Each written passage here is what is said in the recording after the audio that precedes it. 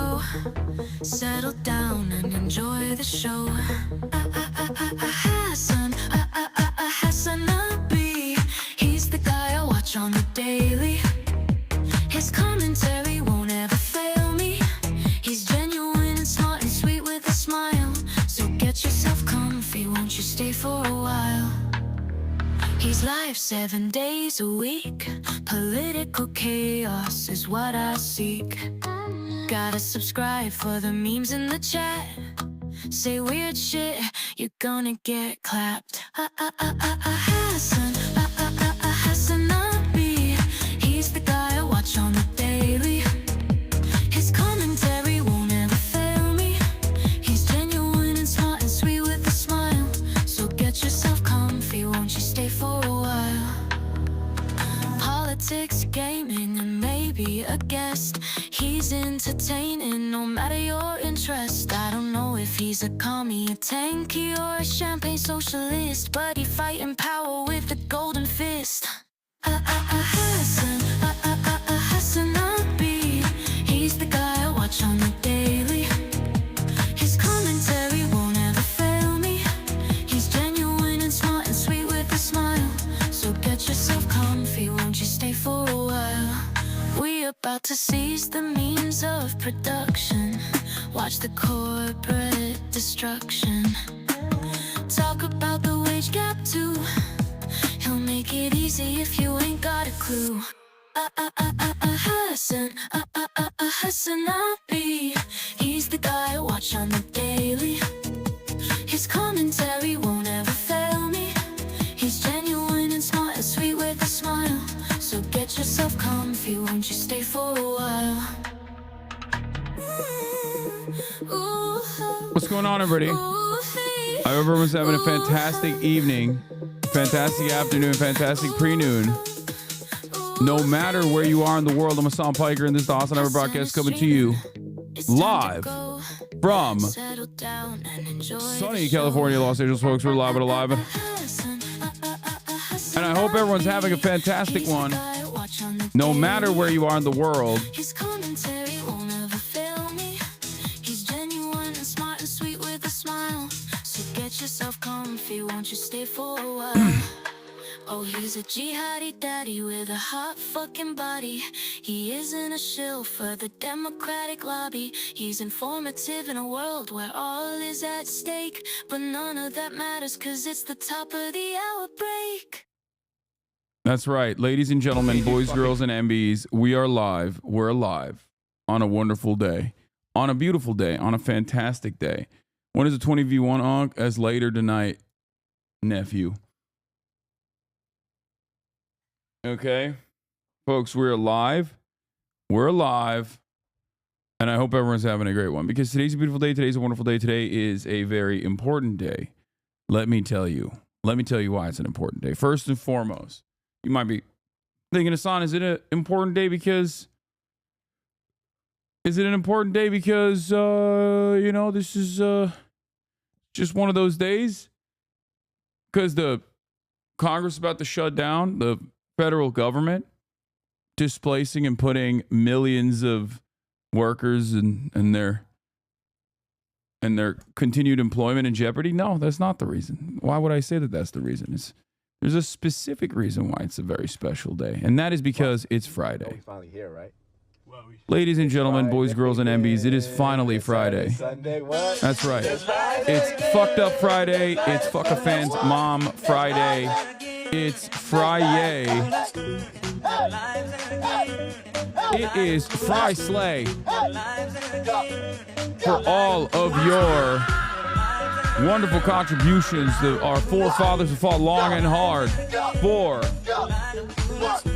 We are going to celebrate this joyous occasion because it's an opportunity for you to feel a sense of purpose, a sense of autonomy, a sense of decency and humanity on this wonderful day, Friday, December 20th, 2024, 5 days out from Christmas, also known as Socialistmas. It's the freaking weekend, baby. That's right. And we're going to have some fun. We're gonna have immaculate vibes on this beautiful Friday, and I'm gonna get started immediately. You guys waited. You guys waited for me to go live and instantly started blasting me with some clips. Okay, Nick needs help with a Christmas gift for his mom. You're sending me some gifts, sending me some Twitter memes, some TikTok memes. What is this? This is a Sag Ludwig Hasan. Can I tell you something honestly that I've never told you? I just enjoy hanging out.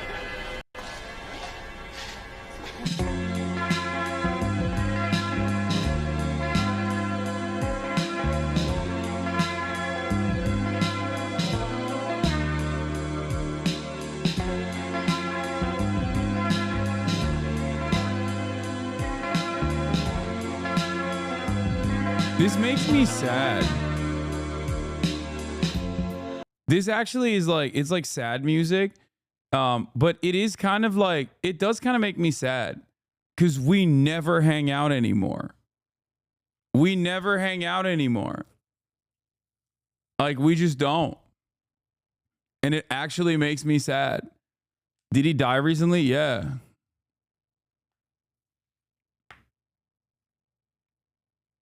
I don't know. I just this is supposed to be like a yaoi edit. But honestly, look at all the fucking clips.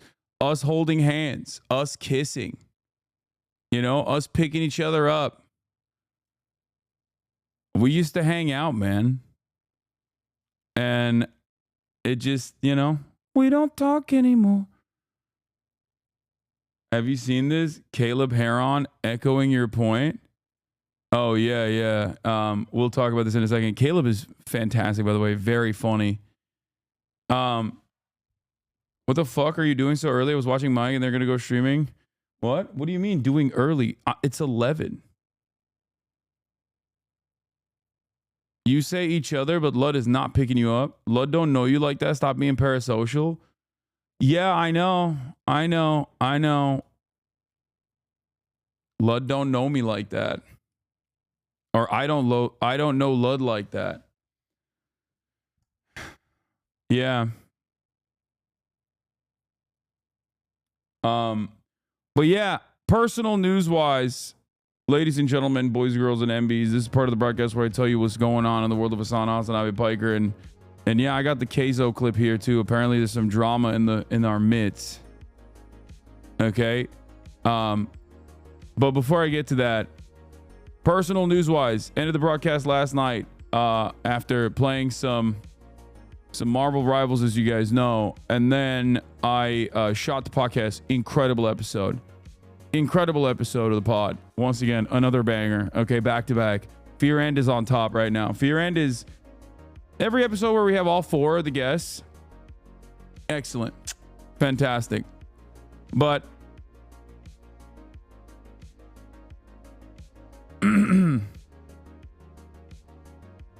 also, but I suppose what I'm saying. What is this? Hasan Piker at Oxford would be funny if it wasn't terrifying.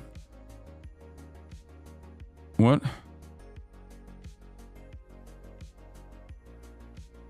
Okay. Anyway, clear calendar in February for this. Just when you thought. This is that is crazy. My worlds are colliding. Okay. Fear End was a banger. Okay. Well, I'll get to all of the links that you guys are sending me in a second, but where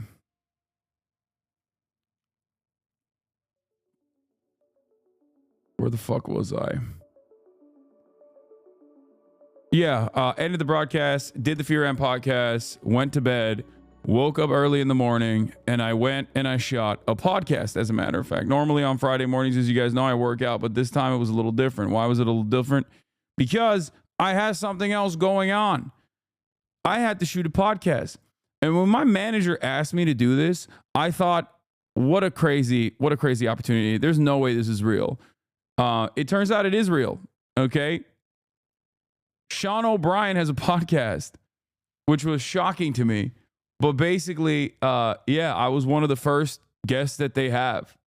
They wanted to have me on. I was like, that's fantastic. What an incredible opportunity. So I got to hang out with them a lot for a couple hours this morning. And it was really good. It was really good. So, yeah. he has a podcast and we hung out on the pod. So, you know, told him I would offer any kind of support I can to the Teamsters, any kind of labor militancy that they're engaging in. I'm always there for them, you know.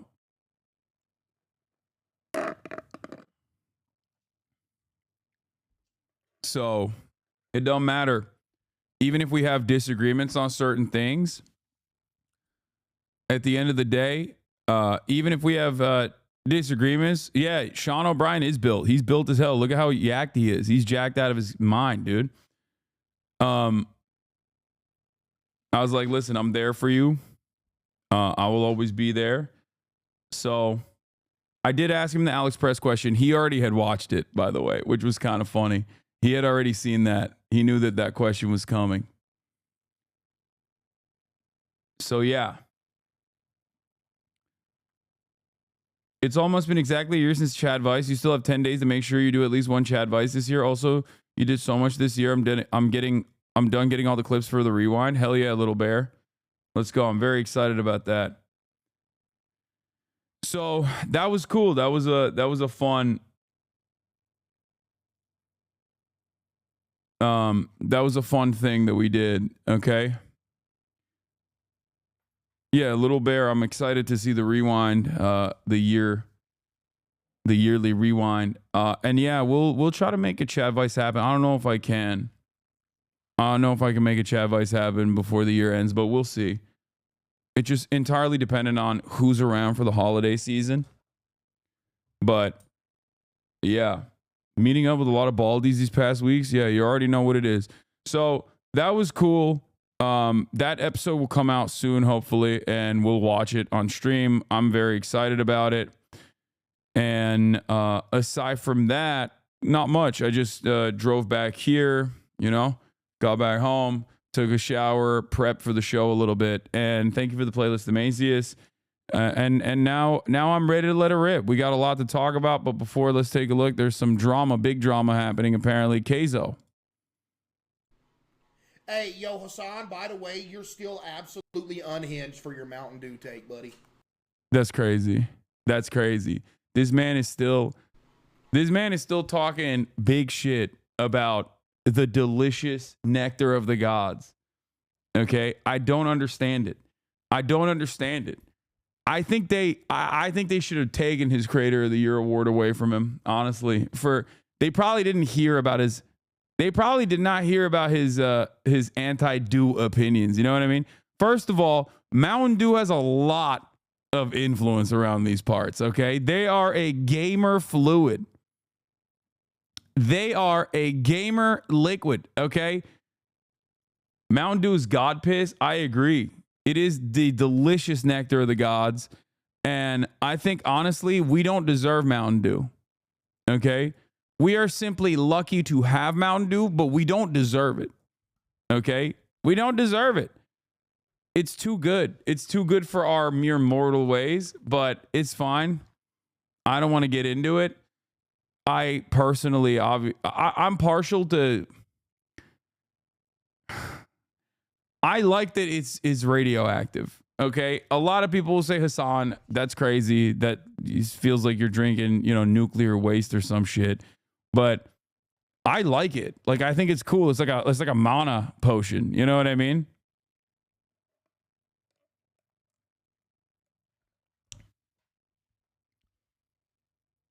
That's what it is. But yeah.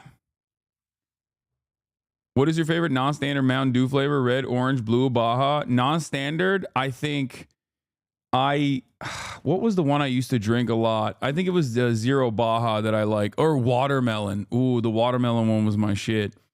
Oh wow, DJ Danarchy made a Woke of the Day song. All right.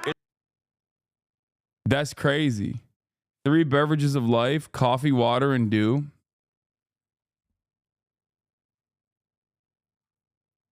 Live Wire's just Mountain Dew for breakfast.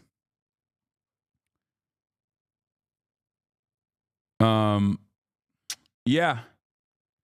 Have you found a suitable replacement of Diet Coke? I just drink other diet shit. It's fine.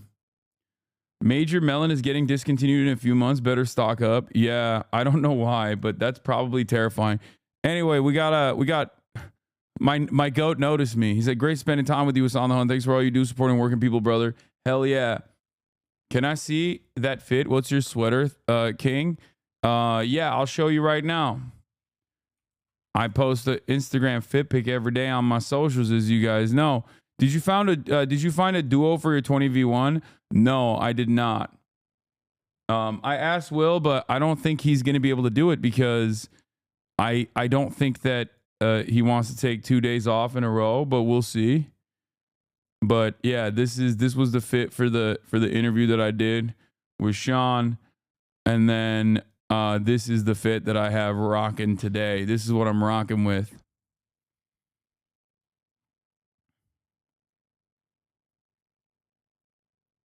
Did you get the Teamsters jacket? No, but they got my address, so he's gonna send me some stuff.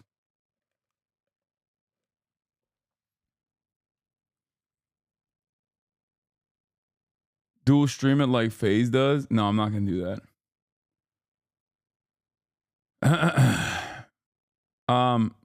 The kicks completed. Nicely done, sir. Thank you. Fear and anime crossover. He's so unavailable. That's why. I mean, and he's hot too. But but that's part of his allure. Right. Right. Number one, he's very attractive. But number two, he's got this mystique. He's mysterious. No. The Dun-da-Don. They made me Dun-da-Don. That's crazy. But he doesn't look you in the eyes when he talks to you. He ignores That's you. not mystique. That's autism. Okay, that's true. I think, but it's hotism. That is hilarious. That is incredible. Does this person not even know? This is so funny. This is hilarious that they don't know. Like, no one here is aware of who this podcast is. You know what I mean? Or what this podcast is. They're just Don fans. That's sick.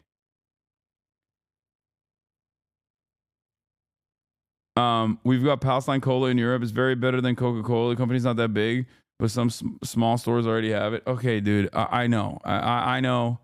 Palestine Cola. It sounds great. I'm I haven't had it. Maybe I'll try it one day. The problem is my taste buds are so fried from drinking Coca-Cola that like anything that doesn't taste like Coca-Cola, like even Pepsi, I just don't like. I don't fuck with Pepsi because it just doesn't taste like Coca-Cola. It's like near it, but it's not it.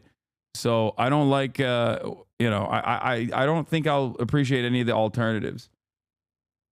Okay. Anyway, what is Nick saying? Yeah. Also, Hasan's kind of like a father figure. Really? He's daddy to you? You ever been around him? You met Hasan? Streamer awards. What do you think? Yeah, he's really tall. That's my impression of him because I was sitting down and he's already tall. I was like, whoa, this is a tall person.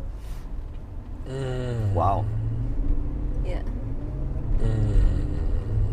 And you always have him up on your TV. Right, and it's crazy that he wasn't my #1 watch streamer. Really? Oh yeah, because we're not logged in. So yeah. all the streamers that I watch. The Dr. Stone version of the soundbite. That's crazy. I wasn't his #1 watch streamer. That's crazy. What is this? Send her a 2-minute video with Hasan wishing her a happy Xmas. Oh, I would love to do that. Oh, that's the best idea I've ever heard. I can get Hasan to record a video when he's working out shirtless, and he can be like, "Oh, Nick's mom, he misses you. Hopes everything is well," as he's pumping iron, right? You know, what a great! Oh my God, that's the best gift anyone could ever get, dude. I would do that. You think you'd do it for me? Easy. Yeah, of course. That's not a bad idea. Of course I would do it. What do you mean? That's crazy.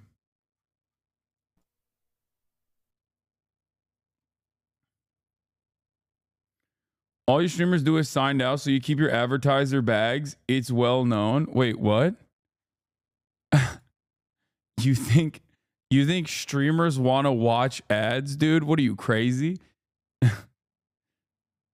First of all, I guess I'm different, but I don't really watch any Twitch whatsoever. Like, so all of my most watched channels when we did that were reflective of like people that I've rated and then just like left up their channel after I rated them.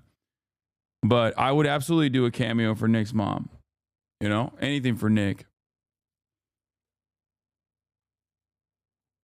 You already know. Okay, speaking of Nick not being a non-hater, apparently this guy made a video about me talking about how devastating it is that Oxford Union called me up. And I don't know who this guy is. I don't know what his deal is, but I think it's pretty funny. Oxford has no credibility. Hasan wearing that blazer plus turtleneck is like pouring screw cap malt liquor into a crystal snifter. Hasan is a full-on propagandist. The parents of a young man questioning Hasan should be extremely proud. I'm so disappointed. But the clips are from Cambridge. So I don't know why I don't know what's going on here, but I will watch this. Oh, this person is a Jordan Peterson defender? Oh, that's amazing. Is Friday Bro Stop? Okay, no, I'm excited to watch this. I will watch this later. But here, there's play the Caleb clip. Lamau, yeah. Caleb hit a Hasanabi bar in this one. And I really want to have him on the Fear and podcast. Donald Actually, he's great. One of the gayest He's people hilarious. I've ever seen. Elaborate. Donald Trump is old school gay because you know gay guys used to be mean before media training. And they're nice now. Gay guys are nice now. I mean, look at me. I do believe that bi people exist. I have grown a little weary of hearing from them. But what I say to Ben Shapiro, a lot of people are short, unattractive, and annoying. You talk about one of the f***iest people to ever walk this earth. You're gonna have trouble getting this episode monetized on YouTube. Oh, honey, I'm gonna bleep the out of what you're saying. You're gonna bleep every one of those? Yes. Oh, that's a shame. That's a shame. I'm an artist. I'm a perfect sweetheart. I've been nothing but kind on the show. Donald Trump is old school gay where he should have been like a red carpet fashion advisor or something. Got it. He should have been standing on the side and being like, that dress, honey, I don't think so. That would have been amazing. I would have watched every night. Instead, he ran for office on a platform of mass deportation. So that's where things got tricky. Oh my God, this is exactly what you said. Yeah, I mean, because it's true. Anyway, I really like Caleb. I think Caleb is hilarious. Would love to have him on the Fear and Pod. Like, that would be fantastic. For those of you who don't know, Caleb is he's great. He's very funny. Very, very funny comic. Very good podcast.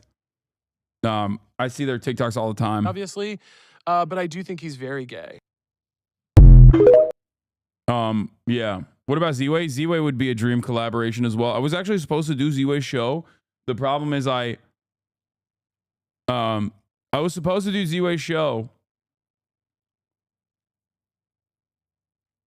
But unfortunately I wasn't able to do it because I had to do Nick Pollum. Nick had invited me to go to Texas at the time to, like, before Z-Way even asked. And I got the timing wrong. I got the timing wrong, sorry. And I went to Texas to play basketball.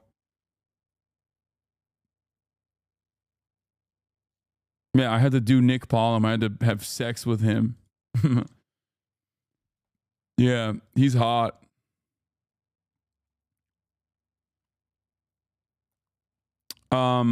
Anyway, yeah.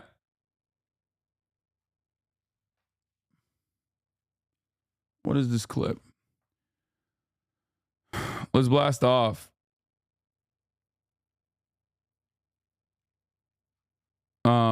Right. I did him good. Yeah, I did. I did him great. Okay. Elon promotes AFD. Welcome back, Henry Ford.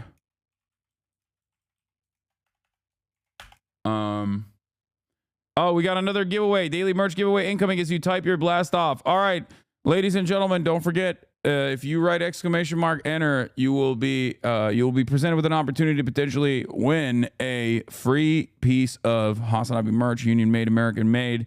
As a matter of fact, holy crap, the chat is going crazy. All right, let's get started. I'm going to talk about government shutdown looming. Government shutdown looms. Luigi Mangione, Media Blitz. Elon promotes AFD. Welcome back, Henry Ford. And more before I do Jason's 20v1 Riz show. Get in now. www.twitch.tv/Hasanabi. Do we have a blast off meme as well? Okay, everybody pressing enter. Wish we could do more, but we only have 3 left. Chat, you have the chance to buy merch to give away to chat. Type ! merch to find out more. Yeah, you can buy. Time's up, and the winner is Broth One Boy. You won. Broth One Boy, you won. Congratulations. He said no fucking way.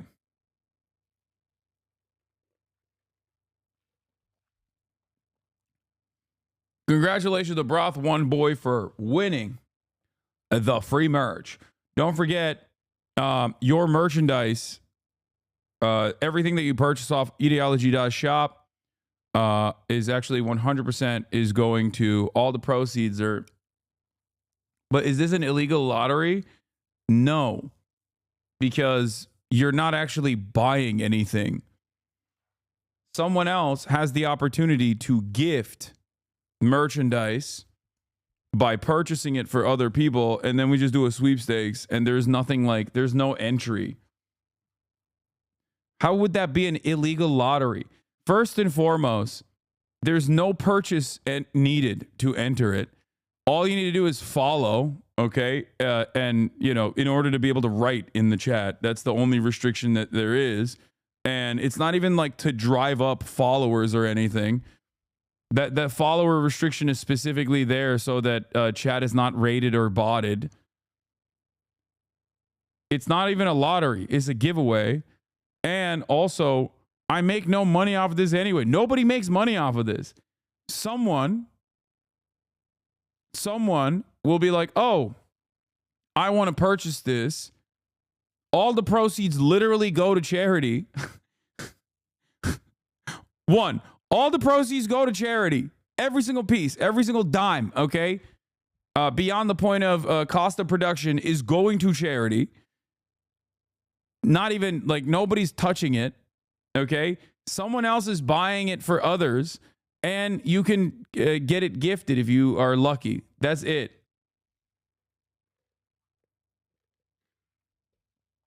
Anyway. But I will say that that's a good opportunity for someone. So what you're saying is this is a tax deduction? Yes, I believe it might be for you. I'm not entirely sure if it directly goes. If it's a, I don't think it's a direct, you're greedy, lol. It's not fair that I didn't win, you're greedy, lol. I was about to say it's woke of the day, but should be a tax deduction if it's for charity. No, I don't know if it's I don't know if it constitutes for a tax deduction. I'm not entirely sure about that. I will admit, because I didn't set it up. I have no idea. I don't think it's the same as like when we do the Tiltify donos. I think you're just straight up buying merch and it doesn't qualify as a tax deduction, I don't think, because it goes back to Warren James, and then from Warren James it goes to the charity.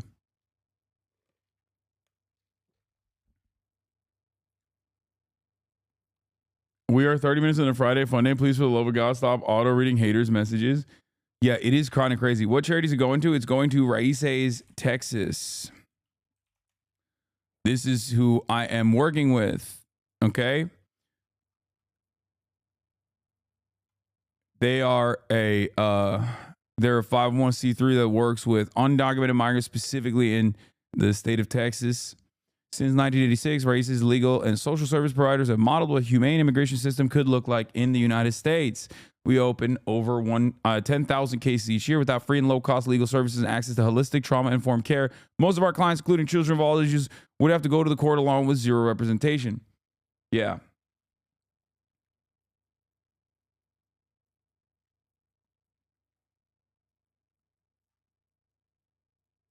Raíces.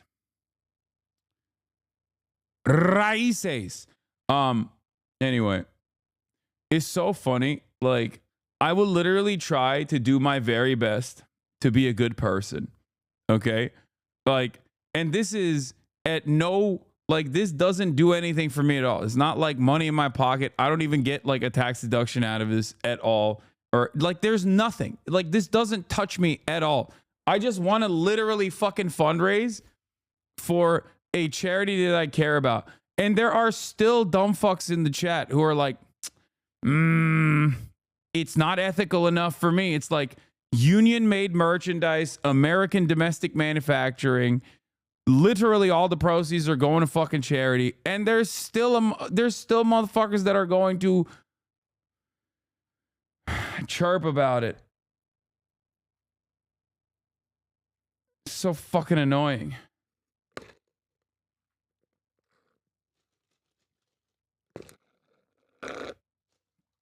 Anyway.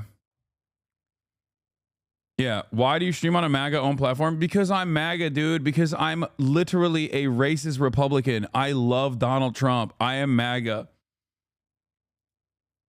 Anyway. I think I have noticed, at least in my own, like in the way that I operate, I've noticed that I've started to get more angry. Do we have a blast off meme chat? I've started getting angry again. I think I'm gonna have to, take a day off eventually. Most likely soon. Yeah, no good deed goes unpunished.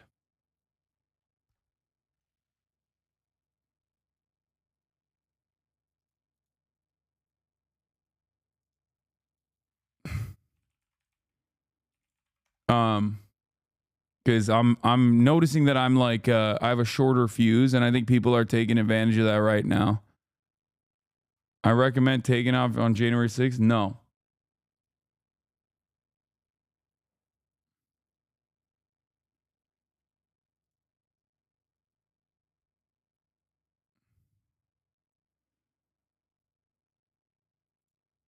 All right, let's get it started.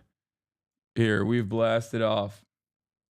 Just a day, how about 2? No, I'm not taking off on Christmas. I'm actually doing Socialismus on Christmas too.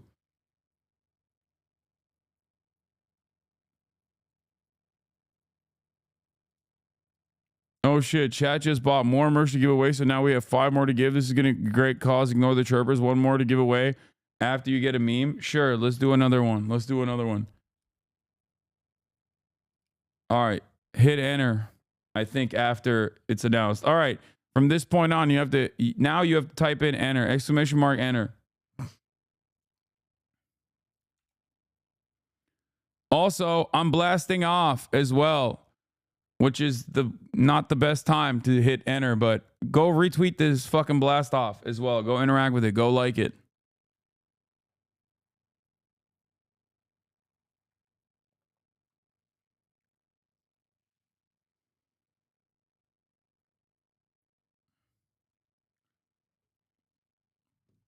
All right.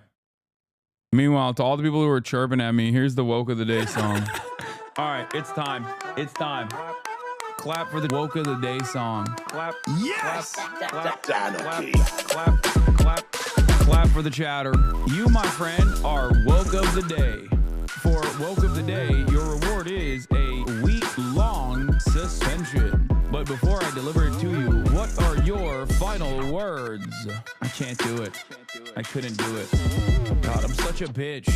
It's DJ Danarchy. This is he's a notorious, very famous leftist music guy.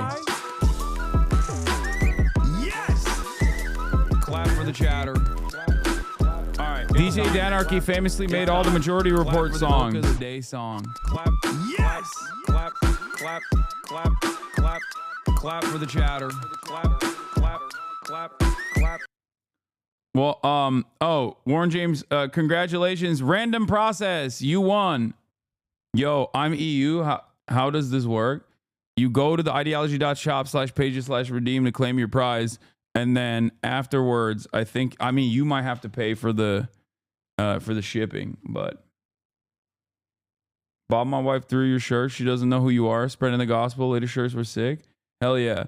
Speaking of which, did you see AOC was on Majority Report? I did see that. I did see that. That's great. I love that. Woke of the Day song. Are you going to talk about Elon shutting down legislation? No, I'm not. I'm not going to talk about that. Okay. Scammed shipping.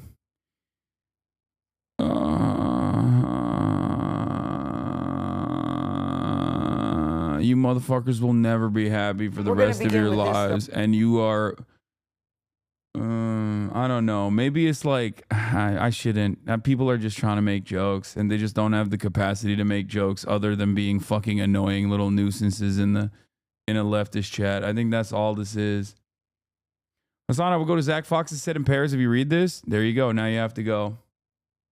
Oh, the gifter pays for the shipping? Okay, never mind.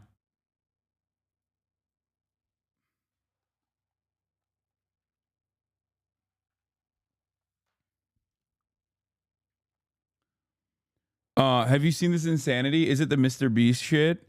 Dude, there's some... Look, I'm not a hater at all. You know, I've even been known to defend Mr. Beast at times, and I've been critical of Mr. Beast at times when it's worthy, when he's done things that are absolutely deserving of criticism. I don't know what it is about the Mr. Beast, like, the crazy Mr. Beast, like, Squid Game shit, but, like, some about it rubs me the wrong way. On the one hand, I understand. On the one hand, I totally understand that it's just reality TV. That's all it is. He's just doing reality TV. On the other hand, like, the entire point of Squid Games was that it's bad to get a bunch of poor people to basically fucking go on this journey where they put themselves in these, like, horrific conditions for the sake of our entertainment. And then we just kind of did it. Like, we didn't understand the point of the show. And it was very blunt. It wasn't like the show itself wasn't exactly subtle about the message. You know what I mean? It was very clearly like, this is bad and wrong. Like, the villains are the people who derive satisfaction from watching poor people suffer. And we kind of did that. Like, we're kind of doing that. Well, I guess people don't die in the Mr. Beast games. So there's that. And I think he, like, gives them money even if they, just for participating, even if they lose.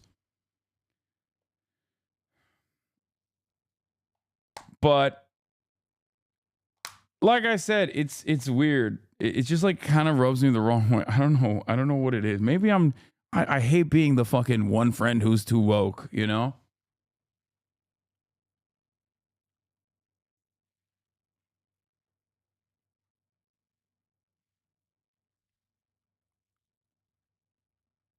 You never want to be the one friend who's too woke.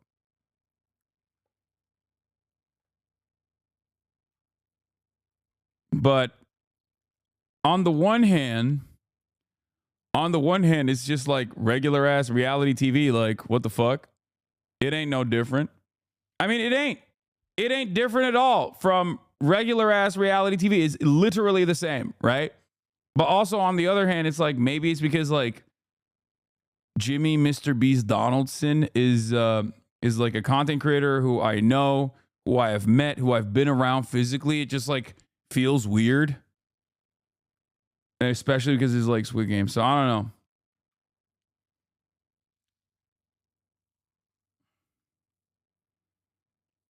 You're overthinking it. It's not that deep. Yeah, I'm telling you. Can I just say, I think it's okay to be like, something about it rubs me the wrong way and just leave it at that. Like, I don't think he's the most evil person on the planet or anything. I'm just saying it rubs me the wrong way, while also simultaneously recognizing that I think I have an unfair standard applying in this process. It's the most normal way. I think it's the most normal way to approach the subject matter. It doesn't have to be life or death. It doesn't have to be black and white. You know? That's it. That's all I'm saying. But I guess that puts me at woke of the day. That's what it does. I'm the woke of the day. It reduces the twist and the populist message of the original show. Sure, it's innocent, but it's counteracting the message the creators intended. I mean, nobody gives a fuck about that, okay? Like, I don't think Squid Games in and of itself was this revolutionary piece of work that was going to, you know, change global discourse. Like, I don't think like that's the case either. I just, you know. Anyway, here, let's blast off. Like I said, gives himself a 1 week ban equals vacation. Yeah. All right, let's talk about the real Squid Games. American Congress, am I right? But all right. Government shutdown looms as planned, backed by President-elect Trump, also known as President-elect Elon Musk, fails in Congress.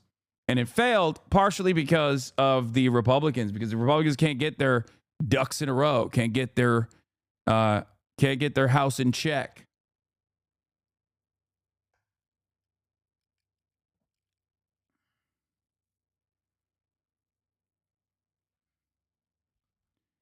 So it's a government shutdown just hours away if Congress cannot make a deal. Yesterday, a plan supported by President-elect Donald Trump was killed when dozens of Republicans joined the Democrats to vote against it. This is House Speaker Mike Johnson, his second attempt at a deal. The last compromise had bipartisan support, but was killed after opposition from Donald Trump and from billionaire Elon Musk, who the Democrats are complaining is having way too much influence. Scott McFarlane is on Capitol Hill with the very latest. Scott, good morning. This is such a saga. Oh, Gail, this is a potentially dangerous political standoff with hundreds of thousands of federal workers and people who need government services and government benefits hanging in the balance, and President-elect Trump thrusting himself right in the middle of it. The bill is not passed. Trying to escape a federal government shutdown ahead of the holidays, Congress instead slammed into a dead end. We will regroup and we will come up with another solution. After President-elect Trump and billionaire Elon Musk, who's been tasked with cutting government spending, blew up a compromise plan both parties supported to keep the government open. House Republicans tried a different plan last night, less expensive, still including billions of dollars in disaster aid for hurricane-devastated communities, but cutting priorities for Democrats, including health programs. And the new bill included Trump's demand to raise the nation's debt ceiling for 2 years before he even takes office. Trump championed the proposal as a success and good deal on social media. But the bill fell far short, with dozens of Republican members not on board. Not going to go vote for another debt ceiling increase without actual specifics on what the cuts will be. That's a non-starter for me. And Democrats almost all opposed. The Musk-Johnson proposal is not serious. It's laughable. It's just horrific that they have thrust us into this kind of chaos already. As the clock ticks down, it's federal workers who may end up paying the price. It brings on anxiety, especially during this time of year. Aaron Barker works for the TSA and is a union rep at Atlanta Hartsfield-Jackson International Airport. We are definitely praying and hoping, fingers, toes, whatever you can cross, that it does not happen. And he warns even though TSA officers are essential employees and remain on the job, there could be shortages if some don't show. It could be very bad if it gets to a point where TSA workers have to choose between, am I going to feed my children, put gas in my car, or come to work because they're without a paycheck. That's definitely going to affect the way that passengers travel throughout the nation. Here's an ominous sign. The day So you were trolling me when you said you wouldn't talk about Elon? I often missed context clues. No, I am going to talk about Elon, man. What the fuck? Yes, I'm going to talk about Elon Musk. Of course, he is playing a formative role in this back and forth, in this process. Isn't it literally on the fucking, it was in my blast off tweet, man.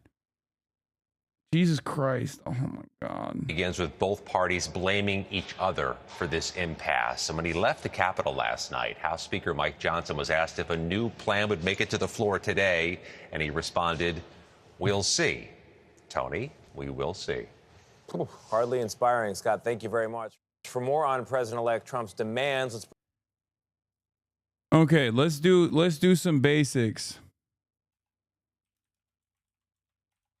Let's start up from the top. Okay? Let's start from the tippy top. What is a government shutdown? Well, here we go again. The government is heading toward a possible shutdown, and it's the third such threat in just 5 months. In fact, money for some government agencies will run out in just 2 days if Congress does not reach an agreement. But what does it all mean? As you guys know, Congress has up until midnight. This is a video from 9 months ago. The last time they passed a continued resolution funding bill to fund the federal government. Okay? This bill funds the federal government until today, actually, midnight tonight. Congress has until midnight tonight to come up with a way to fund the government, or the federal agencies will shut down, meaning hundreds and thousands of federal employees could be sent home, or even worse, stay on the job without pay just ahead of the holidays. Now, originally, the Republicans had a bipartisan plan that they ended up abandoning to prevent a shutdown after President-elect Elon Musk, alongside Vice President-elect Donald Trump, came out against it. They were railing against it. Trump told House Speaker Mike Johnson to essentially renegotiate the deal days before this deadline. Okay? And in the last couple of days, there's been a lot of back and forth. And the Republicans did that. They were like, all right, well, our God King Elon Musk wants us to renegotiate this, so let's put it together. And in the revamped continued resolution, they took out a bunch of funding for absolute necessities, funding for rural hospitals, funding for like child cancer research, just like insane stuff. Okay, things that you might look at and go, why is that in a continued resolution? Now that's understandable. We're like, why is that in the federal funds? Why is that in the federal funding bill for the government? And part of the reason for why is because that's just how we fund things. The other reason is because continued resolutions are must-pass bills for the most part, obviously. And a lot of people add on things that they desperately need to fund into bills such as this one, because if you're oblivious to the way Congress operates, unfortunately, nothing gets passed in our legislative body unless it is unlimited funds to Israel, unlimited funds to the military-industrial complex, or, I guess, messaging bills that make it so that it's illegal to hurt the feelings of Israel. Things of that nature get passed, but everything else does not, which is why this has to get passed, and which is why a lot of people will add things on to these must-pass bills. And sometimes Republicans like to take things out that are necessary from these sorts of bills. All right? One of the many ways in which you can nuke a bill and force people to renegotiate. There's certain ways that they do this. One is a poison pill provision. Usually they'll add on like something so unacceptable and so insane to the bill that no one on the other side is going to agree to it. So then you go back to the drawing board. Other things that Republicans will often do is I guess it's the reverse of pork. Pork is what they consider unnecessary spending tacked onto this bill. Usually it's stuff like FEMA, additional funds for disaster relief, things that people need. Republicans would call that pork to say, that's just extra stuff that you want to add on there. Who needs that? Right? Except people do need that. But this back and forth obviously has pushed this otherwise the continued resolution bill that would fund the federal government into this weird limbo. But what does it mean if the government shuts down? A government shutdown happens when Congress doesn't pass legislation, either temporarily or more permanently funding the government, and such a measure isn't signed by the president. And the government shutdown would start if Congress doesn't approve this continuing resolution or a permanent spending measure by Friday. When the fiscal year ended September 30th, Congress passed a temporary funding bill to keep the government in operation, and that measure is expiring tonight at midnight. But you might be wondering which government agencies would be affected by this shutdown. Each federal agency has its own plans and its own budgets. They have their own ways of dealing with a shutdown, but basically any government operation deemed non-essential would just simply cease happening. They would stop it. And hundreds of thousands of federal employees' work would be disrupted. Like if you're in a federally funded, publicly funded research lab, for example, and you're no longer getting paid, you might have to abandon your research. Sometimes when you abandon that research completely falls apart. These are some of the many ways in which a full-blown government shutdown would devastate American society in relatively intangible and somewhat invisible ways. Okay?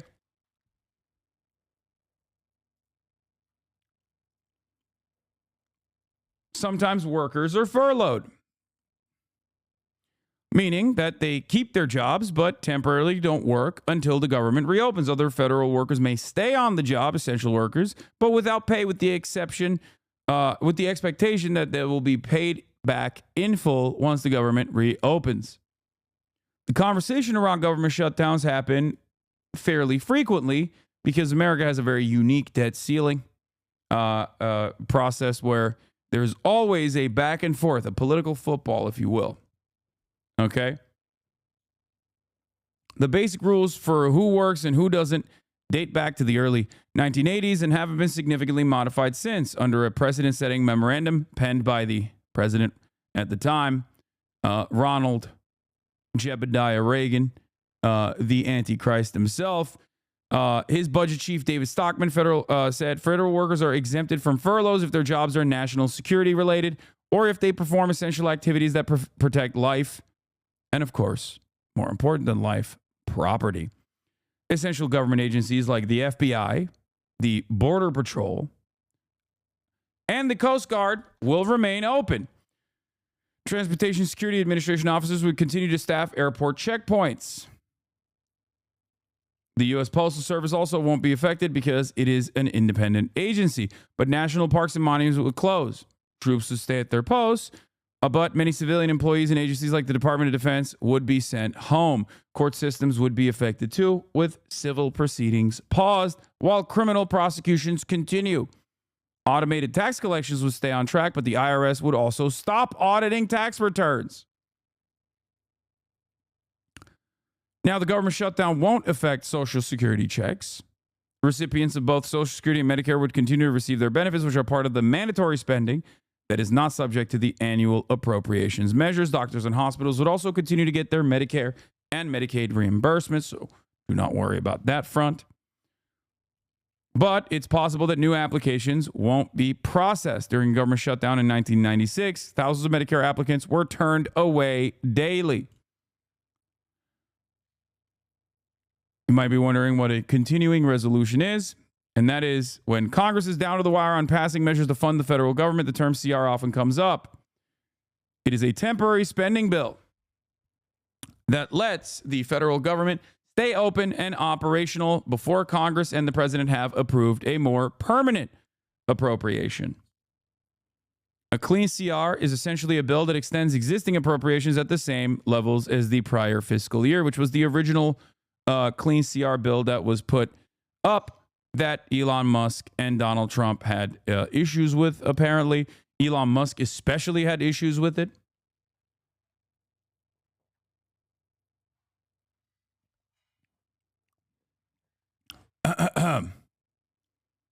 But we shall see in this last minute scramble. AOC was saying on Majority Report that this is happening over the debt ceiling now because Trump's tax cuts are up for renewal next year, which will increase the deficit. Republicans, Elon, are getting ahead of it. Yes, I suspect that a big part of this is because Donald Trump wants to make the tax cuts permanent, the ones that were supposed to be sunsetting, specifically for middle class and poorer Americans. And he won't just do that on its own. He's not going to use that as a standalone to be like, oh, yeah, we're going to also make the tax cuts for the working class permanent. He will most likely use that as an opportunity to say, we're making those tax cuts permanent while also offering additional tax cuts to corporations. There's an idea about there's an initiative to lower the already incredibly low corporate tax rate down to 15%. So this is most likely a measure to make sure that there are no hurdles in front of Donald Trump, at least up until the midterm elections. This is why Donald Trump has come back and claimed that he wants to push this new bill. He wants to push a bill that is close to the clean continued resolution. That actually isn't the same at all. They took a bunch of those. They took a bunch of funding initiatives out of that, and are forcing them to be standalone bills. But also, funding for child cancer research, things of that nature. But also, perhaps most importantly, they want to increase the debt limit, the debt ceiling, until January 2027. The reason why they want to do that is because Donald Trump does not want to have these back and forth battles while he is the president with the Democratic Party. This is obviously a weapon, not dissimilar to the filibuster in some ways, that the minority party, the party not in power, can use to their advantage to make sure that they get their spending priorities across. Now, part of the reason why Elon Musk has also been pushing for this, according to David Dan of The American Prospect, is because Elon Musk has factories in China. There's a mundane reason for the late-term chaos, and it's called conflict of interest.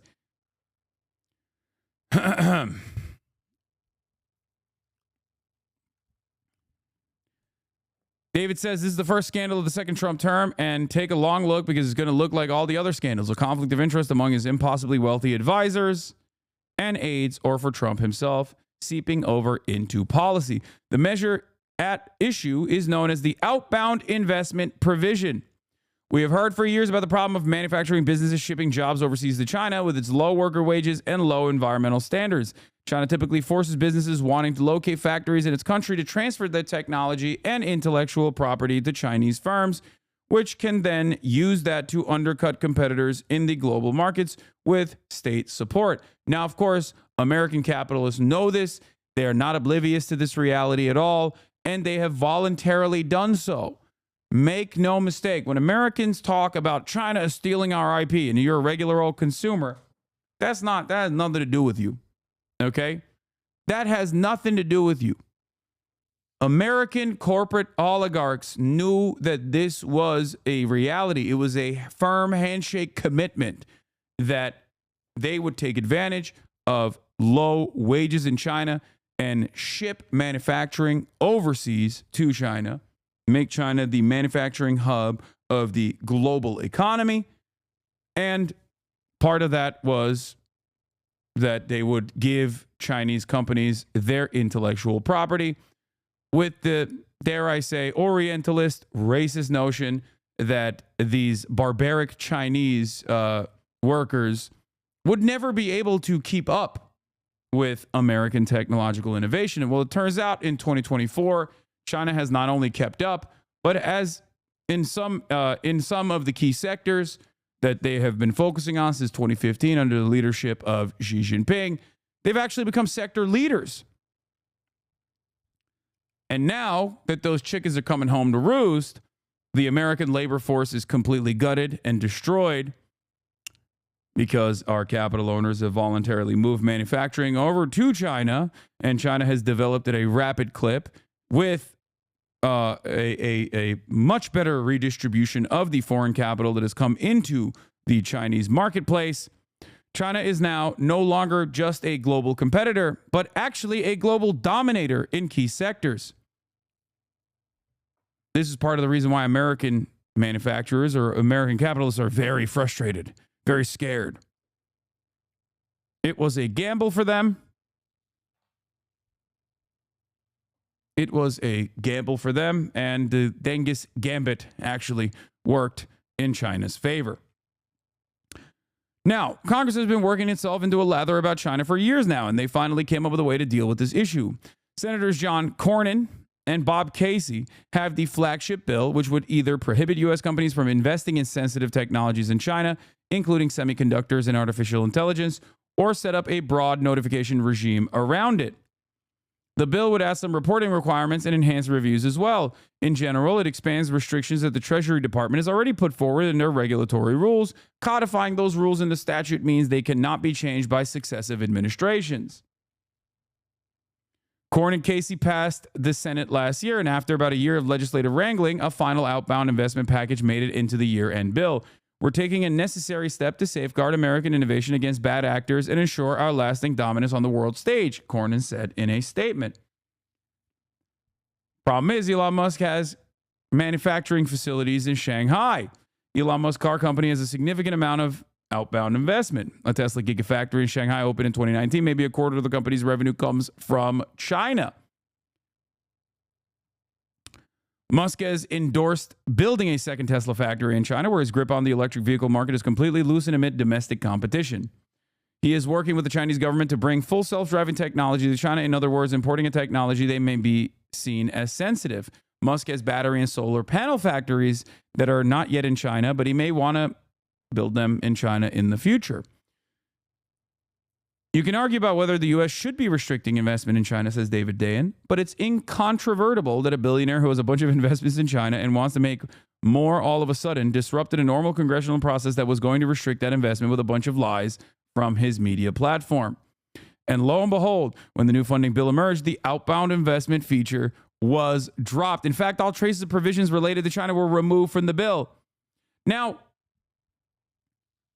whether you agree with continued investments into Chinese development and Chinese manufacturing or not, does not change the fundamental problem at play here.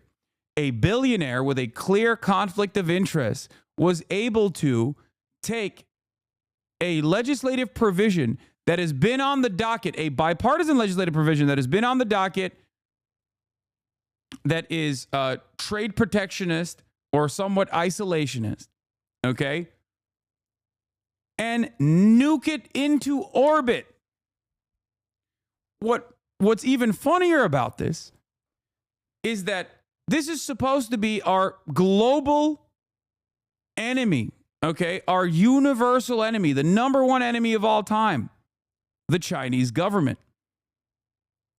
And yet, the otherwise reactionary Republicans are completely oblivious. Normally, if you were to turn around and say, what the fuck? This is a limiter on American corporations that want to work in China.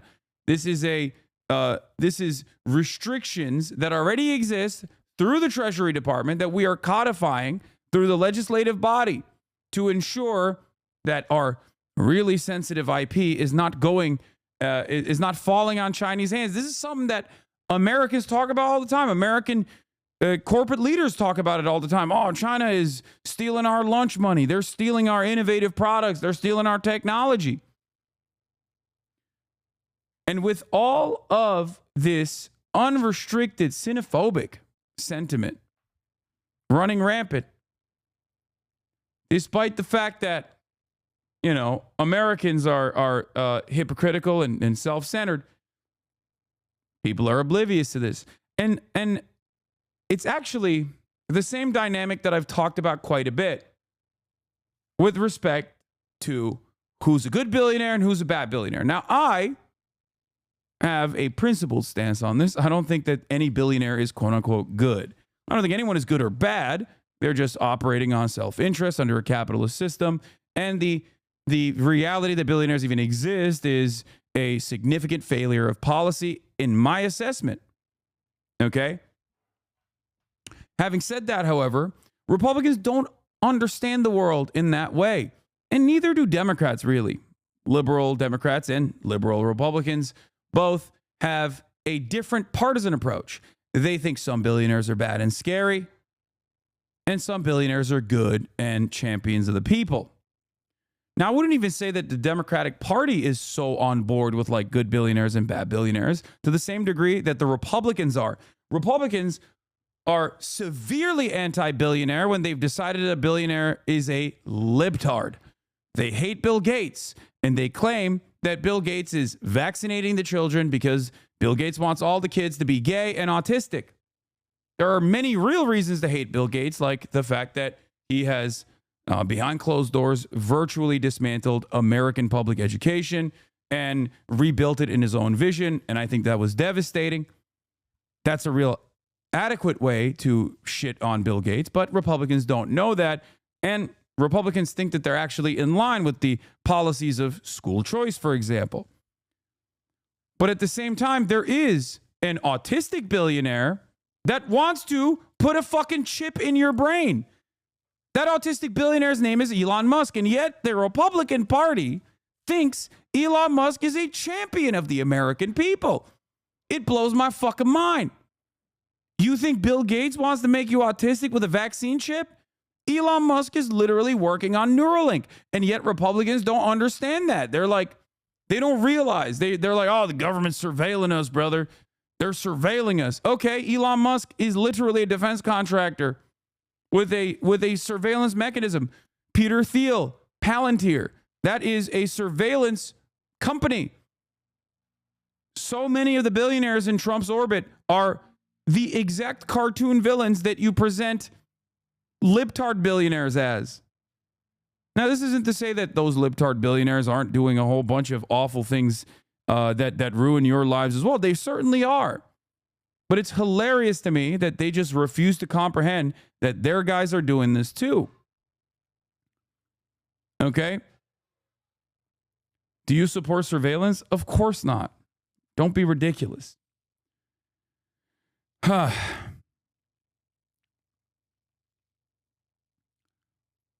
Anyway, so that's the Elon Musk part of this equation that I wanted to briefly touch on.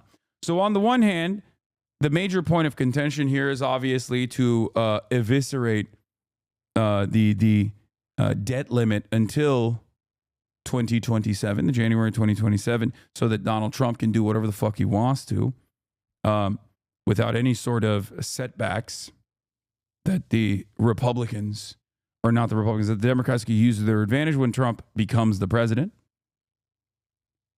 But there's also other provisions that were taken out of this bill, specifically so that Elon Musk can continue working unrestricted in China, continue operating in China. Just so people understand. So, that's what a government shutdown is. Now, you might be wondering, okay, what is the debt ceiling? Well, let's do that too.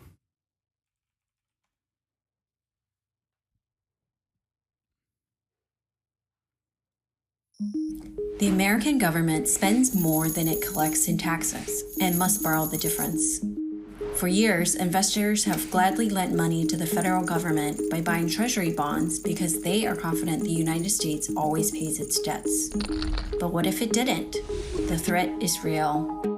Under the law, Congress must periodically raise what's called the country's debt limit, or the government won't have enough money to meet its obligations, such as paying interest on bonds or delivering checks to contractors, soldiers, or Social Security recipients. The debt limit is easily misunderstood. Raising it does not authorize new spending. It simply allows the government to borrow enough to pay the bills Congress has already approved.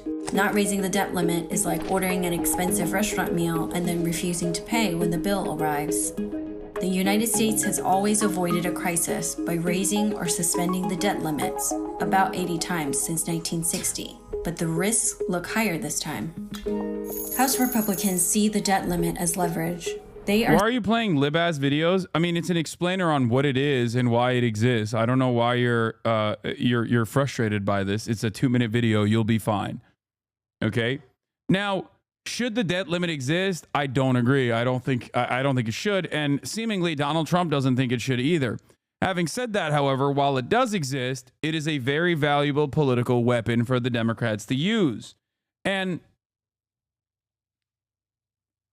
the thing is, the Republicans don't want to do that, and they never will do that, as a matter of fact. But overall, the United States is the only country with a debt limit.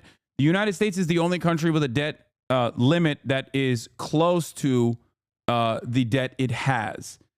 There are some other countries that have a debt ceiling, but it's it rate adjusts year over year, and it's so high that it's virtually impossible to reach it. Yeah, Denmark has one, but it's 200% of its GDP. Are threatening to raise it only if President Joe Biden and Democrats agree to spending cuts. They did not hesitate to raise the debt limit when Republican Donald Trump occupied the White House. Since then, the federal government's debts have grown even larger as Presidents Trump and Biden spent heavily to support the American economy during the COVID-19 pandemic. The government reached the $31.38 trillion debt limit in January. The Treasury Department can use accounting maneuvers to delay the day of reckoning, but not indefinitely. Democrats and Republicans may not be able to resolve their differences and raise the debt limit before the clock runs out. If that happens, the government might have to prioritize spending, paying some bills but not others, and making agonizing choices such as who gets paid first, a Chinese bondholder, say, or a senior who relies on Social Security. But the result could be a blow to the United States' reputation for honoring its debts and could risk triggering a global economic and financial catastrophe. I think it's funny because it's just like a made up, in my assessment, especially in a country like the United States of America, is a completely made up limiter that we've decided must exist.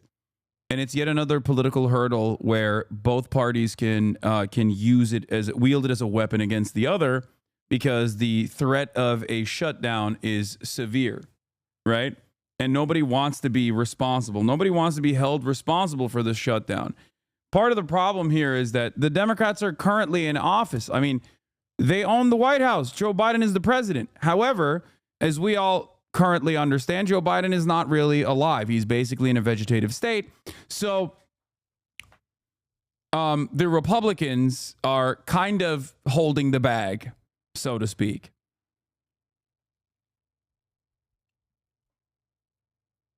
So this is a politically tumultuous moment for them, because they are left as the singular sole responsible party for everything bad that happens.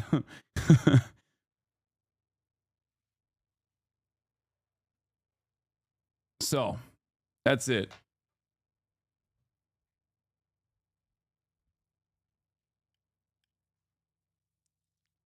It's like a self-inflicted wound that Republicans squeeze every time they need something. Yeah.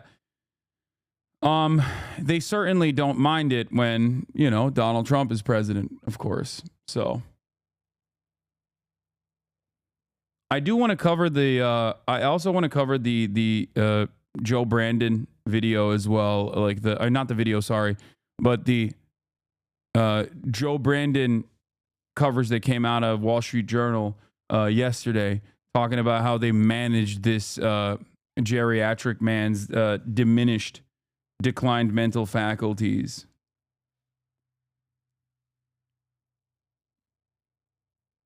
But yeah. But before we do that,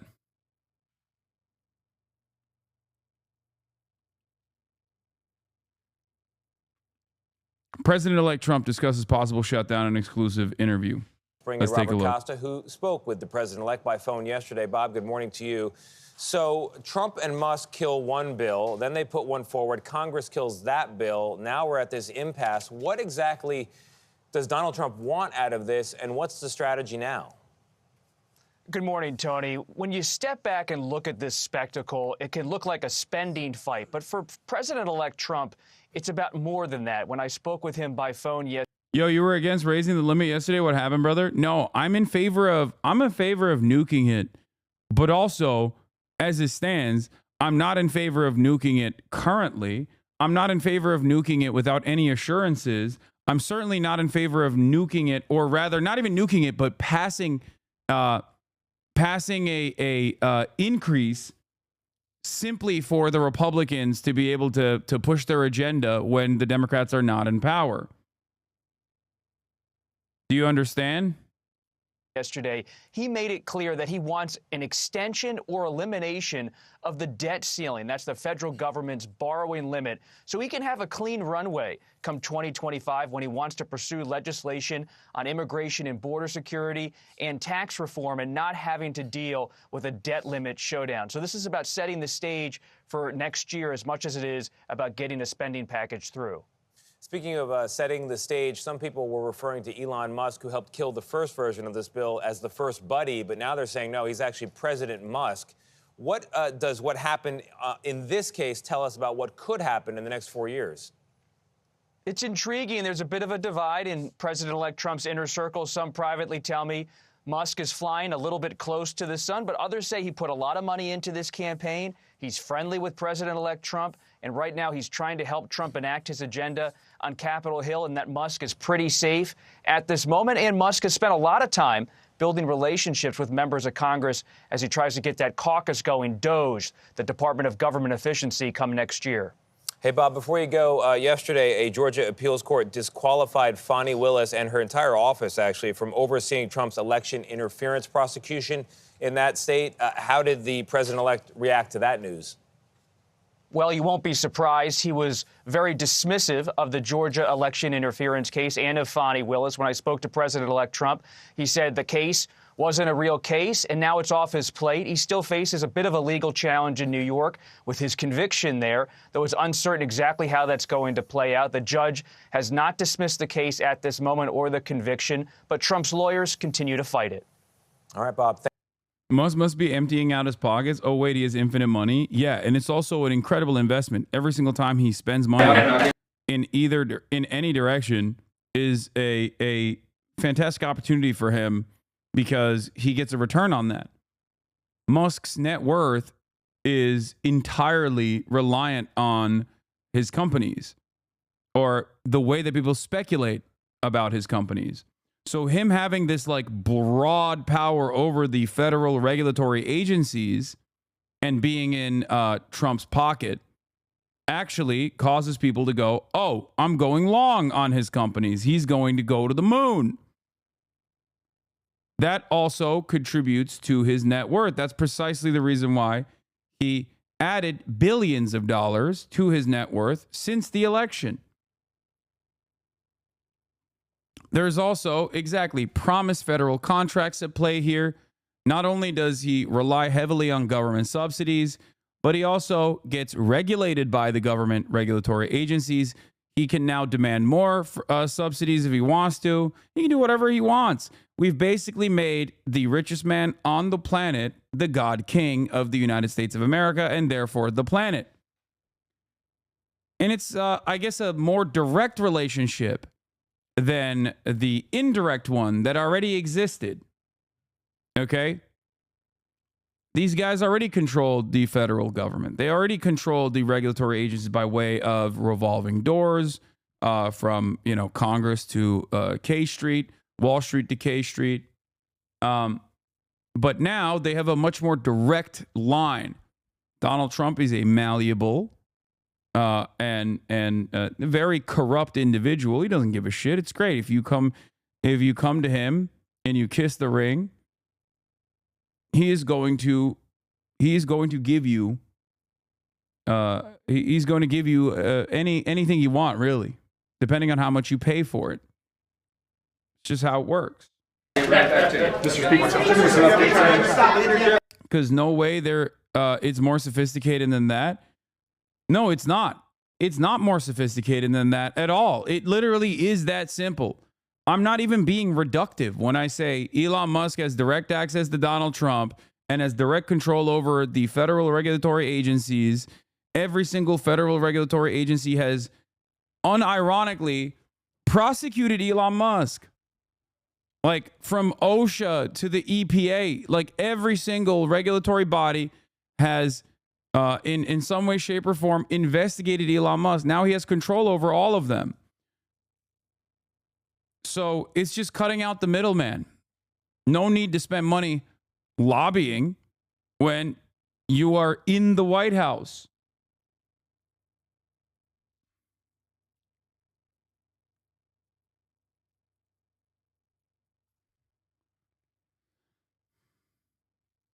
Yeah. This is why I always say in China, the government controls corporations. In America, the corporations control the government. In China, when the richest man tried to tell the government how to function, he had to go on a long vacation, and then his company was taken away. Food for thought. Yeah. Where is Mr. Alibaba? Nobody knows. He had to go away for a while and then come back and sing the praises of the leadership. Where is Jack Ma? Someone might ask. He went on a long vacay. I can't give you the update yet. I got one more detail. I got. I will say this much: I do enjoy watching Mike Johnson sweat a little bit because he is such a little freak. Okay, he is such a little freak. So personally, I do appreciate him sweating and on the political chaos and instability caused by his own party. So, it's wonderful. Let them fight, I say. Republicans who are so one note and so one speed and so hyper invested in running obstruction are, once again, obstructing themselves. We have a unified Republican conference. There is a unanimous agreement in the room that we need to move forward. I will not telegraph to you the specific details of that yet because I've got a couple of things I got to wrap up in a few moments upstairs, but I expect that we will be proceeding forward. We will not have a government shutdown, and we will meet our obligations for our farmers who need aid, for the disaster victims all over the country, and for making sure that military and essential services and everyone who relies upon the federal. That's so funny when they talk about that stuff because, like, okay, you think like we don't need rural hospitals to be funded? Like, there are so many things that the Republicans advocated to cut out of this CR bill that are just as necessary as the things that they're pointing to.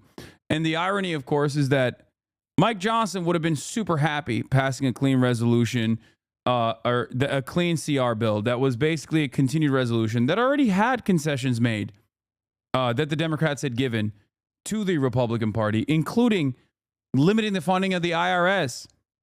Like, the Republicans literally clawed back IRS funding in the previous CR, in the previous continued resolution.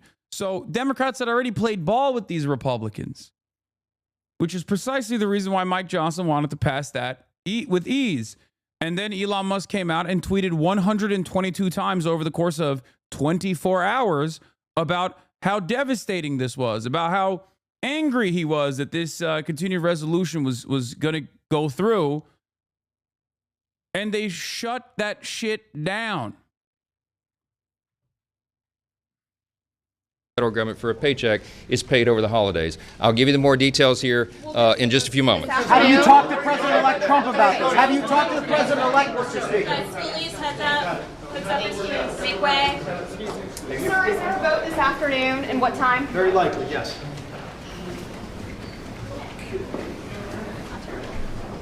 We start, of course, on Capitol Hill, where lawmakers are scrambling to figure out a way to keep the government lights on through the holidays. About 30 minutes from now, House Speaker Mike Johnson will try to sell his colleagues on what we are now told is a three-part plan to fund. Oh, this is also the best part. This is anecdotal from people I know who work in politics, but the vibe on the Hill at the moment is super bad because everyone wants to not be there and want to be home for the holidays. This is the age-old trope in Congress, is that Congress hates working in general, and we all know that, but they especially hate working around the holidays. They will literally, you can get shit that you never thought would get passed through, because none of these old, wealthy pieces of shit want to be in Washington, D.C. during holiday season. They want to be back home. So they will quite literally make concessions that you consider unimaginable, like red lines. You'll be like, what? How did they get this passed? They got it passed because they want to be home. They hate working. Major point of contention. The government, and do so through March. Now, one notable aspect as of now is that it does not include what the president-elect Donald Trump had wanted in the first place, which is a plan to raise the debt ceiling now. CNN's Manu Raju joins me from Capitol Hill. Tell us more about this plan, and the obvious question is, will he have enough votes to pass it? Yeah, that is the big question, but we now know they are settling on a plan to essentially move these pieces of legislation separately. Remember, this is all tied together as one big package to keep the government open, along a whole wide range of other issues. Roughly $100 billion in aid for natural disasters that have hit across the country, aid directly to farmers who have been hit by bad conditions and the like. And Donald Trump injecting that last toxic effort to raise or suspend the national debt limit. He asked for that in the 11th hour. That scuttled that bipartisan deal earlier this week. But we are now learning, according to our sources inside a closed-door meeting with the Speaker of the House, that they plan to separate out each of these bills and move them individually. That would include a 3-month extension of government funding, a $100 billion disaster relief package, and a $10 billion farm package. Now, here's the other catch. That push by Donald Trump to suspend the national debt limit will be set aside because they simply do not have the votes to move it ahead.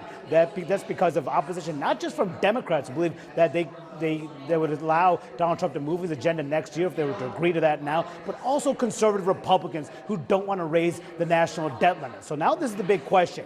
Will Democrats support this? Because Democratic support is necessary. And I caught up with Hakeem Jeffries, the Democratic leader, ahead of a closed-door meeting, and he indicated for the first time in recent days that negotiations are ongoing. Lines of communication have been reopened. We're going to do everything we can to avoid a catastrophic government shutdown. Do you think that there's any appetite at all to give Republicans something on the debt limit? On the debt limit? Yeah. No. It's a total red line for you. Yeah. Because here's the thing. The debt limit, the reason he's trying to do that is so that he can pass Trump tax scam 2.0 next year and not have to worry about the fact that it's going to drive up the debt by another several $1 trillion.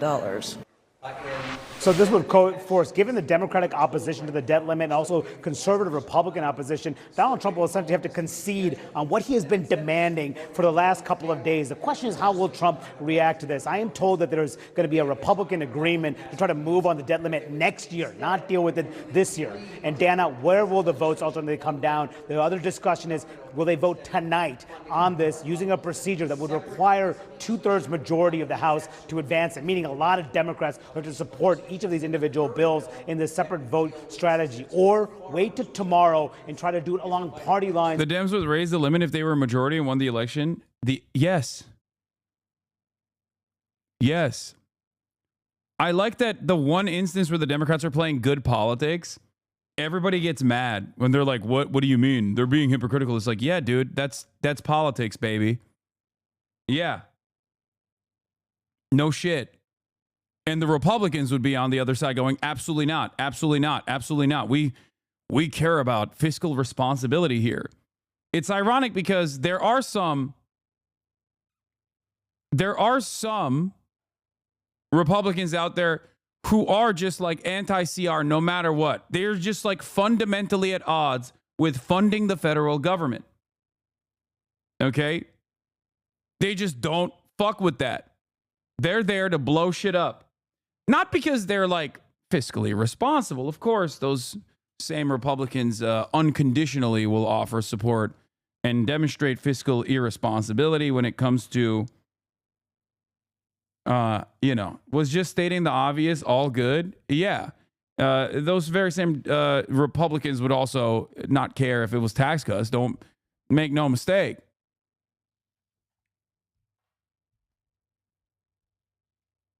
But yeah, they can play good politics when it doesn't affect my ability to buy food. Yeah, you're right, man. Well, don't worry. Your ability to buy food is going to go away anyway, regardless, when the Republicans are in power. Okay, so for the time being, I think it's important for the Democrats to hold strong on this in an effort to force Republicans to concede, without offering up, you know, unlimited spending to the Republican Party. It's so funny when people are just like have no capacity to see beyond themselves, where they go, you don't understand. It's affecting my ability to eat. Okay. Hopefully I'd have a different job and not rely on a government check. No, I understand. But this is not on the Democratic Party. This is on the Republican Party. My point is the Republicans were down with a continued resolution of the clean CR bill originally. Elon Musk and Donald Trump blew it up. And now you're going to fucking yell at the Democrats for not immediately showing their bellies? Get out of here. Go yell at the fucking Republicans. I'm not even like a partisan person, as you guys know. The reason why they want to maintain this as a weapon to wield against the Republican Party is so that they can still continue adding funds to necessary programs while Donald Trump is the president. The current CR bill is not bipartisan, yes. But the clean CR was, even though there were already many, many concessions that the Democrats had given to the Republicans to pass it. Mike Johnson would have loved passing that clean CR. And he was close to doing it. Until Donald Trump and Elon Musk were like, nope. Absolutely not.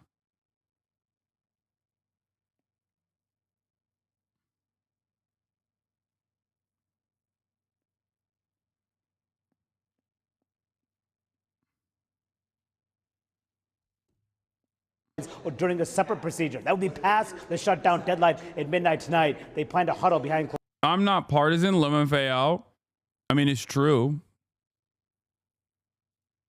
If you ask many other content creators online, they fucking cry all the time about me even going to the DNC, despite the fact that I got kicked out of it for all of my unjustifiable criticisms of the Democratic Party. I'd love to be partisan. I'd love to be the propaganda minister. If the Democrats got their shit in order and started behaving like a competent party, I'd be the #1 partisan guy, okay? But just because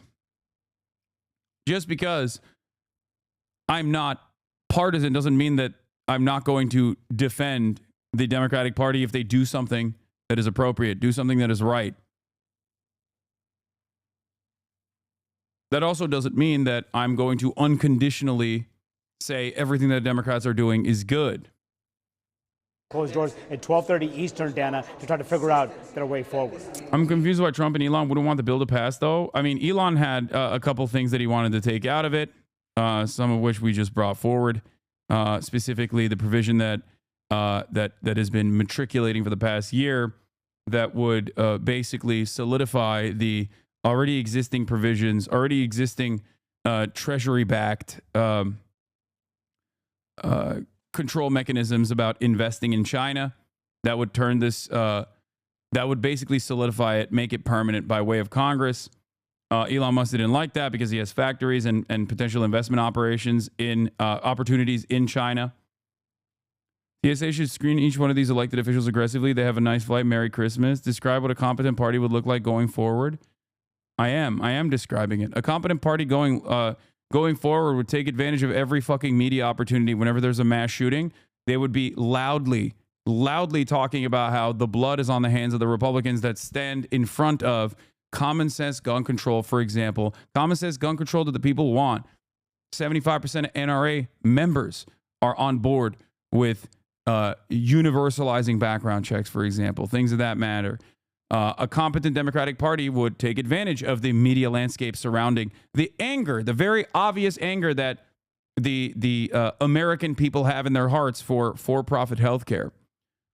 A competent Democratic Party would not be beholden to their corporate benefactors in the insurance industry, and instead would be beholden to their voter base. You know, behave a little bit like the Republicans, as a matter of fact. That's what a competent Democratic Party would do. They would play politics in the same way that the Republicans do. They would be shameless about it. Except the Democrats only demonstrate shamelessness when it comes to, I don't know, pardoning Hunter Biden. They only do it for dumb shit. They don't actually do it for, good things. They don't actually do it to enact a legislative agenda that would be helpful. You're a partisan for what you think the Dems should be, not what you are. Yes. You're a partisan for a party that doesn't exist. The DNC thing pisses me off. Been a Biden appointee and older Dems are so out of touch. You're a partisan to a party that doesn't exist. I mean, it's true, though. It is true. I would be a partisan for a party if it existed. That's what I'm trying to say. Make no mistake. I would love for the Democratic Party to abide by not just my wishes, but the wishes of the broadest majorities of American people. Even if the American people are oblivious to what actually helps them, that is still ultimately up to the Democratic Party to communicate how that would be helpful for the regular American voter. Doesn't matter. This kind of stuff transcends party lines. In the words of Tim Walz, feeding the hungry, okay, feeding the starving, and offering shelter to the poor is not a partisan issue. Okay, it might be the Democrats that enact agendas like making sure that Democrats in the state of Minnesota, at least, enact the agenda that ends up funding school lunches, right, for free, paid for by the taxpayers. But ultimately, Republicans have children that have to eat as well. And that's it.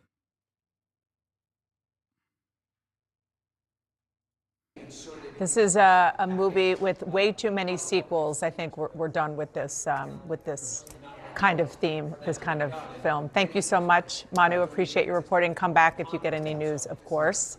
And I'm lucky to be surrounded by a talented group of reporters, CNN's Jeff Zeleny, CNN's Lauren Fox, who, of course, was on Capitol Hill all morning, and Zolan Kano-Young of the New York Times. Lauren, I'll start with you. This three-part strategy to do it in bills that are separate in order to give Democrats and Republicans the ability to vote on different things. Can you explain why that matters, particularly when it comes to the bottom line at this point, which is keeping the government running?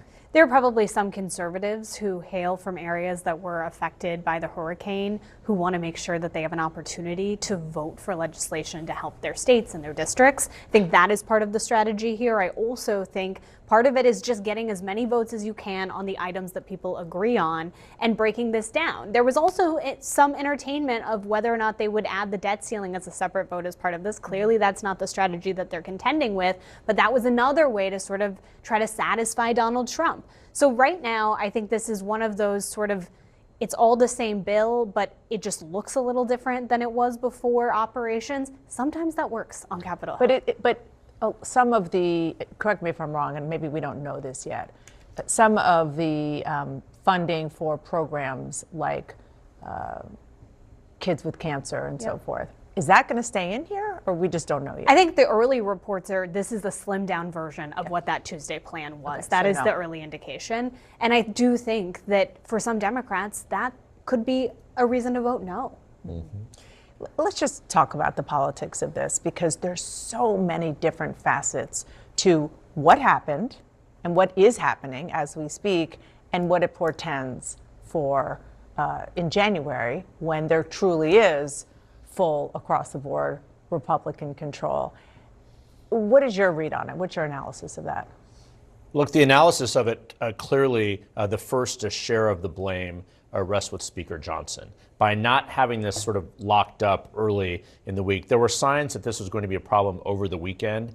And not just from, there's been, I think, kind of a misnarrative that, that the Democratic goodies are in here, which is true. But there was also, as you reported, a lot of farm state Republicans who were wanting farm aid in there and hurricane assistance. So there was a lot of grumbling. I started hearing it Sunday and Monday from Republicans about Speaker Johnson and his staff, that they simply did not sort of get this going. But I'm still struck by the image last Saturday at the Army-Navy football game when the president-elect, the vice president-elect, Elon Musk, Speaker Johnson, and Senator Thune were in the same space. I mean, watching this football game in a suite at Northwest Stadium here, just miles from the Capitol, and this was not a part of the discussion. They were already looking beyond this. So then why did Donald Trump get involved in this at all? He could have kept his hands clean from this. Was he sort of dragged in by Elon Musk? Was he following him? Was Elon Musk sort of the canary in the coal mine here? I think my biggest question going out of this is, A, does Speaker Johnson survive in January? But B, what does this do to the long-term Trump-Musk relationship? I'm not sure we know that yet. You mean, because there's been with each other? With each other, because I think there's been a lot of conversation about this is President-elect Musk leading the way here. And we know that could at some point get under Donald Trump's skin. He could be a good foil for this in the moment, but that's my biggest question going forward into next year. What does the Trump-Musk relationship do from here? We'll see. And is it also an early test of Trump's grip on Republicans in Congress too? Yes, he's going to have, Republicans will have unified control here. But I mean, I remember a time where he issues a threat like he did, an electoral threat of anyone who doesn't vote on this bill that I'm supporting last night will be primaried. And most of the time you might have people fall in line. And for some Republicans, that wasn't the case. There were 38 of them. Right. And conservative members. That's a large number. Right. Like, especially when you look at the past year, we often talk about how Trump has this grip, on the party and on Congress. And to see that opposition, yes, it involves something like raising the debt ceiling, which is obviously something that many of those Republicans care about. But And what we're seeing on the screen are the faces of the 38 Republicans who voted no last night on a Trump-backed package after he and Elon Musk scuttled the bipartisan package. And the package that they all voted no on included increasing the debt ceiling. And this is what you just mentioned is the core of what I'm frankly kind of obsessed with when it comes to the politics of all of this, which is if you talked before 3 days ago, if you talked to people in and around the Speaker, in and around John Thune, the Republican leaders in the Congress, they would argue that because Donald Trump is so popular in the party, because he has a lot of political capital, that it would be hard to see enough Republicans, rank and file Republicans, defying him. They were talking about like in the next year, in 2025, and it just happened already before he's even president. And the reason is because of the battle that Donald Trump picked on the debt ceiling, on something that is fundamental to where this movement started, which is in the Tea Party, anti-big government spending. And those kind of Republicans sort of were subsumed by MAGA and Trumpism, but they still very much have a North Star of, I'm not going to mess around with the debt and the deficit.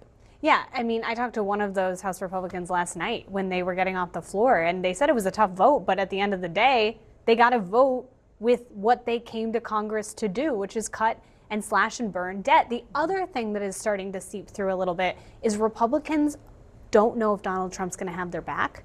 And so if it is fundamentally not something they want to do, the pressure from Donald Trump and knowing that he might change his mind in a week and a half, that is starting to eat away at his power over some of these Republicans. Dan Crenshaw made this point to me yesterday. He said, we would be willing to eat a crap sandwich, and yet we are not sure Donald Trump is going to stick with us at the end of the day. And so we can't. This piece does show Biden having all of... Okay, this is Biden's age. This is the Wall Street Journal article on Biden's age. And I think it's important to dive into it. Breaking? No, this is not breaking news. Yes, Netanyahu won't be able to attend the Auschwitz Liberation Anniversary event, fearing arrest by Poland. Much to consider on this. Much to consider in this headline. Just saying.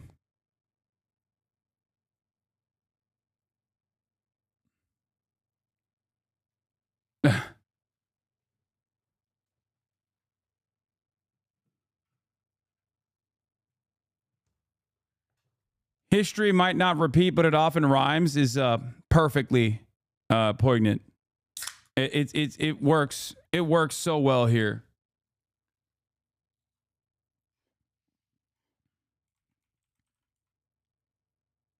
Or not poignant.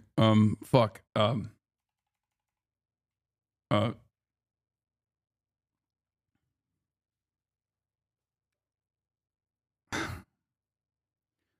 I genuinely think streaming perfectly pertinent. I genuinely think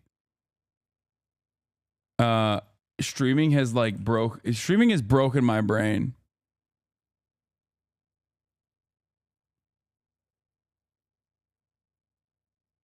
I'm not even kidding. Like I think it's like made me a dumber person. Don't fucking say W Poland chat for fuck's sake. Their president is a straight up Nazi lol. I mean, this is extremely rare. I mean, it's not even extremely rare, honestly. CD Projekt Red has put Poland on its back and is backpacking Poland throughout the world on a global W run, on a generational run. So this is yet another instance where there is a little bit of a W to give to Poland, okay? 2 W's. Honestly, W Poland, man.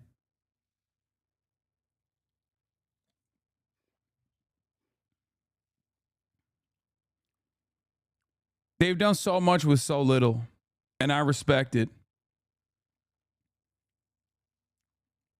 Gotta say.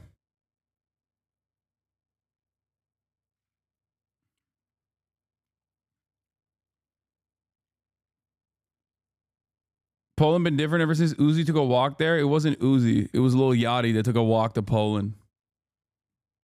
It was Lil Yachty. And you're right. Poland has been different since they got the walk.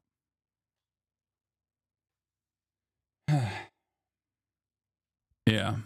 They've been motivated.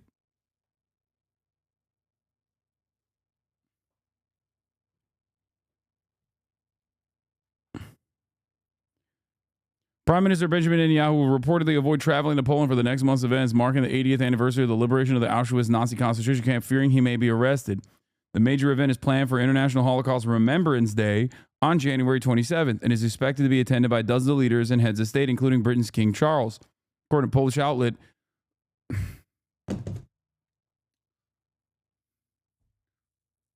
Poland makes this so hard, man.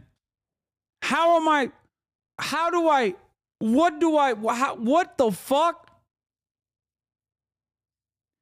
According to Polish outlet, Israeli authorities haven't contacted their Polish counterparts about attending the event, and officials in Warsaw believe the reason is related to Poland's stance that it will adhere to the ICC's arrest warrant for Netanyahu over possible war crimes in the Gaza war. The report also says President Isaac Herzog does not plan to attend the event. Easiest to read Polish word in the language.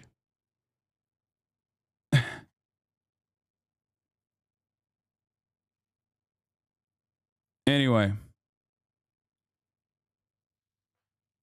Your pronunciation was a war crime? I mean, dude, I just don't. I think that word needed more Z's and C's next to one another and R's in it. That's what it needed. Okay.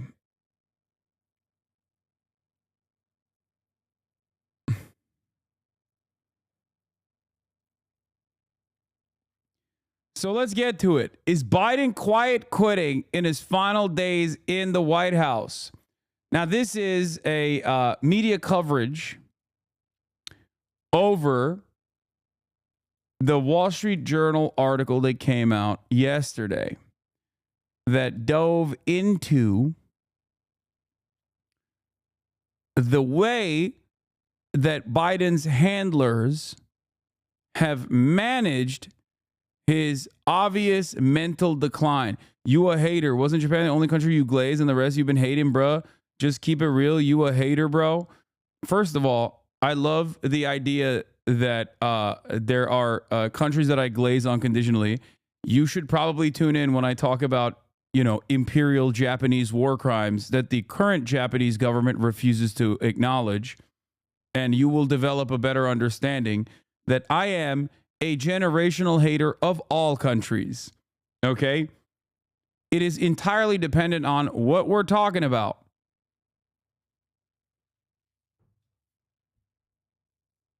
And it's funny to say this when I'm in the process of glazing Poland, a country that I routinely shit on. So, make no mistake. I live in the United States of America, and not a day goes by when I shit without me shitting on America.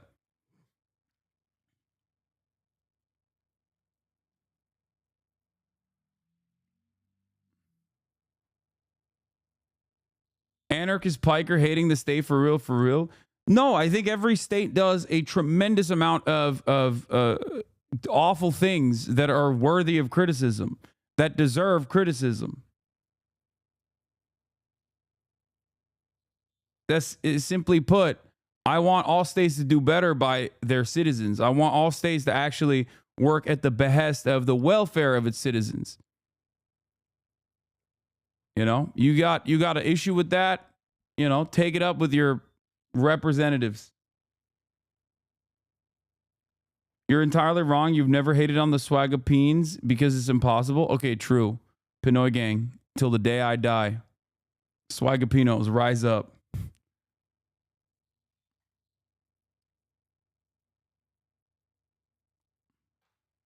All of these sort of walls up. Yeah. And the walls kept getting higher and higher as the years went on. This is the biggest scandal in America.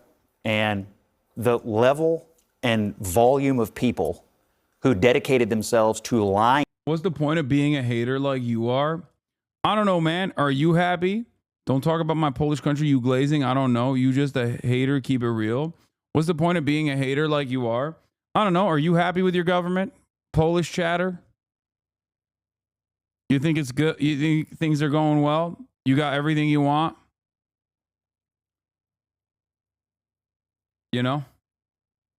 I don't live in Poland. Wait, why the fuck are you defending Poland if you don't live in Poland?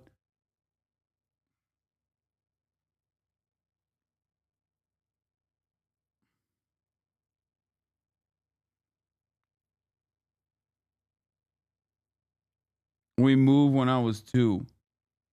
Okay, well, whichever country you live in now, are you happy with your country? Are you happy with the way that things are going? You think, you'll retire at a reasonable age? You think you'll own a home? Kinda. Okay, even kinda means that there's still room for improvement, don't you think? I've never met a single person that has ever been like, no, I love everything that the government does. Everything. There's nothing better can happen. Even liberals have issues. And they're the most good things are not possible ass people I've ever met.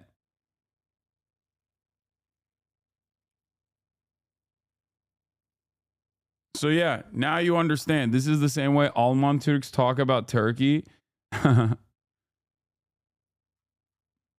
Should I join the Teamsters as an Amazon employee? Yes. All right, let's continue. To everyone at home about this man's condition for 4 straight years up through this summer is breathtaking. It's a scandal of epic proportions, and it's a fair question to ask. Who is running the country? Who has been running the country? And as I said earlier, if you're worried about Donald Trump's advisors having influence, for the last 4 years, apparently this president, duly elected, but this president was not capable of fulfilling the duties of the office. And his staff and the White House lied about it and kept it from the American people. It's an absolute scandal. Look, I'll say 2 things. One is that I think Joe Biden, despite all this, had a very successful tenure. You may disagree, but I think on policy as a Democrat, he had a very successful 4 years. But there's a bigger problem here, and that is that I think Democrats are at the point where Republicans might have been right after the Bush election, or after the Bush term was up, which is that I think Democrats are starting to mistrust their institutions. And this goes back to a bipartisan effort to lie us into the Iraq War, not just by George Bush, but also by a lot of Democrats. It has to do with the fact that Barack Obama did not hold anybody accountable after the 2008 crisis, which also happened in George Bush's watch, but he became president. He never threw. I guess they're slow walking themselves into some semblance of recognition. You know?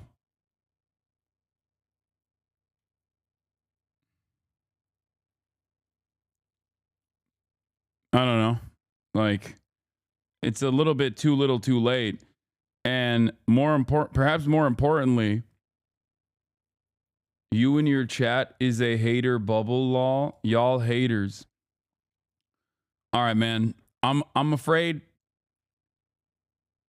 you are perhaps making all of the other Polish chatters in the chat look bad by behaving like this. I tried to have a normal conversation with you, and it seems like it's impossible.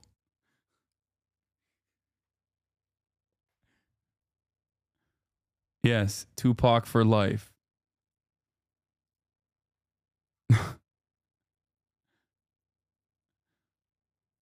I think that there's good reason to hate on your government if it's not giving you the things that you deserve. Threw a hostage on the tarmac from Wall Street. You saw the rise of Bernie Sanders as a result of that. And you saw a lot of institutional Democrats, me included, saying, no, no, no, this is not the time. We have to stick with the institution. And I think you have a lot of Democrats now, me included, who are pretty sick of the institution and trusting people in the institution. And You're a Democratic strategist. What do you mean?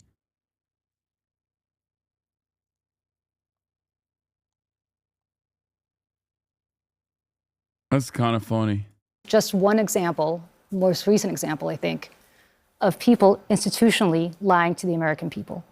And what you're ultimately going to see, and I don't have a problem saying this as a Democrat, is that you're going to see a Tea Party version rise up in the Democratic Party based on the fact that this is yet another marker of people just not trusting our leaders anymore. And I'm sorry to say that, but I think we brought this on ourselves. Yeah, I remember so distinctly when the Wall Street Journal's first story came out and the uproar about it among Democrats and the anger that they were making things up. In this story, they have multiple sitting members of Congress on the record talking about how they hardly ever heard from the president. They're chairmen of their respective committees, going all the way back to the Afghanistan withdrawal. I mean, this is something that they told the public was a Joe Biden decision. And according to this article, he was not really a huge part of rationalizing it, even to his own party among the elected officials. But I think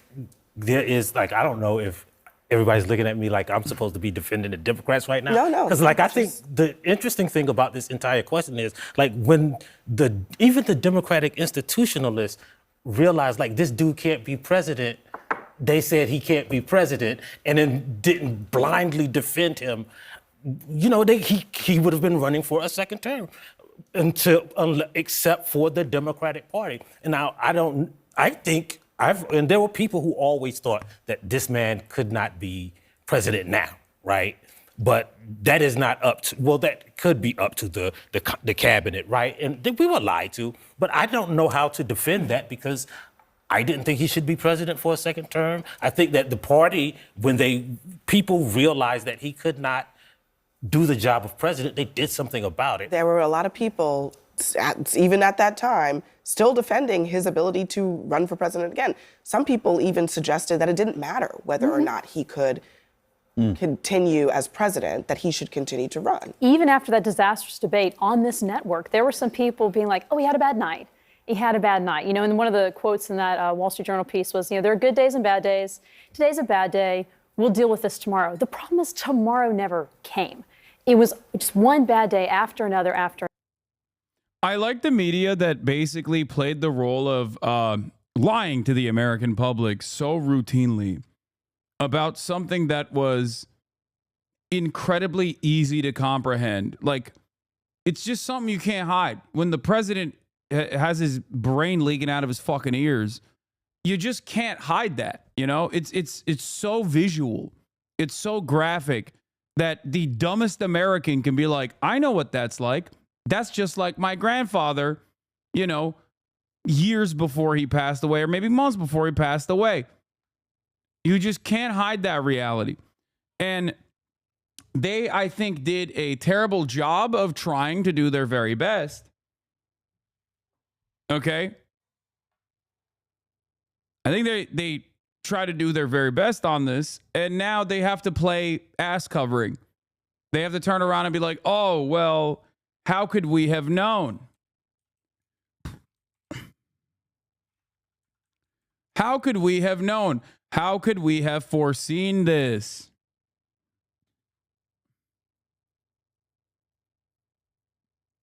What?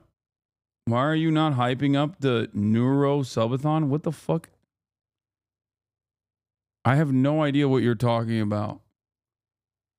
Why do chatters randomly come in here and just like ask me the dumbest fucking questions of all time? What are you saying? I have no idea what you're talking about. You must stop getting randomly one guide. You're right. Anyway, would you say this is relatable to the FDR polio cover up? Do you mean as in FDR was like hid the truth that he was in a wheelchair?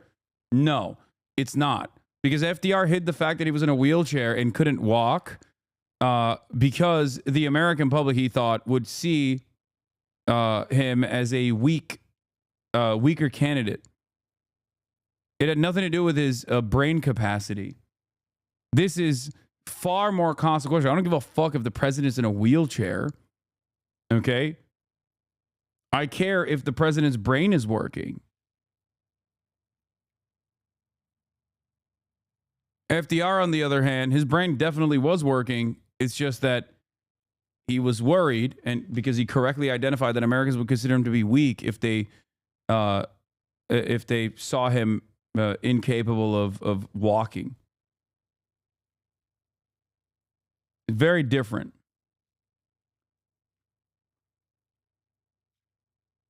Anyway, how the White House functioned with a diminished Biden in charge. Aides kept meetings short and controlled access. Top advisors acted as go-betweens, and public interactions became more scripted. The administration denied.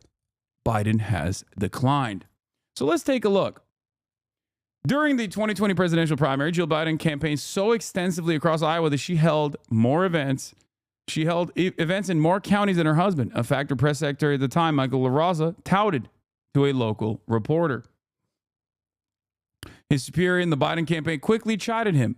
As three rode in a minivan through the state's cornfields, Anthony Bernal, then a deputy campaign manager and chief of staff to Jill Biden, pressed LaRosa to contact the reporter again and played down any comparison in campaign appearances between Joe Biden, then 77, and his wife, who was 8 years his junior. Her energetic schedule only highlighted her husband's more plodding pace, LaRosa recalls being told. The message from Biden's team was clear. The more you talk her up, the more you make him look bad. A small correction foreshadowed how Biden's closest aides and advisors would manage the limitations of the oldest president in U.S. history in his 4 years of office. This is propaganda and lies. Biden was just fine. He's just a shy guy. Stop lying to your audience. True. It's true. Problematic age gap is so funny to say about someone who is like 7,000 years old and someone who is 6,999 years old. Okay. To adapt the White House around the needs of a diminished leader, they told visitors to keep meetings focused. Interactions with senior Democratic lawmakers and some cabinet members, including powerful secretaries such as Defense's Lloyd Austin and Treasury's Janet Yellen, were infrequent or grew less frequent. Some legislative leaders had a hard time getting the president's ear at key moments, including ahead of U.S.'s disastrous pullout from Afghanistan. Senior advisors were often put into roles that some administrative officials and lawmakers thought Biden should occupy, with people such as National Security Advisor Jake Sullivan, Senior Counselor Steve Ricchetti, and National Economic Council head Lael Brainerd, and her predecessors frequently in the position of being go-betweens for the president.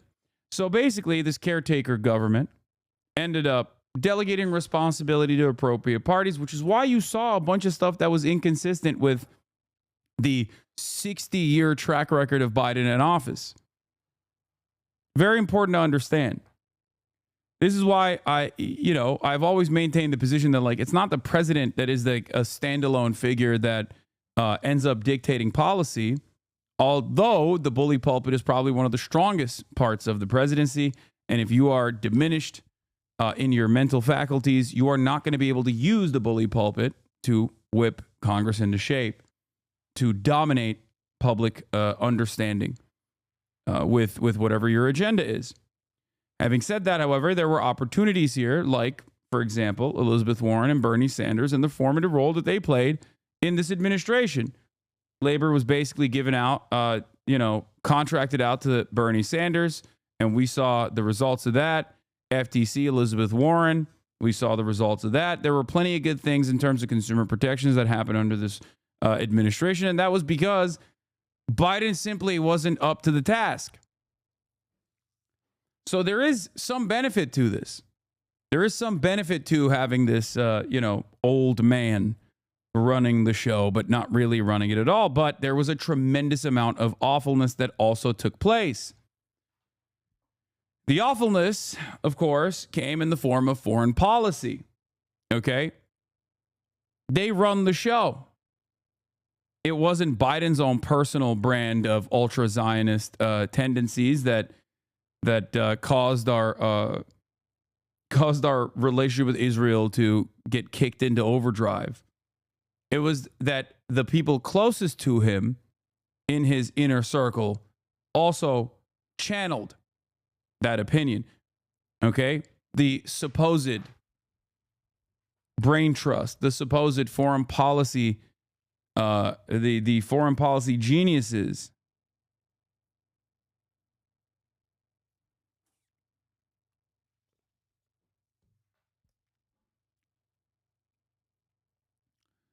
Presidents always have gatekeepers, but in Biden's case, the walls around him were higher and the controls greater, according to Democratic lawmakers, donors, and aides who work for Biden and other administrations. There were limits to who Biden spoke with, limits on what they said to him, and limits around sources of information he consumed. What outlet published this article? Wall Street Journal. We're reading it for free off of archive.ph. Throughout his presidency, a small group of aides stuck close to Biden to assist him, especially when traveling or speaking to the public. They body him to such a high degree, a person who witnessed it said, adding that the hand-holding is unlike anything other recent presidents have had. The White House operated this way even as the president and his aides pressed forward with his re-election bid, which unraveled spectacularly after his halting performance in a June debate with Donald Trump, because 60 million Americans in real time saw that the current president was completely incapable of running the country, let alone putting on his own fucking clothes.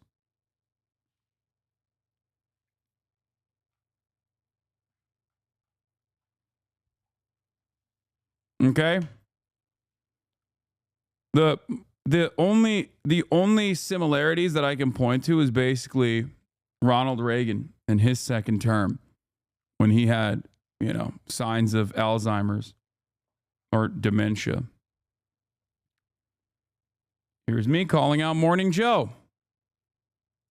Critical that we ask the same questions about this man I love, respect. Bro, take it out of your mouth before you talk into the microphone. Jesus Christ, I'm having a hard time hearing what you're saying over the guac 3000 that you're applying to Joe Biden's shriveled old penis. Oh my Lord, dude. He's got tears.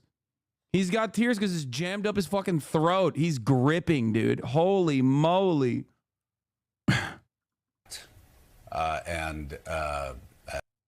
Make no mistake, this was after Americans had already realized that the game was up. Anyway, Vice President Kamala Harris replaced him on the Democratic ticket and was decisively defeated by Trump in a shortened campaign, leaving Democrats to debate whether their chances were undercut by Biden's refusal to yield earlier. This account of how the White House functioned with an aging leader at the top of its organizational chart is based on interviews with nearly 50 people, including those who participated in or had direct knowledge of the operations. Many of those who criticized Biden's insularity said his system nonetheless kept his agenda on track. White House spokesman Andrew Bates said Biden earned the most accomplished record of any modern commander-in-chief and rebuilt the middle class because of his attention to policy details that impact millions of lives. Bates, who rejected the notion that Biden has declined, added that the president has often solicited opinions from outside experts, which has informed his policy making. He said, it is the job of senior White House staff to have high-level meetings regularly and that they were executing Biden's agenda at his direction. He also said that staff alerted the president to significant negative news stories. Bernal, via the White House press office, declined to comment. This is a lie. They literally limited his interaction with the outside world. They also limited the negative press coverage. It's like a child. We had like a kid running the country. There were good days and bad days. The president's slide has been hard to overlook. The structure was also designed to prevent Biden, an undisciplined public speaker throughout his half-century political career, from making gaffes and missteps that could damage his image. As you guys know, Andrew Bates also famously said this, my favorite tweet of all time, to answer the question on everyone's minds, no, Joe Biden does not have a doctorate in foreign affairs. He's just that fucking good. White House Senior Deputy Press Secretary and Deputy Assistant to the President. And my GOAT, Andrew Jedediah Bates.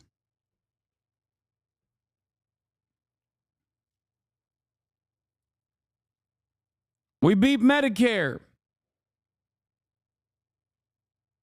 Okay.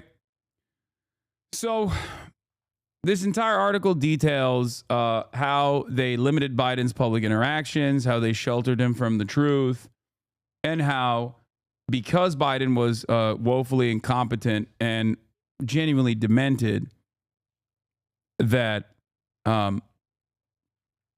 basically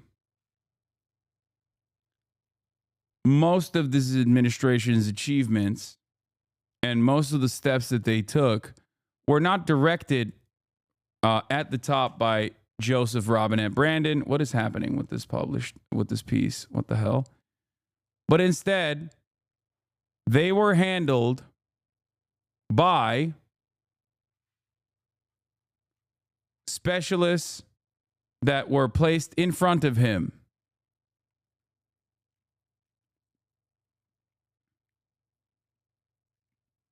It's something that we already knew, and it's something that we talked about, and it's something that was very easy to predict. This is something that I've been saying since 2019, talking about how ridiculous it is that Democrats are going to drop the incumbent's advantage by putting forth a person who will not be able to run for office again. Problem is, the Democrats, being the silly little incompetent party they are, refuse to put a successor as the vice president in the Biden administration and then build that person up. And this is precisely how we arrived at Kamala Harris. Kamala Harris was not chosen because of her acumen, her charisma, or any sort of ideological predisposition that she has. Kamala Harris was chosen not to outshine Joe Biden, first and foremost. Kamala Harris was also packaged as a simple identity politics slot. Joe Biden actively said, I'm going to pick a black woman. Yes, here is something I said in 2020. One truly wild thing that we haven't really talked about is Biden's stated interest in being a single-term president. Like we're just going to throw away our incumbent advantage because Joe's going to be a vegetable by the end of his presidency. Truly incredible stuff. Joe Biden chose to look at the smears that the Republicans oftentimes apply to any person that is not white or a man, DEI, and adopt it and say, yes, I'm doing a DEI candidate. Now, this doesn't mean that Kamala Harris didn't have the bona fides, right? I think that, you know, she has, her resume is decent. Maybe not for presidency, maybe not for vice presidency, but it's still, she's a competent person. Problem is, that's not what she was chosen for. She was chosen because she would not be able to outshine the demented president. Okay?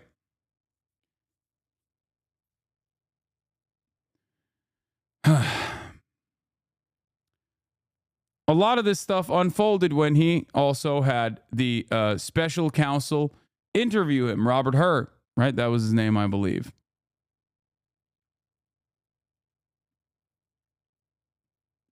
That interview surrounding the classified documents investigation showed, according to Hur's own assessment, that Joe Biden was incapable of remembering key details about his own life, and that if presented in front of a jury, would come across as a bumbling old fool who was well-intentioned. If you recall, the media was very upset about this detail being revealed. Except, I feel like he was a little bit vindicated, don't you think?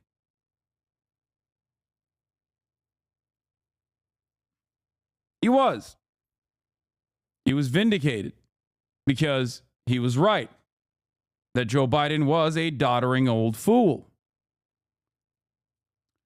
But they insulated him nonetheless and had a relatively adversarial relationship with the media, despite the reality that the media played ball with the Biden administration, in my opinion, with the exceptions of the Afghan withdrawal, which was one of the only good things that Joe Biden did in terms of his foreign policy accomplishments. You sound like Fox News. Shut the fuck up. So now this fool's sucking Trump dick now too. Hasan kissing the Trump ring now too. Yes. That's what I'm doing. Just like I was doing that all the way back in 2019 and in 2020 when I said Joe Biden should not be the candidate. He is far too old. That's what I was doing. I was kissing. I was bringing up every mistake that I talked about in this campaign cycle, even in the Kamala Harris truncated campaign. It was actually done not because I wanted a more competent Democratic Party, because I understood that Trump's fascist second reign would be devastating for not just the United States of America, but for the rest of the planet. But it was actually because I was secretly hoping that the Democrats would hear what I was saying and do the exact opposite so that they would lose to Donald Trump. You found out my schemes, chatter. You figured it out.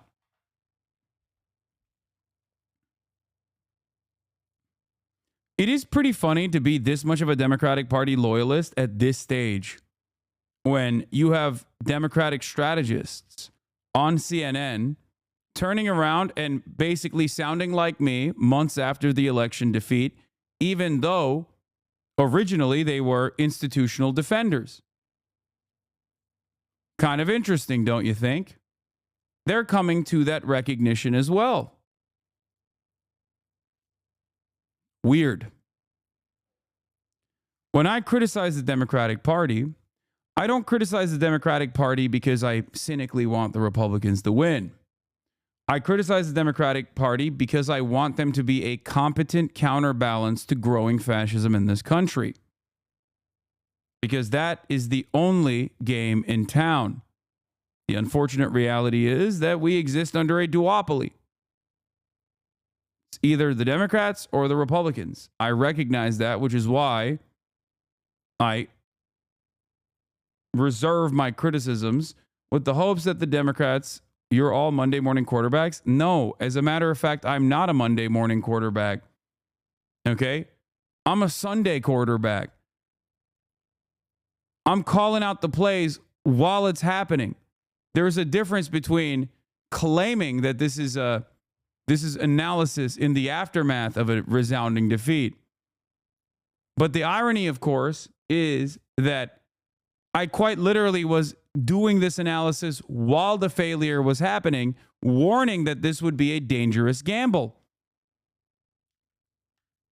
Also, I showed you a tweet from 2020 that is far before the next NFL season started.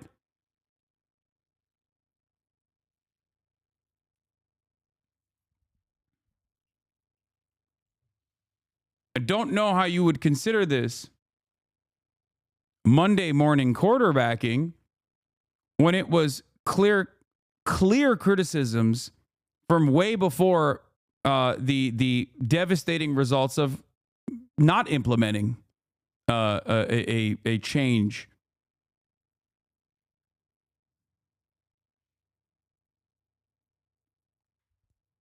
Wild that you fail to comprehend this and still angrily lash out.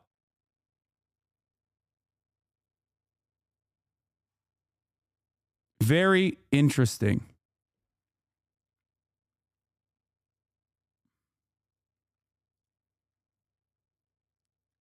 There are definitely a lot less liberals who operate like this nowadays. But it's always cool to see one that, you know, still has that dog in him, where the real fight is actually not pushing the Democrats to actually legislate in a competent manner or fight in a competent manner, but instead to call out those who correctly called out the Democratic Party and refuse to learn a single lesson from this electoral defeat.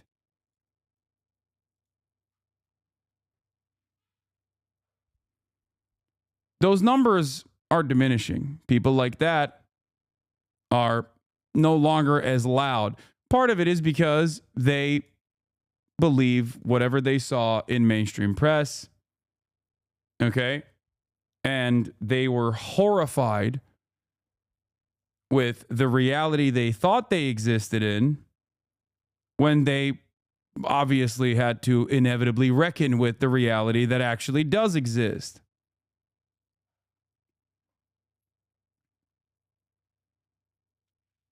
You were all over Kamala's nuts when you thought she'd win. I don't think this person has watched any commentary from me because I was not. Even in the most hopeful moments, I reserved a little bit of skepticism because of the many years of seeing how the Democrats have operated. I suspect, considering that you've been following me since last month, maybe you were oblivious to that reality. Or perhaps even funnier, you literally left the community, which you didn't, but it would have been even funnier if you had left the community because I was criticizing Kamala, only to come back in now.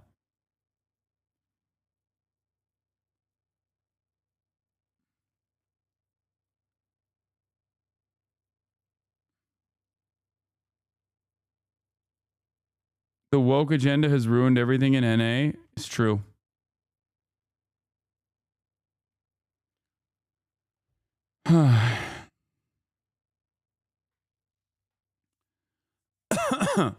.9 PV percentage PV is not a landslide victory. No, but it was a resounding defeat for the Dems.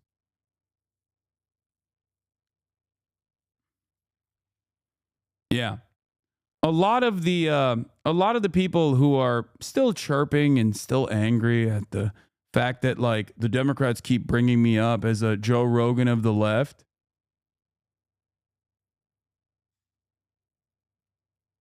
Those people were also consistently saying, I am not with Kamala Harris enough. I wasn't sufficiently backing Kamala, using my massive platform to back Kamala Harris unconditionally.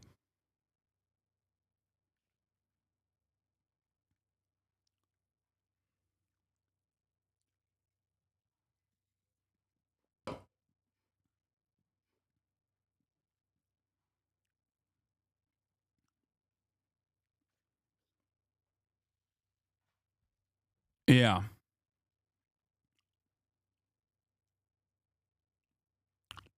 So, yeah, this entire thing is, this entire article is vindication.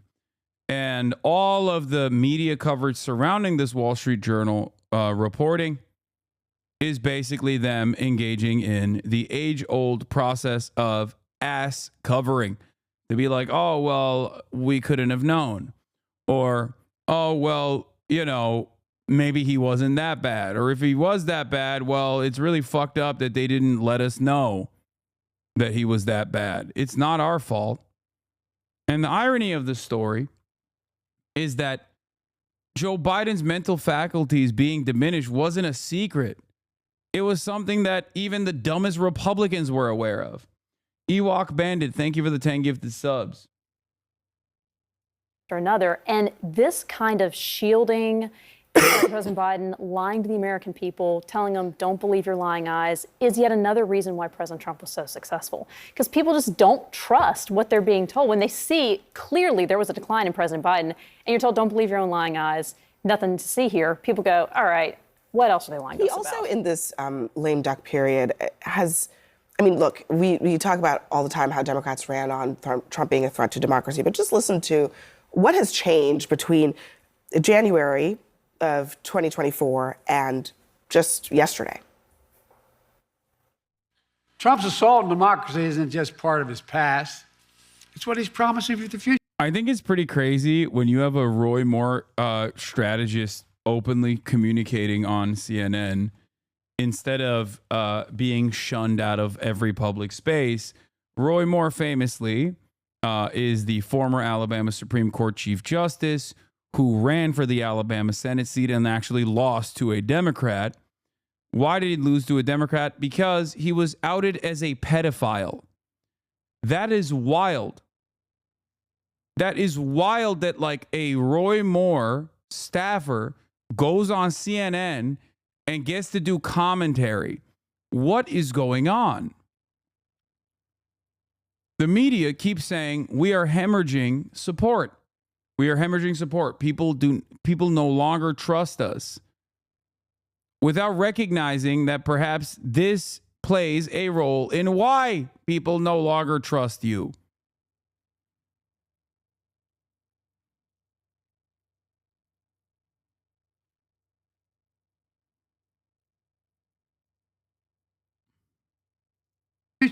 He's being straightforward. He's not hiding the ball. The fact that he doesn't abide by the rules of the democracy we've established is not my concern. My job is to make a transition workable and available. That's hard to watch, and I've got nothing for you. I got no excuses for certainly. I think all of America sees what's going on here. I will say I was at the White House this week for a Christmas party, and Joe Biden talked for about 10 minutes. He cracked some jokes, and he was pretty lucid, and it was a good. But it certainly was not prepared, in my opinion, to run the country. I do think we need to go back to the conversation that was happening on the campaign trail, and that's about Republican former Georgia lieutenant governor talking to a Republican strategist side by side with a Republican pedophile campaign strategist. Okay. A campaign strategist for a Republican pedophile. This is what CNN is at. This is the grouping that they thought. This is the grouping that they thought would provide reliable commentary. They're giving it to the Republicans. They're like, well, you guys called us out, so here's your opportunity to have this conversation.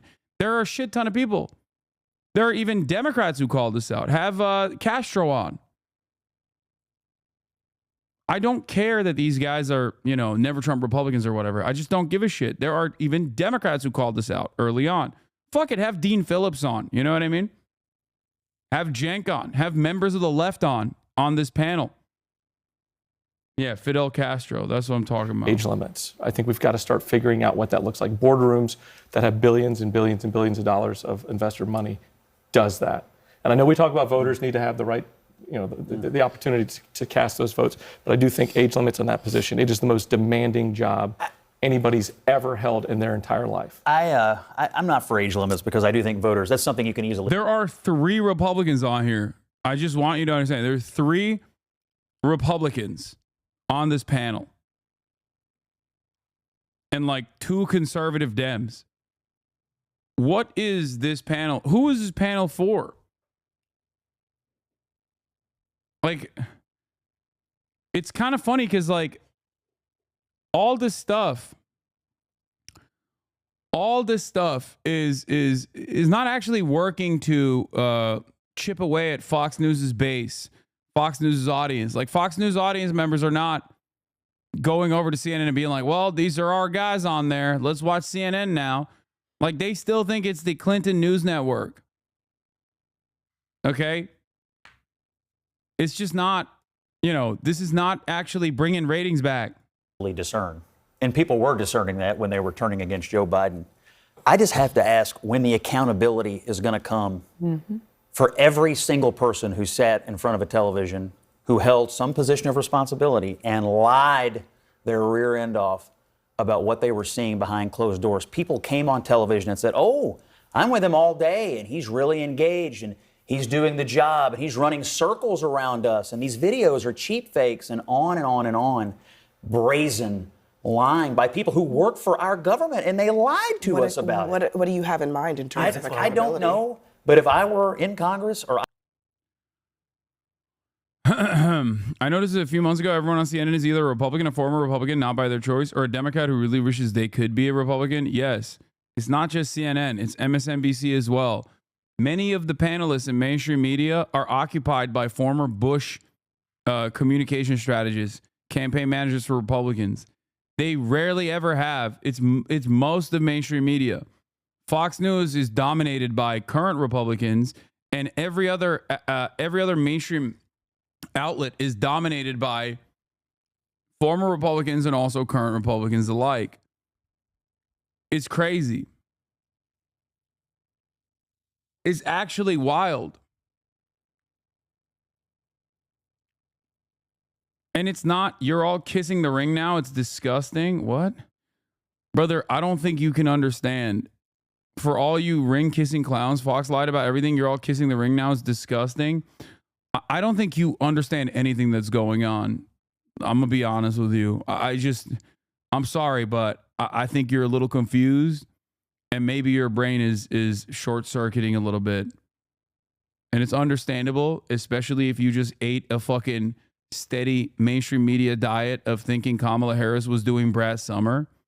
And then when your expectations were not met with the reality of a resounding defeat, you are now looking desperately to lash out at anyone and everyone.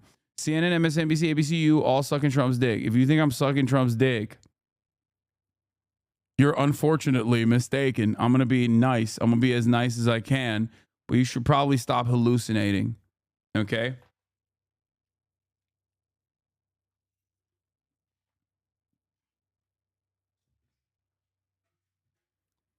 As I have said time and time again, the reason why I dislike the Democrats is because of their closeness to Republicans. I am the only one who actually dislikes the Republican Party.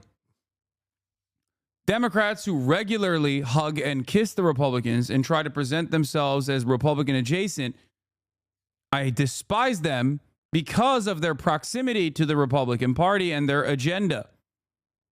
Okay? Nobody, if given the opportunity between the diet version and the full strength soda, is going to go with the diet soda. Everyone's going to go with the full strength soda, in the words of Felix Biederman.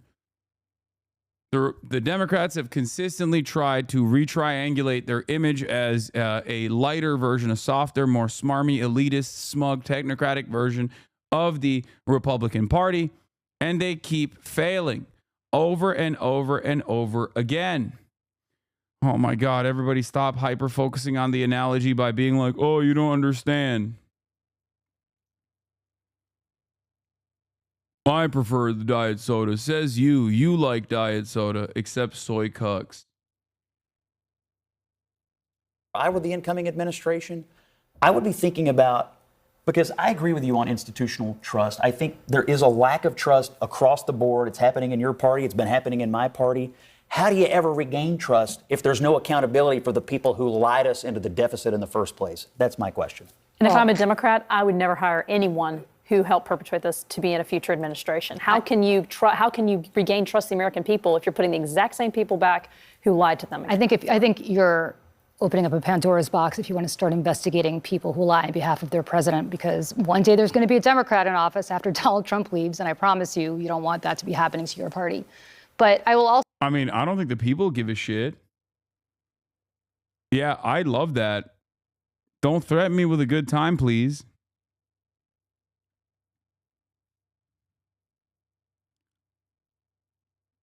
Also say, to your point, I don't agree with that. You don't? You Because- think Donald but Trump's been honest and the people around him have been honest? Here's what I think. If you go to work for the government and you stand up at the podium like Karine has done and knowingly and fully lie to the American people because you know full well what you see behind the scenes and what you're saying in front of the podium, I mean, maybe the accountability is they never get hired again. Like it was But the largest inauguration crowd in the Is that as history? consequential as this? But it's a lie. But it's a lie. It's a lie. That's so funny that they got the Republican strategist dunking on them. It's crazy. I mean, he's not even wrong.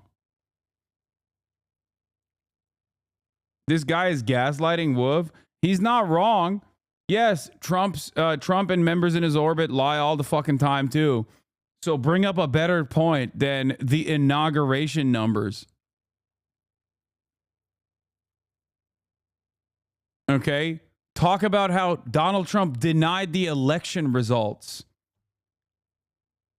Donald Trump has never had a moment. Donald Trump contradicts himself in the same sentence half the time. The best thing you got there is inauguration crowd sizes? Like, what are we doing? Are you fucking insane? Like, even when they have controversy, it's still managed controversy. It's like, it's done on the boundaries of things that are relatively, they're marginal. They're inconsequential.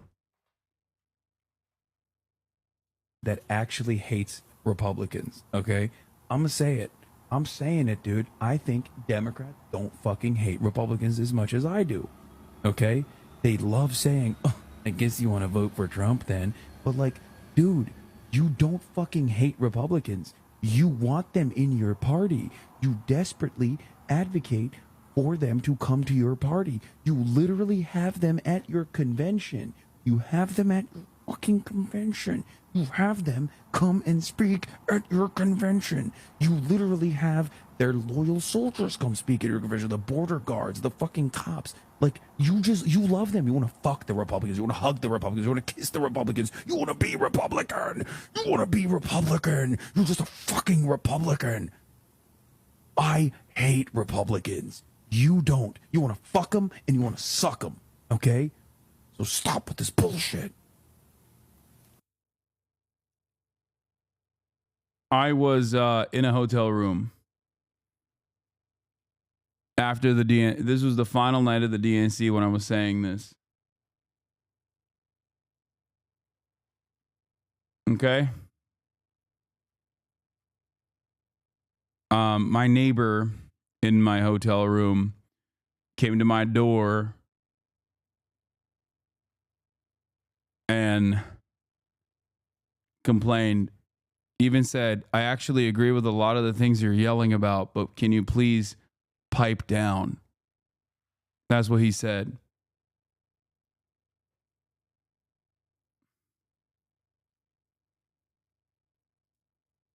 Very funny moment in Hasanabi broadcast history. Systemic problem, right? Because I agree with your comments around. Who? All right, let's watch the five lap up, do their victory lap over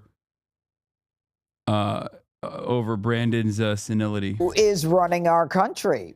That's the question everyone is asking after a bombshell report from the Wall Street Journal blew the lid off Joe Biden's declining mental state and how the White House has been covering it up right from the very start.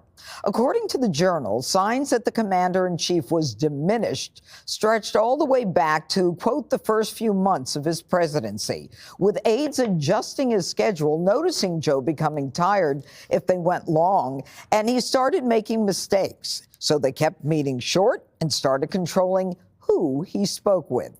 And like a good little lapdogs, the media aided and abetted the cover-up. Remember this lunacy?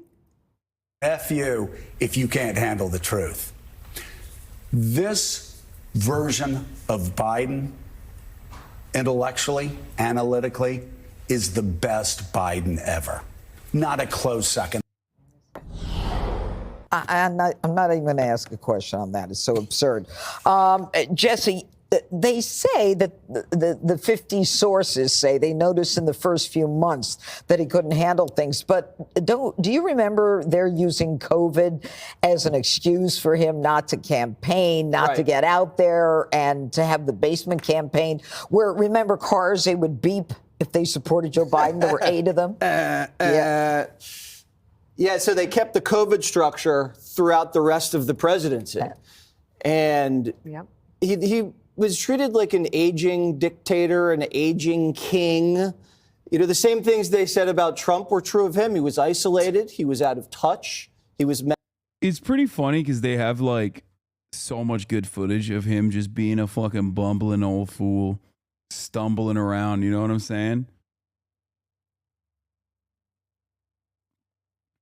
It's just, there's so much good coverage on here. They get to do this victory lap because even though they were doing it on partisan reasons, they were still correct. Even though they were doing this on partisan grounds, they still stand corrected. It also, once again, plays a role in undermining the integrity in the eyes of the broader public of mainstream outlets and makes it seem like Fox News was right all along. So that's a bit of a self-goal, a bit of a self-own from mainstream outlets once again. Mentally unfit. People were keeping things from him. They wouldn't give him bad polling. They wouldn't give him bad headlines. He was AWOL during the lead up to Afghanistan. People were trying to get him on the phone at key moments. There's no way to get a hold of the guy. And he delegated his presidential powers to his staff, Judge. So when people ask, well, who's really the president? It was his staff. His staff were executing the duties of the president. And I think it was April 2021, right out of the gate, they were canceling meetings because he was having a bad day. So all this conspiracy theory about, Joe Biden shot, he's a puppet, it was true. I mean, at this point, we're going to find out he stole the election from Trump. At this point, the way things are going. Jesse? I'm just saying the way things are going, I wouldn't be surprised if we found that. You know, the amazing part of it, Charlie, is that Jill Biden was in charge of the one cabinet meeting they had in 11 months. Jill Biden was the one who campaigned in 2020. She out-campaigned her husband, Joe. Jill Biden is the one that people had to go through to get to. Jill was one who they had to go through to get to Joe. Well, why was she so desperate for this? I guess. I mean, we don't know, but I guess it was because she was desperate to cling to the White House and to remain relevant and remain in the White House, because we don't have any other better answer than that. Obviously, this is all Joe Biden's responsibility. He's the one that allowed this to happen. But she bears a lot of responsibility for allowing it to happen to her husband. It's embarrassing. It wrecks whatever legacy he might have had. He leaves office the most unpopular president in the history of polling. And I also think that, and I hope that the people that are around him that lied to him, lied to us, lied to everybody, and kept this Weekend at Bernie's charade going all this time, don't escape scrutiny, and people don't forget that they what they did to us. They talk about destroying democracy and taking democracy away. Yeah. There's no greater example of destroying democracy and taking it away than actually having the person that got elected be. I mean, they lied to him about. They shielded him from outsiders. They lied to him even as late as the campaign. They were lying to him about his pollsters, about his polling. They wouldn't let him talk to his pollsters. So even he didn't have any idea how bad things were going into the summer. There's a lot of blame to go around for everybody. Joe Biden is most responsible, but I hope that nobody forgets that what these staffers did to undermine democracy. You know, Dana, the interesting thing is that before Joe Biden spoke to this special counsel, Robert Hur, for 1 week, he would spend 3 hours every day prepping. And the only thing that we got out of it was Hur said, this is a friendly guy, an elderly man with no memory. And this was the point where Putin goes into Ukraine, where Hamas attacks, where Joe was actually funding Iran, which is then funding Hamas. And it's one of the darkest periods in American history. And yet Joe is still there clinging to power in the last, 5 weeks or whatever it is. What do you think he's trying to do now? I just had a thought that occurred to me, so let me just use my words here and see if I can get it out. When the Robert Hur report came out, do you remember there was a fury from the White House that Merrick Garland let it go out? And I have to wonder if Merrick Garland made sure it went out so that he at least would have been like, yeah. They can't even be right. Like, they still have to basically, engage in some level of fucking, some kind of conspiratorial reach, even when they're on the correct side, even when history has vindicated their position. Trying to tell people, like, this was what was happening. One of the things in the article is that they scripted his interactions with his defense secretary, Lloyd Austin. No wonder Biden had no idea Lloyd Austin was missing in action for 3 weeks. They never spoke anyway, and if they did, there was a script. It's not a call center. He didn't have a way to communicate directly with his Treasury Secretary. No wonder they never talked about inflation as a problem for Americans. You had the Chief of Staff saying it was a high-class problem. Then you think of those historians who would visit the White House, including writing speeches for Joe Biden, and telling him, you could be bigger than FDR. They weren't trying to have historical analysis. They were trying to make history with somebody who couldn't make his own decisions. Think of these people also. Annie Linsky of the Wall Street Journal wrote a piece 2 weeks before the debate between Biden and Trump, where the charade is exposed. And the White House came down on her like a ton of bricks. And she had said, like, I wrote this not because I wanted to hurt Joe Biden. It was like more in sadness than in anything. I'm having to write this. I have 40 sources, and I'll never forget that. The spokespeople from the White House just trying to destroy her reputation and her life. What sweet justice for Annie Linsky and her co-writers there. The last thing I would say is Kamala Harris is absolutely complicit in the cover-up. Exactly. And that's where I was going to Jessica. What happened in this White House was something that I don't think America has seen ever. We all knew what was going on. We sat at this table and actually thought about what was clearly the cognitive decline of a bobbling, dithering man. And then we were. How much blame would you assign to Biden versus the staffers over the genocide? I still assign all the blame to Biden. I don't give a fuck. I don't give a fuck that Biden was mentally diminished. It's the same with George W. Bush. George W. Bush is still the signatory. Okay? George W. Bush, regardless of how stupid he is still signing off on all of these war crimes. I don't care that it was Dick Cheney that was the mastermind. I hate both of them. And also the staffers suck too, make no mistake. I'm just saying that there is no abdication of responsibility. Okay? Anyway, this is boring. All right. We have some breaking news. A car has plowed into a German Christmas market and has killed at least one and injured dozens of people. They're saying the number is in the 50s. And this just happened when I started the broadcast, so I didn't want to get into it without some verified information coming out of it. Apparently, the number of dead is 2 now. Hopefully, they don't show the video because I've seen it all over the timeline. The official number is now at least 2 dead, including a small child, and at least 50 injured. Earlier reports said at least 11 dead, up to 80 injured. Yeah. Earlier reports came from Breaking News and Breaking 9/11 or whatever the fuck. That wasn't. When a car drove into a Christmas market in this city in eastern Germany, Magdeburg. Christmas markets in Germany are a festive, seasonal thing. Many people in the community will come. They'll buy Christmas gifts or eat food. Oftentimes in the evening, many people in the community are there, so it would have been a very crowded event. We're hearing. Yeah, I saw a lot of people. My Polish friend told me about this as it broke. A lot of people online are essentially immediately calling for a race war. Yes. Germans are already very primed into. Germans are already very primed to be like, this is what happens when you have Islamic migration into Germany. The suspect who drove the vehicle apparently was a doctor from Saudi Arabia who's been in Germany since 2006. So, oops.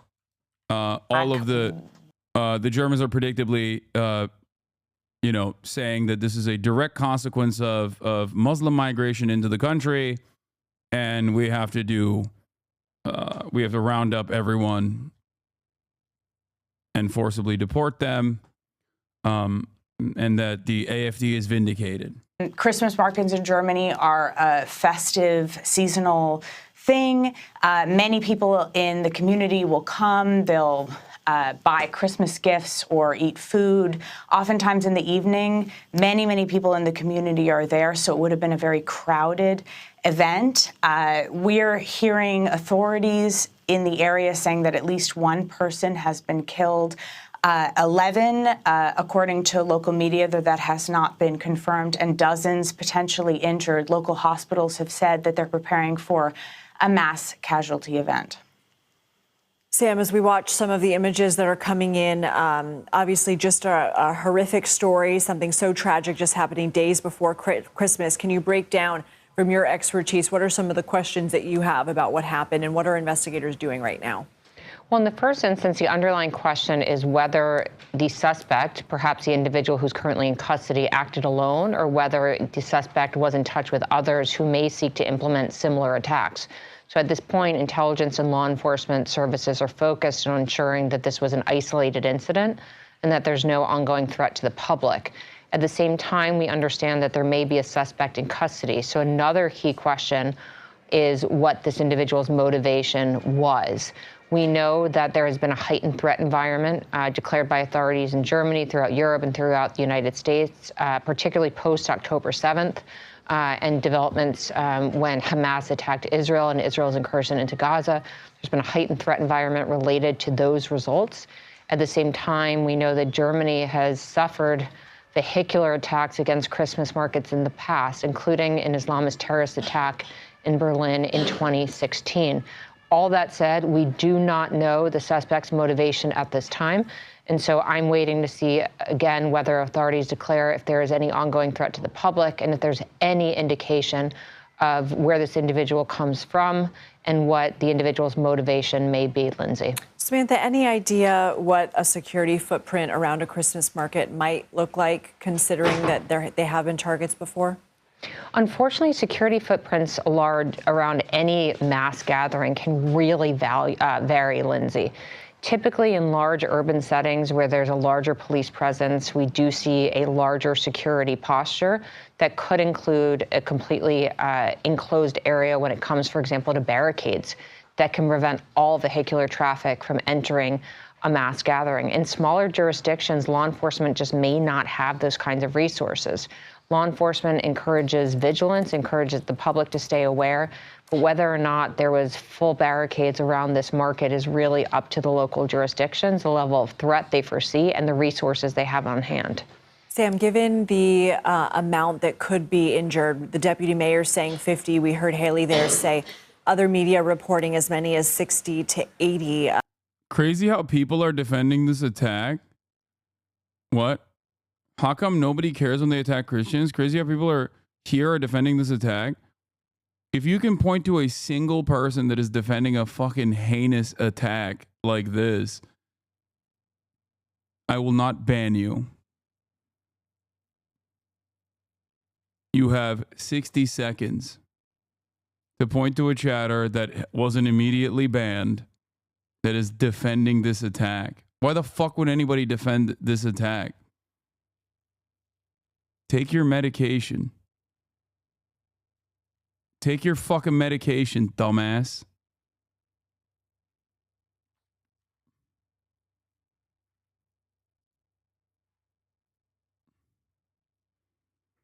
I like that so many people just like fucking hallucinate at this point. Like,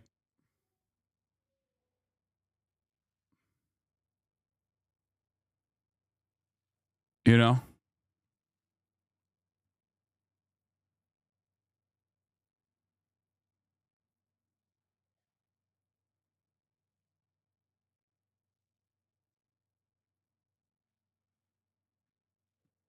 All right. Well, I guess he doesn't have he was unable to figure it out. Here, take a week off.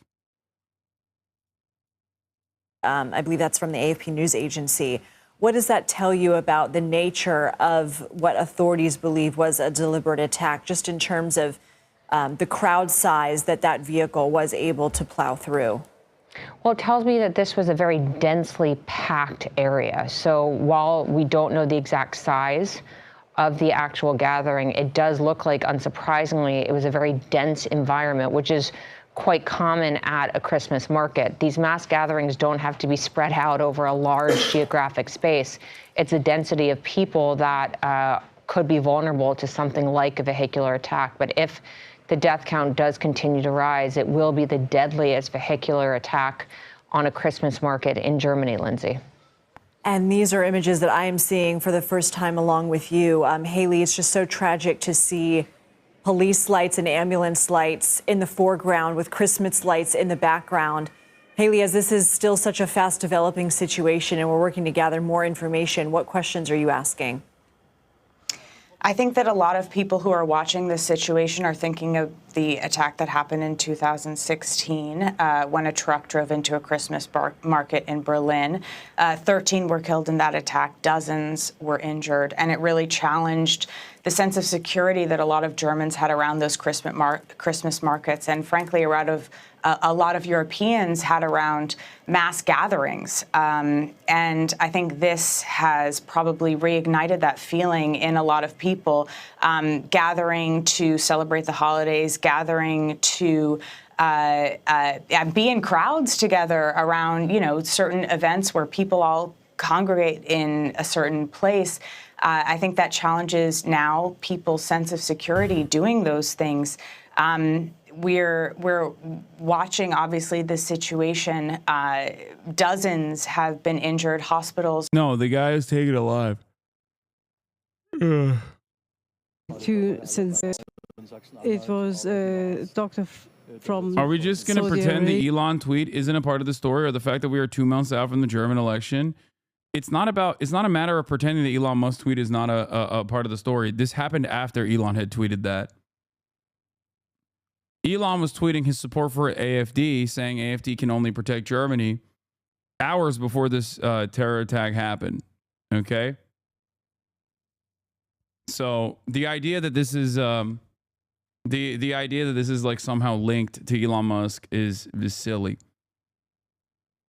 Elon Musk is a Nazi. Elon Musk is a fascist. The AFD are neo-Nazi fascists. But while this certainly will drum up more support for the AFD and mass deportations, for anyone that is suspected of being Muslim in Germany. The person's motivations are at this point unknown, and his background has been revealed.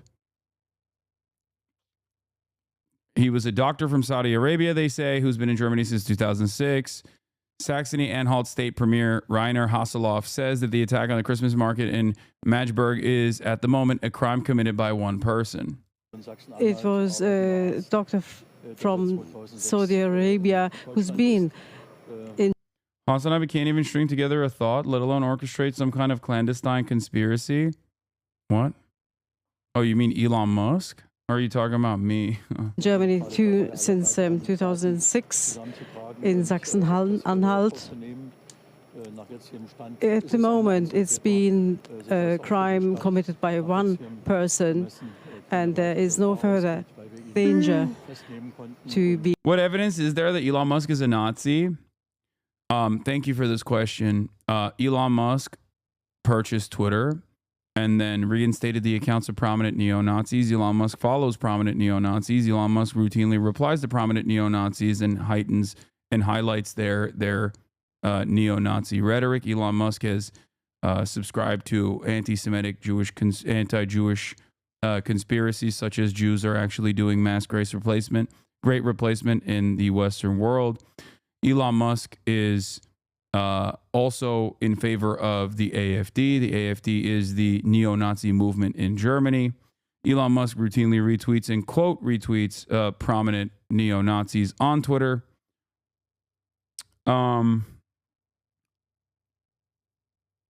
So, you know, at this point, the only thing he hasn't done is grow a Hitler mustache and Sig Heil.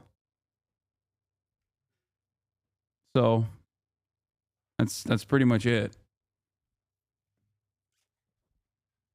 But don't worry, he's pro-Israel. So I guess he's not a neo-Nazi after all.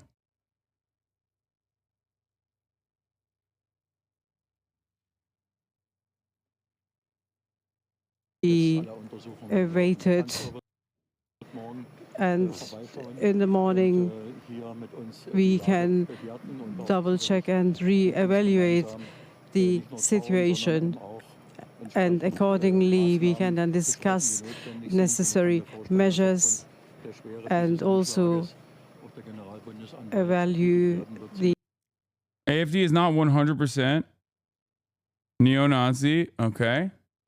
Yes, they are.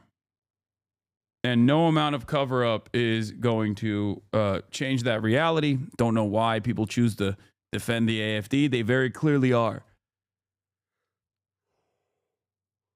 Unless you are joking and you mean they're 99.9% neo-Nazi.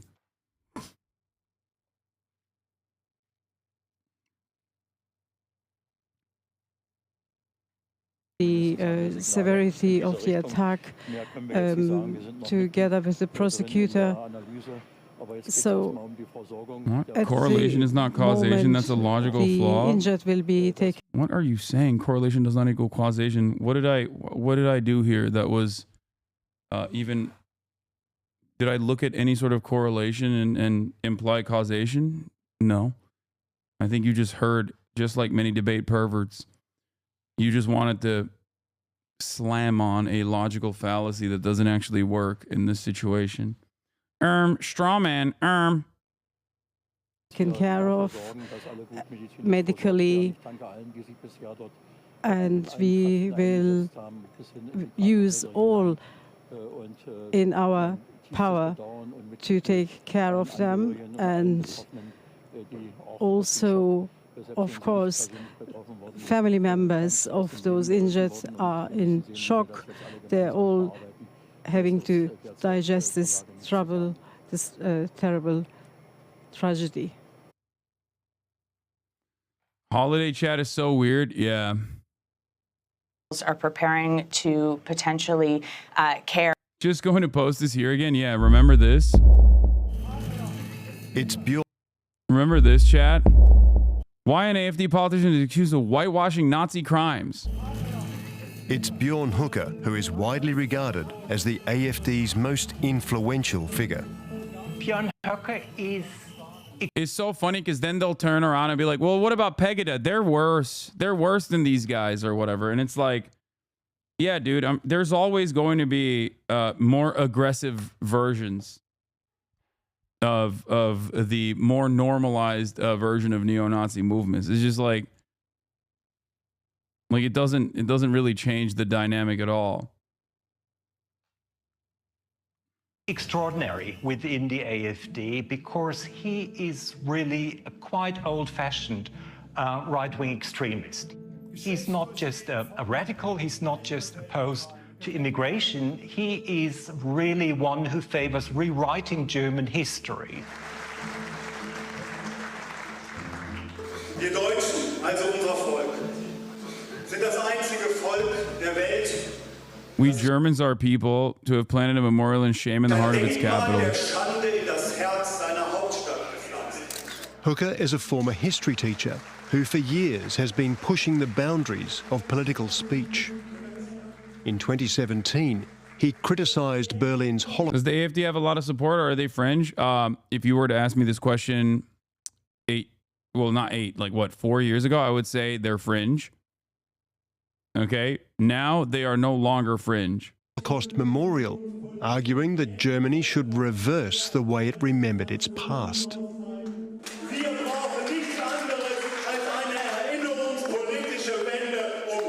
We need nothing less than a 180-degree turnaround in the politics of remembrance.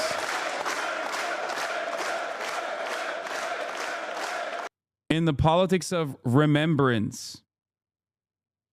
Like, they're talking about the Holocaust. They're talking about World War II. He talked about the Holocaust Memorial in Berlin as a sign of shame in the heart of the nation. He's obsessed with history. Kai Arzheimer, a political extremism expert, has studied Hooker's rhetoric about German history.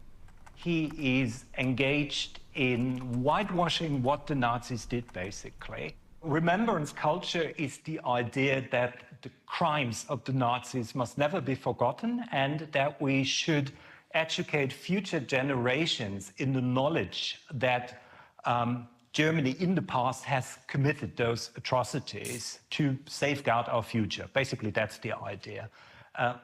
What Hooker wants is this 100-degree reversal.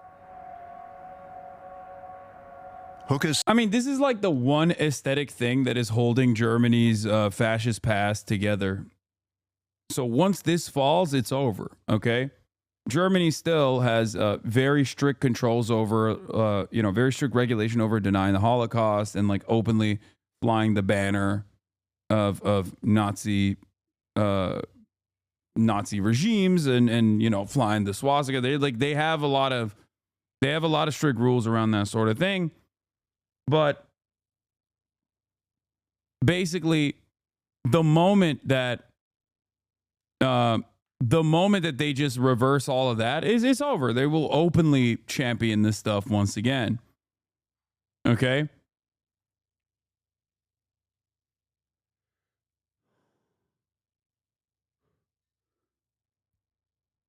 Basically, this is the one thing, like the remaining, the thing that stops the dam from breaking in its entirety, openly breaking, is that they still are like ashamed of the Holocaust. Once they drop that, it's over. It's just like we're back to business as usual.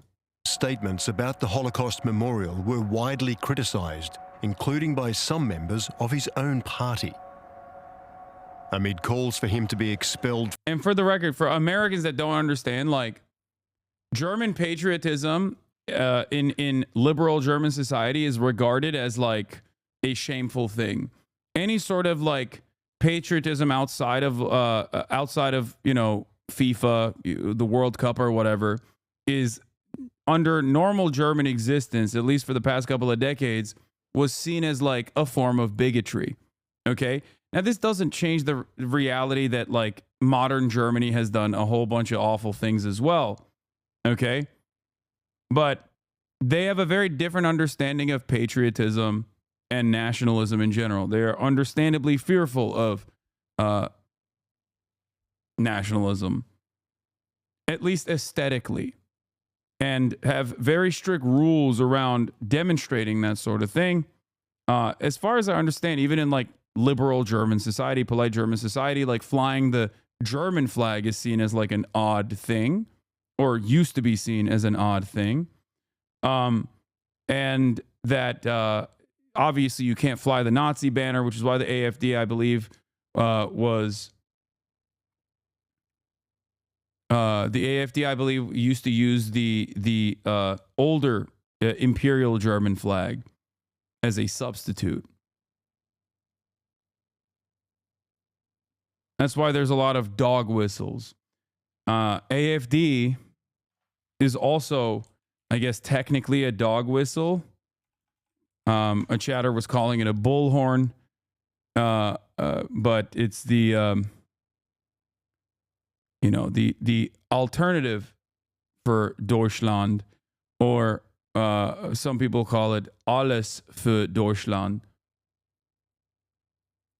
like all for Germany for Germany, all Germans for Germany.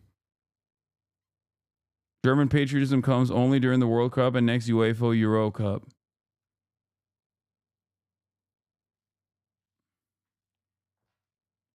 From the AfD, he stated that he had made a mistake and that he'd learned many lessons. But he continued to court controversy. In 2021, Hooker gave a speech which included a slogan used by the Nazis: "Everything for Germany." Alles für unsere Heimat, alles für Sachsen-Anhalt, alles.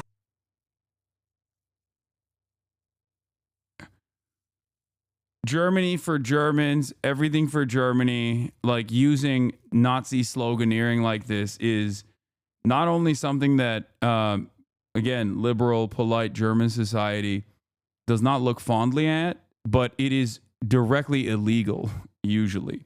Für Deutschland. Under German law, the phrase is illegal, and Hooker was charged with knowingly using a Nazi slogan. He later called the Nazi era horrific, but claimed he wasn't aware of the slogan's history. Come on, dog. He's a literal history teacher. Get the fuck out of here.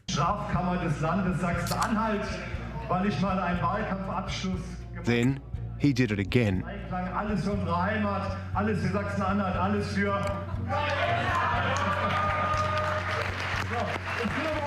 He went to Gera in front of a public audience, and he made everybody scream, "All for Germany," after he already knew that he was on criminal charges for this.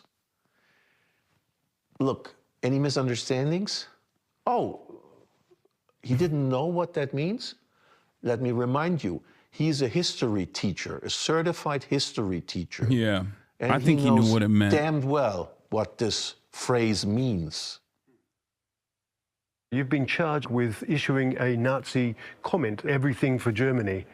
You've been charged with a criminal offense because that's a crime. Sie haben völlig recht. It's a Nazi saying. Sie haben völlig recht, dass die Meinungsfreiheit in Deutschland sehr, sehr stark eingeschränkt ist. Wenn ich in einer Rede, in einer Wahlkampfrede, die Liebe zu meinem Land ausdrücke und in der bedrohten Lage, in der Deutschland ist, Patrioten auffordere, alles für dieses Land zu geben, dann ist das kein Nazispruch. Trump hat mal gesagt, American first. Which is also, ironically, the American Nazi movement's original slogan. So, yeah, that's not exactly a good defense. Donald Trump also said immigrants are poisoning the blood of this nation. Also another Hitlerian invocation. I mean, what are we doing here, you know? Yeah, look at this other Nazi. Look at this other neo-Nazi, you know? He's saying it too. Why can't I say it? denke, dass es völlig legal ist und völlig legitim ist, selbiges auch für If you guys are the only people that are even more annoying than the fucking anti-Deutsche left and right here is fucking despise Germany's politics. Yeah, it's really bad. German politics is so fundamentally broken, and I think it's because it was the wounds caused in German society and the crimes that German society were complicit in was left unaddressed, especially in Western Germany as well. And that America basically came back and was like, let's just put all the Hitlerian guys in charge because they are the best communist killers. And basically, it feels like it always has felt like they just didn't really learn the right lessons from the Holocaust. Like there's a deep sense of psychological shame, but also not only is there like this deep sense of psychological shame, but they've left it unaddressed in very meaningful ways. They haven't really changed course. They just basically covered it with a blanket.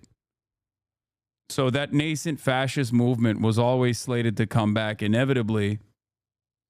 And when you have decades of center-right politics dominating the country with virtually no real leftist opposition, well, were there any types of clues in that? Everything from the you location inevitably of where arrive this at this happened, problem. the date, the time, the particular festival. Add to that economic volatility, add to that diminishing material conditions in East Germany as well.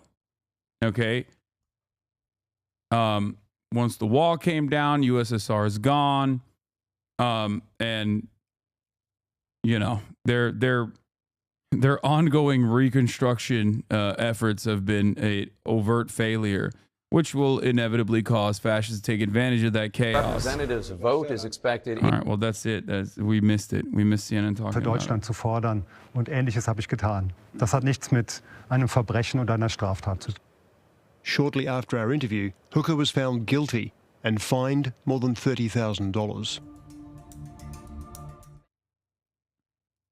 Think harder. You know why this is happening? What? We did try to ask you. What? Meanwhile, let's get to the meat of the issue. You support a Nazi and the Wire will show that. I'm using this at you statement. We did try to ask you. Think harder. 48-month subscriber. That's crazy. That's a new one. That's a very long-term community member kind of collapsing in real time. The German spy chief has instead of inside, I mean, here, we'll watch this as well. Here. Told the BBC that the far-right Alternative for Deutschland party poses a risk to the roots of democracy. The AfD regularly rejects accusations of extremism, but the BBC has found clear links between significant party figures and extremists or even former neo-Nazi networks by investigating just one event held in the East German city of Cottbus. Our Berlin correspondent Jessica Parker has this report. In Germany's east, the far-right Alternative for Deutschland. Yeah, the funniest was this when they tried to plot a coup to put forth Heinrich the 13th from an old aristocratic family to assume the role of the German monarch. Like, that was kind of funny. That was very stupid and kind of funny. What's still stupid but not funny and very scary was also the fact that Germany had to destroy one entire military unit because every single person in the unit was a Nazi. Like, that shit was crazy. That was not funny. That was actually pretty scary. When they were just like, oh my God, an entire fucking unit is just they're all Nazis. Deutschland is popular, even aiming for power. Yeah, Army Special Forces were fucking straight up Nazis. And Jean-Pascal Homme is a regional parliamentary candidate. The AFD is proactive on social media, but also on the ground, and it feeds this idea they want to promote, that they are of the people and taking on the establishment. But,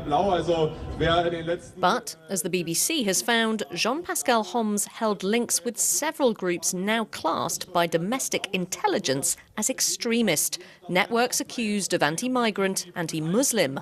Also, another one of my favorite, like, funniest German Nazi moments is that one of the prominent leaders of the anti-COVID lockdown movements in Germany was a vegan Turkish neo-Nazi. What the fuck was that guy's name? That was really funny. He was like one of the biggest like Q defenders. Yeah, and he was literally Attila Hildmann. Attila Hildmann, ja. Jawohl. Yeah, motherfucker was Turkish, bro. Like, what are you doing? Like, what the fuck do you think is happening? Like, what?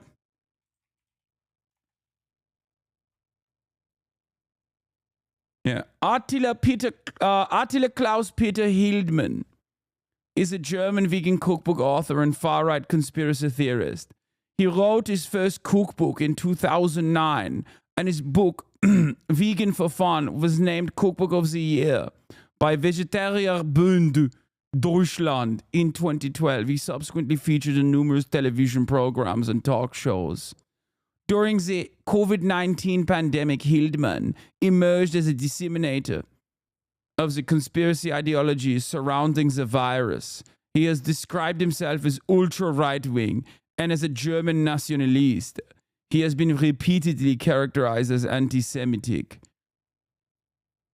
and has been on the run since 2024 when German prosecutors issued a European warrant for his arrest.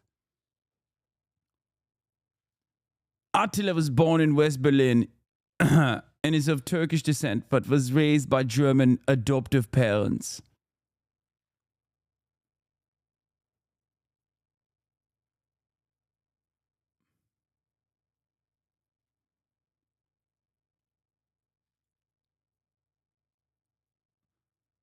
It's so funny to be a German Nazi as a dude of Turkish descent, and then having to fucking fly to Turkey. He's like, I hate these fucking Muslim. I hate the fucking Islamo-fascism. And then you have to go to Turkey. And then you have to fly to Turkey and be around all these immigrants. Oh, Jesus Christ.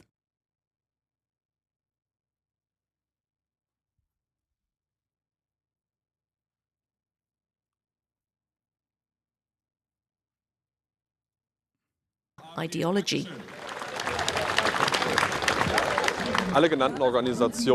All these organizations focus on one subject, the theme of our times. It is the population replacement going on in Germany and in Europe. To voice that and to fight that politically is not extremist. You don't think the Great Replacement theory is extremist? I mean, it's a far-right conspiracy theory. No, the Great Replacement is happening. I can see that in my own city. I do not say it is... Elon must be like, you have said the truth. You have said the absolute truth, my good sir. Organized from up high, I say it's happening. It was at this office back in March that Jean-Pascal Homme helped organise an event. The speaker was an MP called Matthias Helfferich, who once described himself as the friendly face of National Socialism, also known as Nazism. Matthias Helfferich insists the years-old leaked messages were satire. His talk here in Cottbus was on remigration, a code word, say many, for mass deportation. Yeah.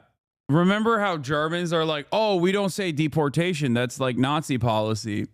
We believe in remigration, which is just deportation. They just repackaged it.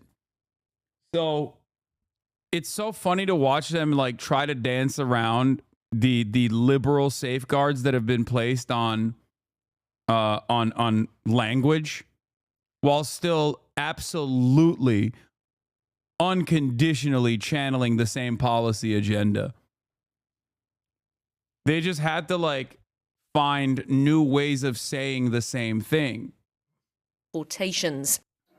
Remigration ist die politische Vision einer vertrauten Heimat. In this video, he talks about remigrating millions to preserve the land of the Germans. Und aktivistischem Vorfeld. In the audience in Cottbus that night was Benedikt Kaiser, another influential alaikum. figure. He works for an Ja, AfD bitte, gerek yok. MP. But over a decade ago, Mr. Kaiser was pictured at neo-Nazi demos. We've approached him for comment.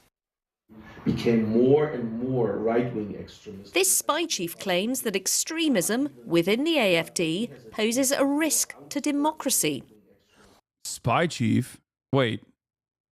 Wasn't that the guy who was talking about the AfD earlier? What do you mean? When I'm speaking about a German oak, a big, strong, old tree, it can take a blizzard, it can take a storm. But once you have an enemy that goes for the roots, and that's exactly what's happening right now, going for the roots of our democracy, it's very dangerous because it goes to the vital parts of our democracy.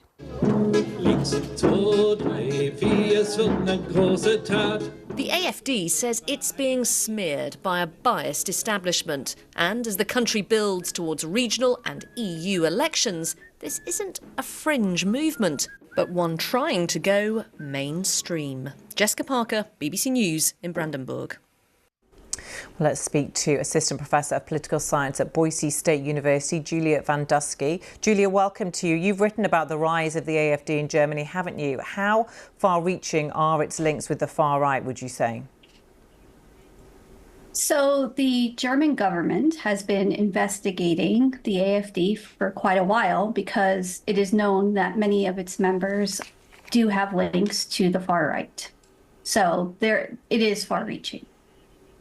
Now, the far right, the AfD rather, political party, is gaining in popularity, isn't it, in Germany? What would you put that down to?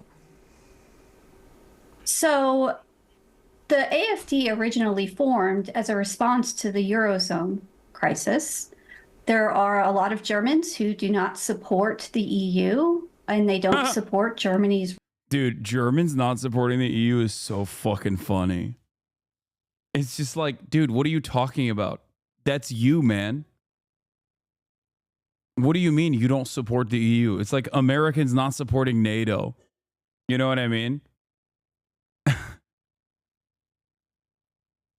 Like if you're like one of these dumb like hog patriot Americans and you're like, I hate NATO, I'm like, what are you talking about? It's everything that you wanted and more. Is the same as like hog Germans who are like being like hating the EU. It's like, you are the EU. What do you mean? You don't support NATO? Yeah, because I don't support American imperialism. If you support American empire but hate NATO, that makes no sense. If you support Germany being a dominant force on the planet, but then also simultaneously say the EU is bad, that makes no sense. I'm anti-NATO because I'm anti-American empire. How is this hard to comprehend? If you're pro-American empire, of course you should be pro-NATO. Why would you be anti-NATO?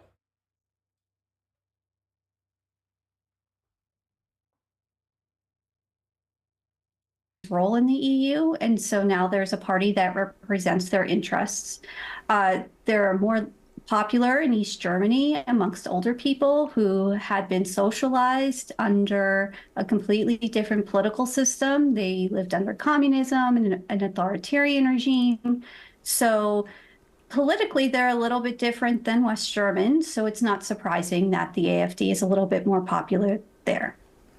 And what do you think it means for the future? Yeah, that's why it's more popular there. It's not like the wealth disparity. It has nothing to do with the wealth disparity and everything to do with the fact that they lived under communist dictatorship, authoritarian rule. That's why. They're just primed. They're just like genetically more open-minded to that sort of thing. Like if you're an academic if you are an academic who literally has browsed through countless amounts of historical reference points and data, and this is what you present, what are we doing? Like, what a fucking ridiculous approach. Yeah, no wonder we never arrive at the truth.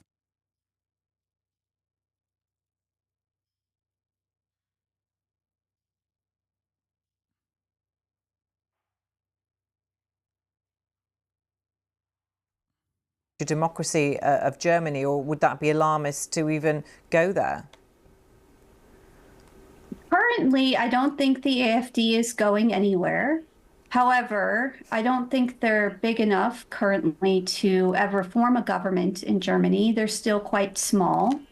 And the other parties, the mainstream parties, are unlikely to form a government with them. So in the short term, they can make a lot of noise. They have a platform in parliament, but I don't think they're going to have a lot of influence over policymaking. Okay, Professor Julie Van Dusky, thank you very much for joining us with your analysis. Thank you. I know it's needless to say, but dear God, stay away from Twitter right now. What?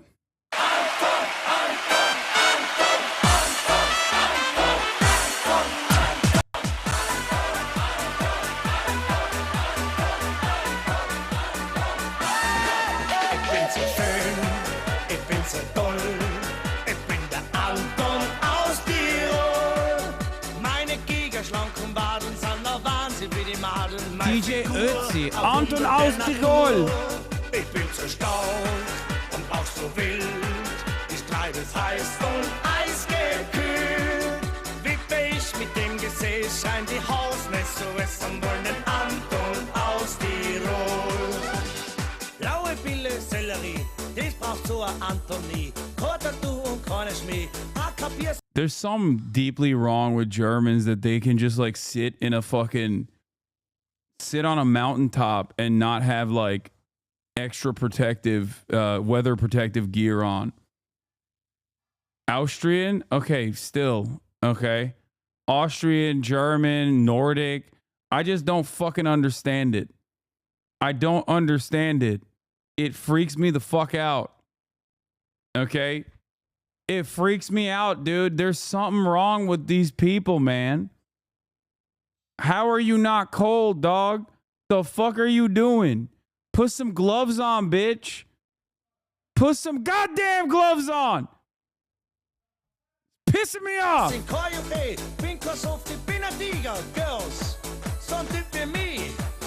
gab's noch nie. Ich bin so schön, ich bin so toll. Ich bin der Anton aus Tirol. Meine gigaschlanken Waden sind der Wahnsinn wie die Madeln. Meine Figur, ein Wunder der Natur. Ich bin so stark und auch so wild. Ich treibe es heiß und Eis. Bro, if I was rocking what he's wearing right now, when it's like sub 60 degrees in Los Angeles, I'd be cold. Like, this motherfucker's up there and it's like minus 20 centigrade and he's just chilling, dude. That's crazy. He's just chilling, big chilling. It's not appropriate. It's inappropriate. You need to stop it right now. What's your reason for why so many Eastern European countries became so reactionary and anti-communist after the fall of the Soviet Union? Like, you have East Germany and the mess it's in. Poland also. The leader during the USSR collapse was a staunch anti-communist trade union guy. And Poland is super anti-migrant today. Most Eastern European countries are in NATO now, etc., etc. I don't know. They took the fucking L. And the economic instability caused by the complete collapse of the USSR probably, you know, created the same fantastic opportunity for reactionary sentiment to thrive.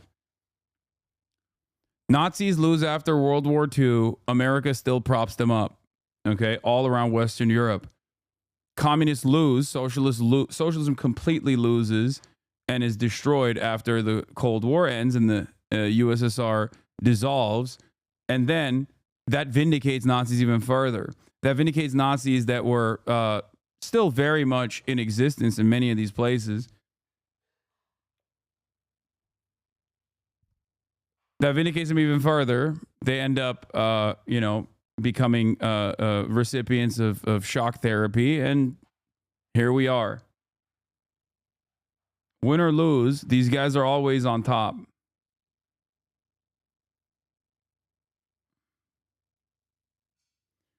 You shouldn't ever speak about Eastern Europe, bro.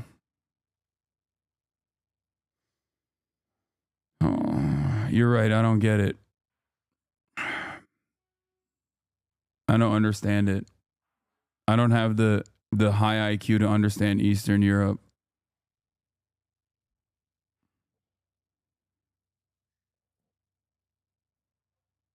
It's actually some other reason. Yes. I think you should be more embarrassed to fucking say stuff like that. So why do you think Eastern Europe is so reactionary?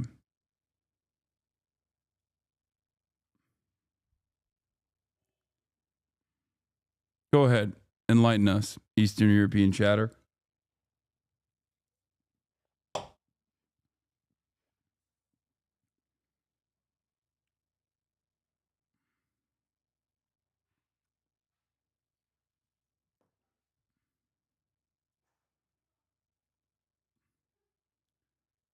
Left movement in East Europe is mostly post-USSR. Okay, continue. Are you saying that there is no left movement under the USSR? Is that what it is? I'm not. I'm confused. My infantile mind cannot comprehend.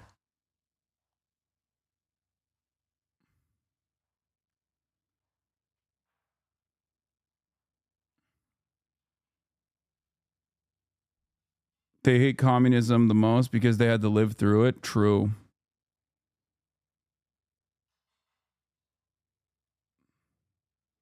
That's right. They know what real communism was like. That's why they hate it.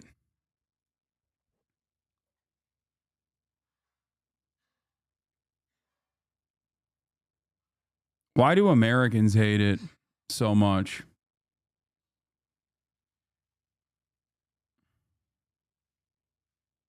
Have they also lived through real communism? Is that why Americans hate it so much, you think? So much that they still think it's very much alive and well? Real communism in America is alive right now. That's why they suffer so much. Americans do. Because of the real communism that they live under. Maybe at a certain point we need to stop, entertaining this stupidity. Entertaining this notion that communism is all around. Real communism.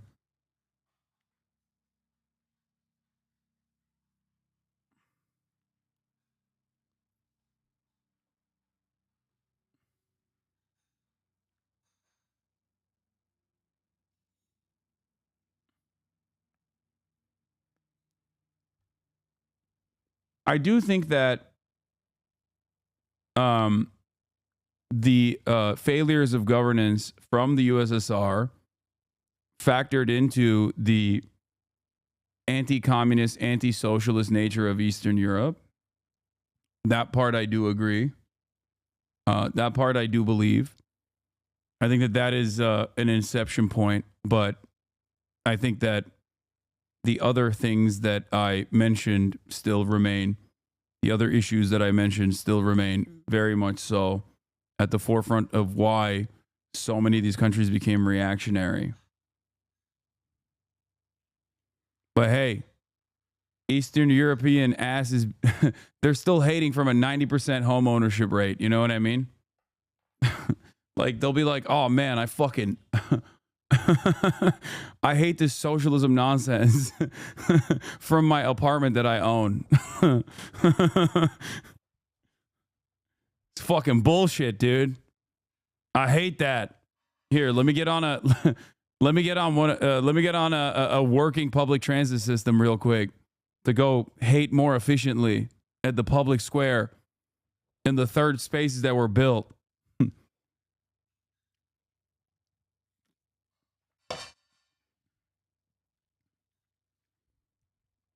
Let me go fester in my anger by by sitting around in a public park. I hate that shit. For the injured. I think that's what people are thinking about at this moment and are concerned about moving forward. All right, Haley Ott and Samantha Vinograd, my thanks to both of you as we work to gather more information. We're going to take you back to coverage. The man accused of murdering the United Healthcare CEO. Elon Musk supports the new CR. Jeffries and White House support the new CR. No shutdown. Third time's the charm. Congress tries again to avoid a shutdown. Speaker Mike Johnson is rolling out his third plan to keep the government lights on, featuring a funding extension until March, aka kicking the can down the road. $110 billion for disaster relief and farmers. Gone is Trump's demand to raise the debt ceiling. Now Republicans are bickering, Democrats are side-eyeing, and a shutdown looms at midnight. It turns out, yes, this plan is passing. Elon Musk approves, so thank God.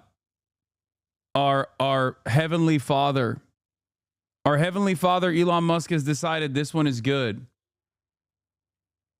Jeffries speaking now, thanking Dems for sticking together. Jeffries has been on the phone with White House, Schumer, and said Johnson all day too, talking about $100 billion in disaster aid as a win.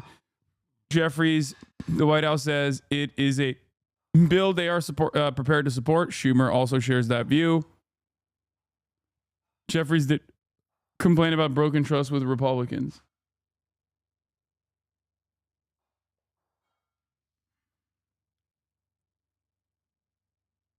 Yeah, isn't there someone you forgot to ask meme, but with Elon Musk? Thank God he finally consented. The speaker did a good job here. It went from a bill that weighed pounds to a bill that weighed ounces. Ball should now be in the Dem court. Thank God. 11 dead now at Christmas market. Covered that yet? The number currently is 2. And I did cover it. I just got done. I didn't even actually get done covering it, but we sidestepped for a second to talk about the breaking news from the disaster that was averted.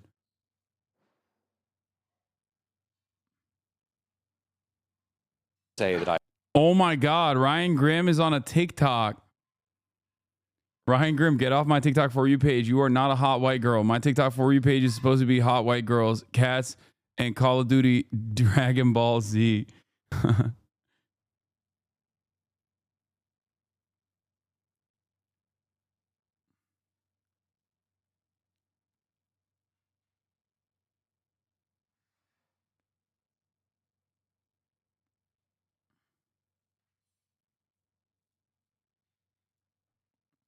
This guy never ended up responding, by the way. He just said left movement in East Europe is mostly post-USSR and had no additional feedback at all. I was like, can you please explain to me what you mean? And he's like, nah. How about you watch the video? What video?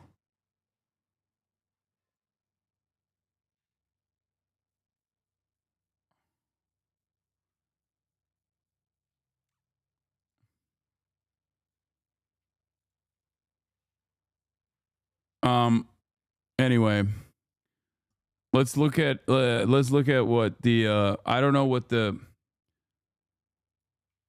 meat looks like for this this new bill. I don't know what they kept out of it, but I guess seemingly the biggest point of contention that was cast aside is the extension.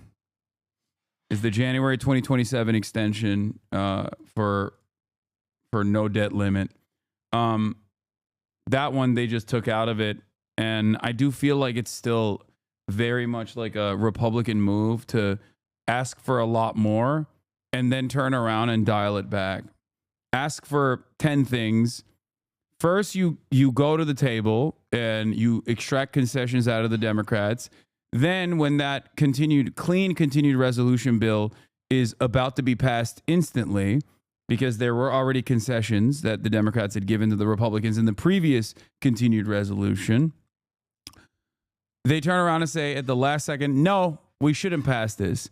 And then they say, we want 10 things. Okay. Take out like eight funding mechanisms out of the continued resolution, and then demand one thing that's like insane, right? And then they take out the insane thing, and they're still left with the 8 other things that they got out of the bill. And then the Democrats actually make it seem as though they won a massive victory here and are willing to concede. Democrats highlighted casualty of the spending fight, funding to combat pediatric cancer. But hey, look, they were graceful in their loss. Once again, you notice that? They get to drive a big blow to the heart of the Republican propaganda machine. Here are the 6 bipartisan policies that were taken out of the spending bill after Musk torched it. Okay, bidaka baba.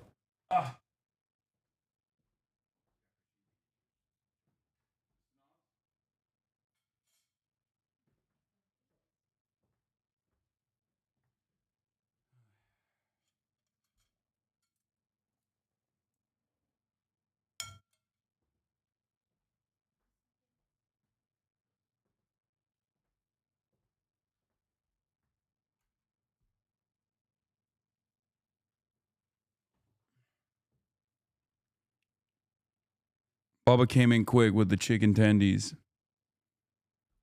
Isn't Biden still president? How is Elon Musk involved here? No, Elon Musk is the real president, okay? Make no mistake. Okay, here are some of the things that were taken out that the Republicans wanted to take out, or Elon Musk specifically was advocating to take out of the bill. And this is still something that Jeff is reporting off of what the aides are saying, so we don't know the full details yet. My understanding per aides is that these are also out of what's about to be voted on. Provision aimed at ensuring food stamps are replenished for Americans whose benefits are stolen, probably as many as 300,000 affected.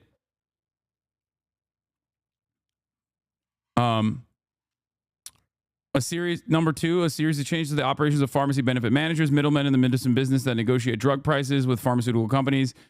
E.g., attempted to end spread pricing, where PBMs charge a health plan for more for a drug than what they pay to the pharmacies to dispense it. So they took out the pharmacy benefit managers a part of this equation, which is ironic because it literally only serves like United Healthcare at a pivotal time when everyone seemingly is paying attention to how shitty United Healthcare is. Congress acted again on this bipartisan provision, because the for-profit healthcare sector is so corrupt and so gross and so bad at making pricing infinitely worse that even Republicans were like, yeah, we got to deal with this. Okay. So even this otherwise reactive bill was torched. Great stuff there. Fantastic.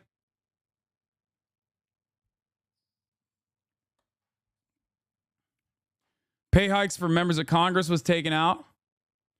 Transferring control of the land in Washington, D.C., where RFK Stadium sits, to the district. No new funds here. PBM explained in the best way. I already covered it. I watched this video yesterday. Cruz Klobuchar bill aimed at cracking down on revenge porn and deepfakes is taken out as well. Don't know why they did that. That part is truly an enigma. I can't even talk. I genuinely don't understand why they took the revenge porn deepfakes provision out. I don't know. New and expanded restrictions on U.S. investments in China. That one was for Elon Musk. The bill is now much shorter, about 900 pages or so shorter. It funds the government and provides aids to farmers and natural disaster victims. It does not include a debt ceiling lift.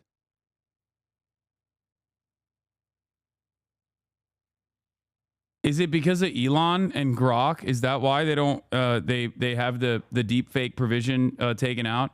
That seems so stupid. Like I don't even understand that. I truly don't understand that at all.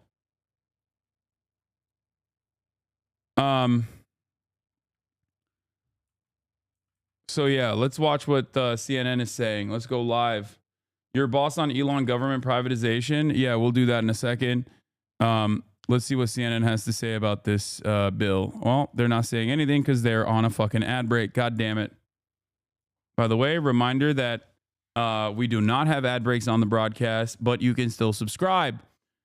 Subscriptions will offer you many benefits like supporting the show, my editorial independence, and also numerous other goodies like the emotes that you can use site-wide. So, you know, please subscribe for $6 or for free with a Twitch Prime by connecting your Amazon Prime account to your Twitch account. You can also get gifted a sub if you are lucky.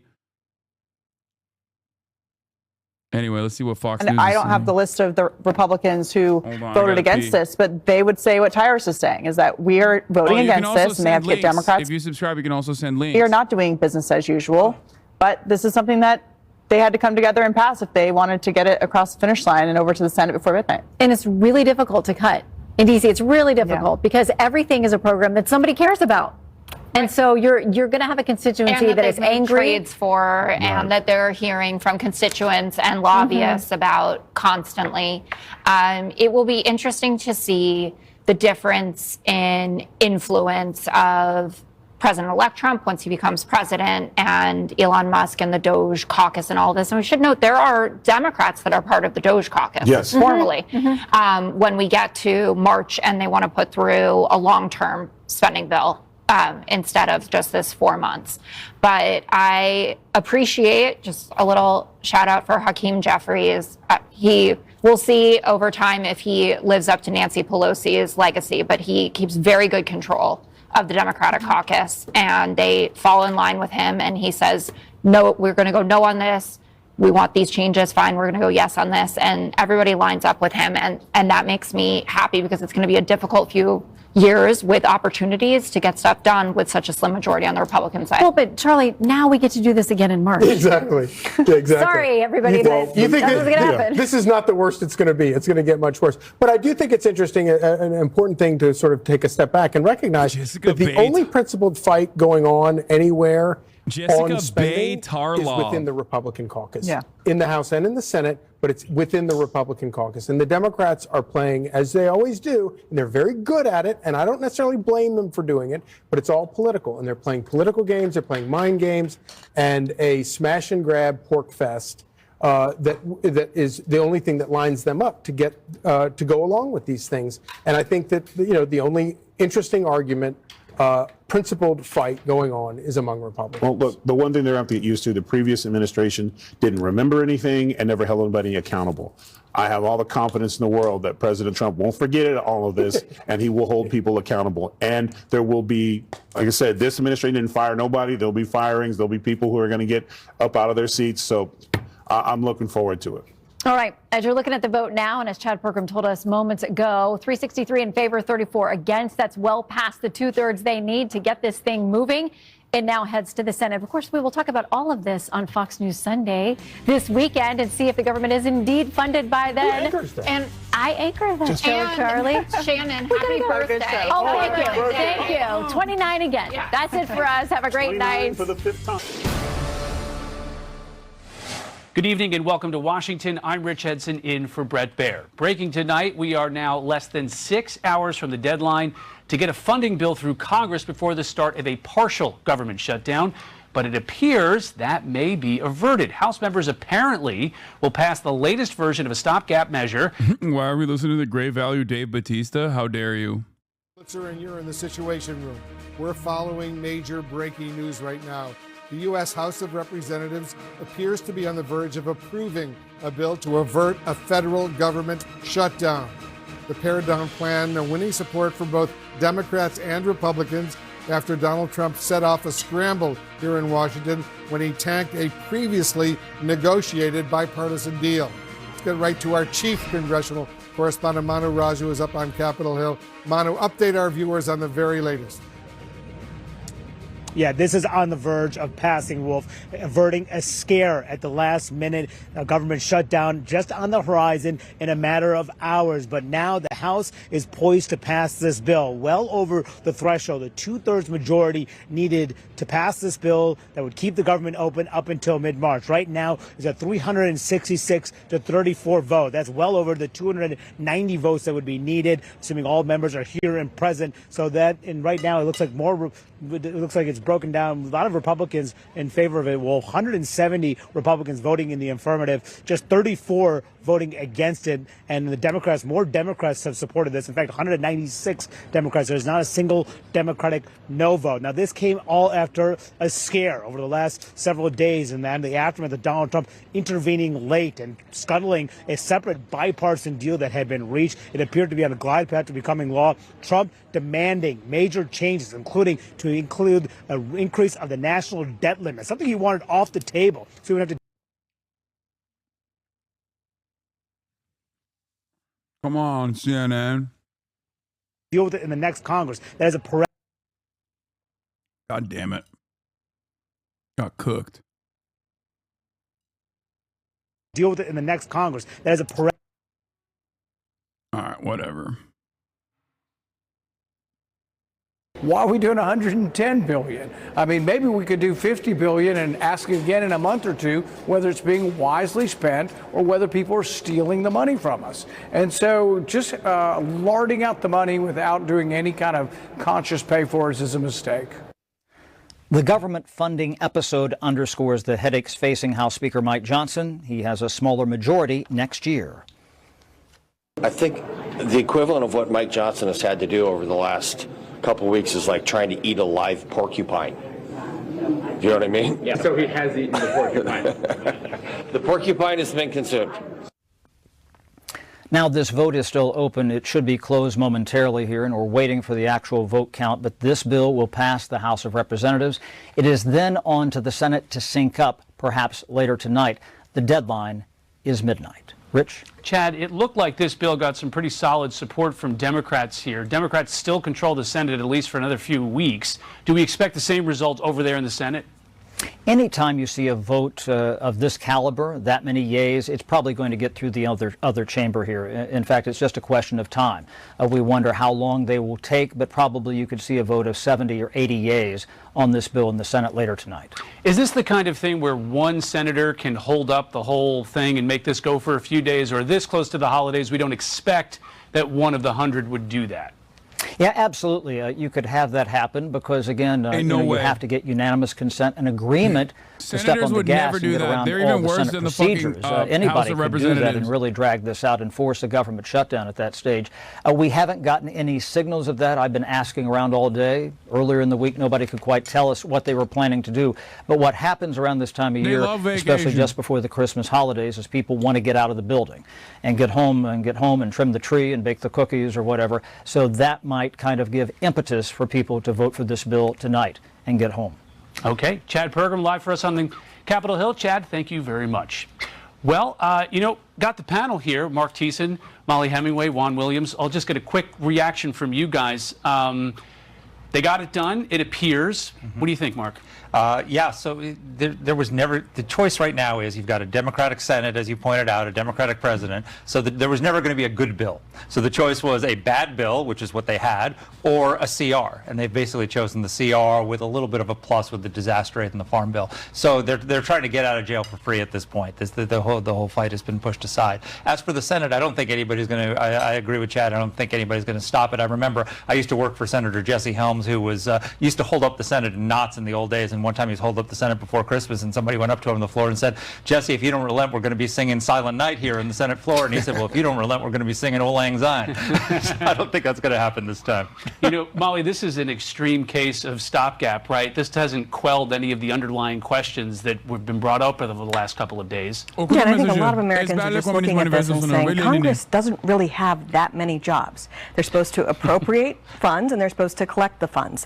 They've known this was coming all year. The fact that once again we're at the same precipice where we have to fund the government with hours to go. It shows just how broken Congress is. And I think when you look at this past election, Americans are saying, we're sick of how we're doing this. You know, we have this massive deficit. We have horrific debt. We have all these problems. And the people in Washington, not only are they not fixing it, they don't even seem capable of fixing it. So I think once everything gets through here, people are going to have much higher standards and much more focus on Congress, which really has played a big role and gotten away with a lot of things and not being held accountable for the mess that the country is in. Yeah, Juan, we're here because Congress didn't pass any of the appropriations. It's like you want to go across the street and say, what is it you say you do here, guys, right?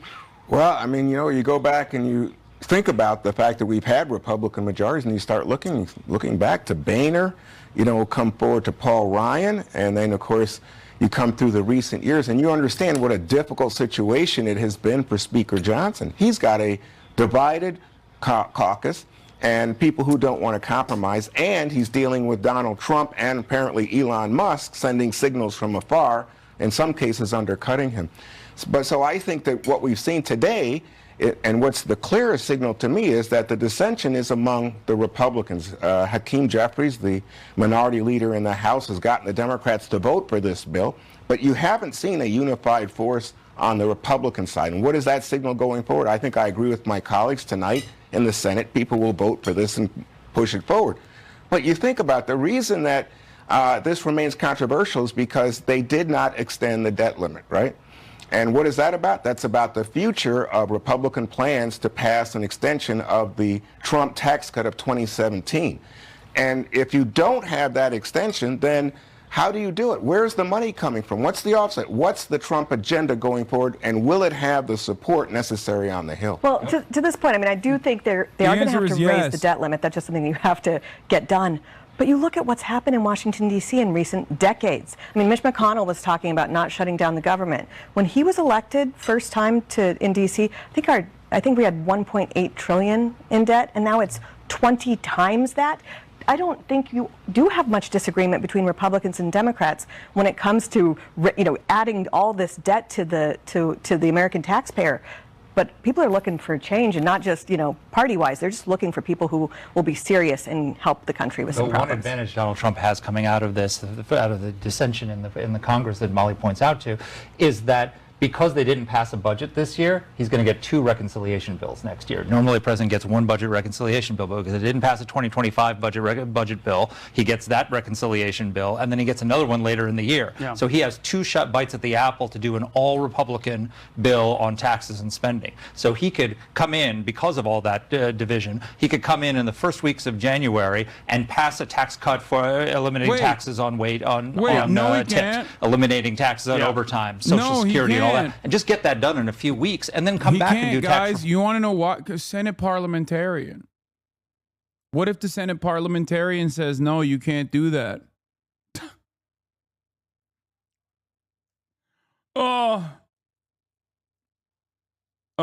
Over under on how fast that person would get fired.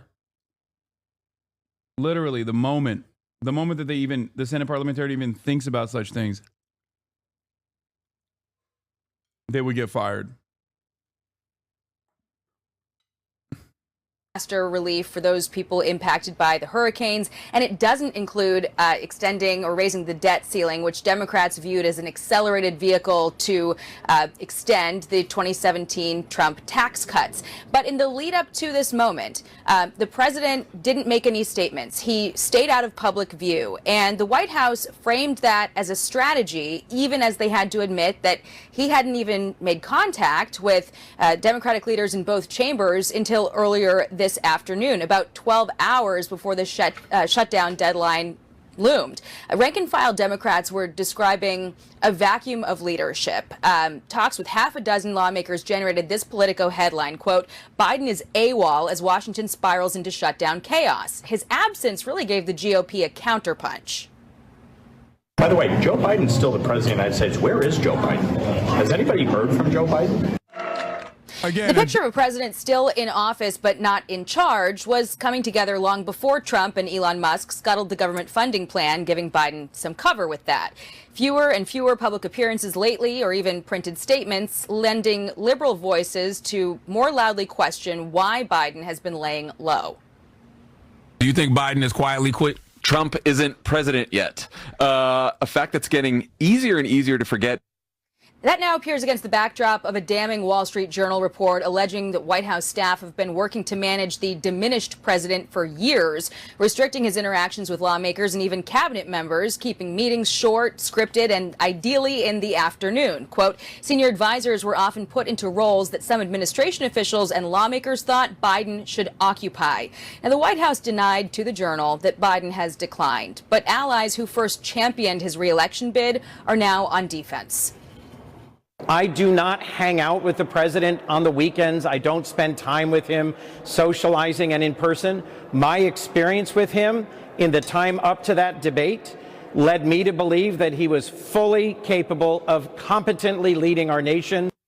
The White House caught a lid around 5 p.m., clear sign that the president was betting that there would be plenty of blame to go around if the government did, in fact, shut down, because Trump had said that this would be a Biden problem to solve, but you had Trump and Elon Musk scuttling a bipartisan plan that the White House kept speaking up for earlier today. Rich. Well, Jackie Heinrich live for us at the White House. Jackie, thanks very much. Thanks. Breaking tonight, our other top story is overseas. At least 2 people are reported dead and dozens injured after a driver plowed his vehicle into a Christmas market in Germany. Authorities believe it was intentional and that the vehicle may have been equipped with explosives. Correspondent Alex Hogan has the latest tonight from London. Hello, Alex. Hello, Rich. So this was a mass casualty event after people were enjoying a Christmas market and a car plowed into them at that event this evening. 2 people are dead, including one of them who is believed to be a small child. As many as 60 people are wounded, 15 of them facing serious injuries. Hospitals near Magdeburg, Germany were quickly put on high alert to prepare for a maximum casualty event. German officials tonight warning that the death toll could rise. Law enforcement, firefighters and rescue personnel set up a perimeter on the scene tonight as police cornered off the vehicle over concerns that it could be triggered. Alex, thanks very much for that. So we're going to have to cut you off here. We have Speaker Johnson now after the votes that succeeded in the House. It's a big priority for us. This is America First legislation because it allows us to be set up to deliver for the American people. In January, we will make a sea change in Washington. President Trump will return to D.C. and to the White House, and we will have Republican control of the Senate and the House. Things are going to be very different around here. This was a necessary step to bridge the gap, to put us into that moment where we can put our fingerprints on the final decisions on spending for 2025. We also, in this bill, as you know, took care of Americans who desperately needed and deserved the assistance. We had a record hurricane season. Hurricanes Helene and Milton in particular did dramatic damage across at least 6 states. The Carolinas, Virginia, from Florida, Tennessee, all the way through. And they have been waiting for the federal government to assist. We did that tonight in this bill.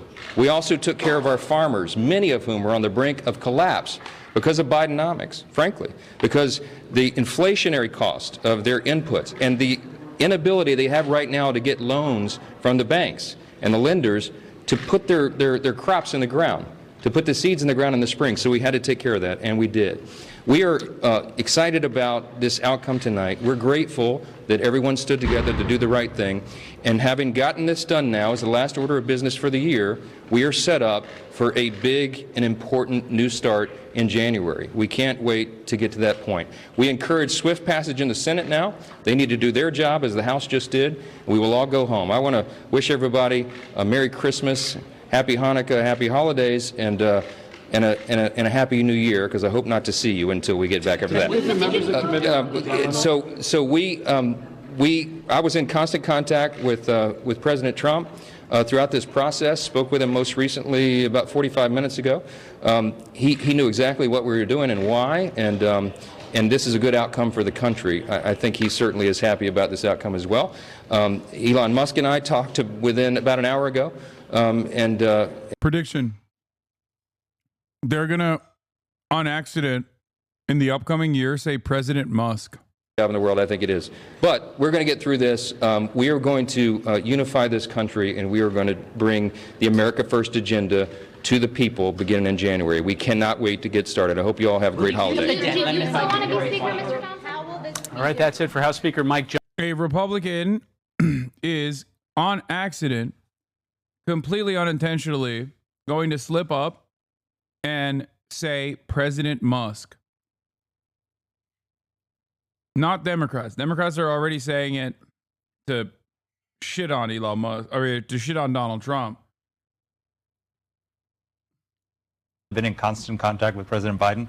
I don't think they have been. I mean, it's quite remarkable development. I mean, Trump is effectively behaving. He's not president yet, but he's effectively the president. Joe Biden, you know, they told us that Joe Biden was capable of serving 4 more years. He hasn't been able to serve the 2 months since the election. He fell asleep at a table in Angola. He's left a massive vacuum that Donald Trump has stepped in and filled. Donald Trump has had more of an impact on what's happening on Capitol Hill today than the sitting president of the United States. It's almost like what you saw with all the foreign leaders the moment Donald Trump was elected. They're all going to Mar-a-Lago, treating him as if he were the actual president. It is kind of crazy right now.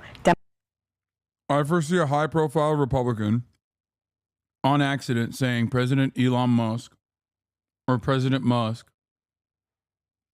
It driving media narratives for like a week, and then inevitably causing it will be the final blow of the relationship that Elon Musk and Donald Trump have. Okay? That is, I will add that to my yearly predictions. I think that the dynamic is already on shaky ground. You can't have 2 divas like that side by side.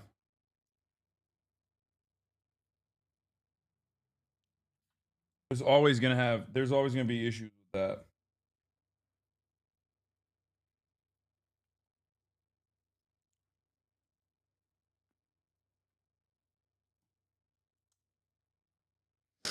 But it's especially bad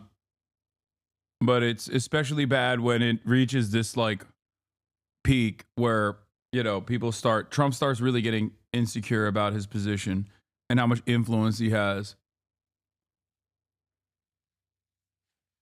Much more on this after the break. We do have to take a break. An awful lot has happened. We'll be back with more.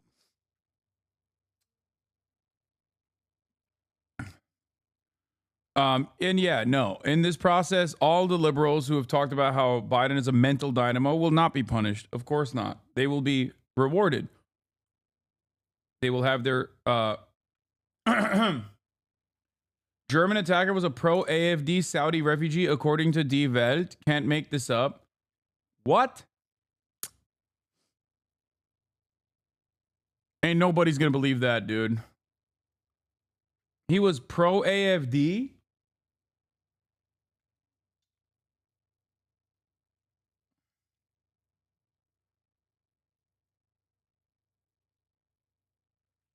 Right after we talked about Attila Hildmann?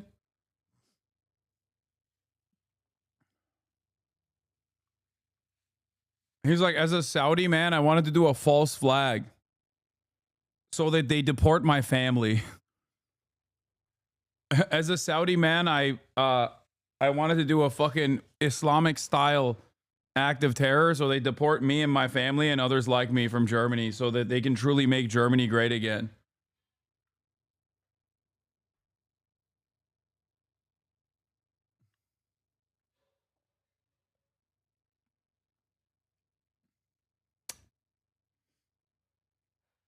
I know what the AfD is, chatter.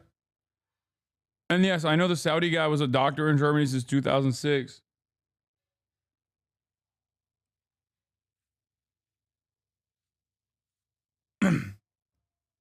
Die Welt claims that on his Twitter, the attacker said the police are the true drivers of Islamism and that they need the AfD to protect the police from themselves. Oh no, he's an ex-Muslim. Oh, those are always the fucking craziest guys. He's a doctor in Germany since 2006. What we know about the Magdeburg attacker. A man drives a rental car into a crowd at Magdeburg Christmas market. At least 2 people die, including a small child. A lot of information is circulating. There are dramatic scenes just before Christmas. What we know, according to initial findings, the man is a 50-year-old doctor born in 1974 from Saudi Arabia. He came to Germany in 2006 and lives in Bernburg, around 50 kilometers south of Magdeburg. According to information from Welt, a police operation is currently taking place at the place of residence. He's a permanent residence permit He was not known to the authorities as an Islamist. As things stand, he was a lone perpetrator, so there is no further danger to the city as far as we're concerned. We were able to Magdeburg. This is the Twitter account of the attacker. No shot.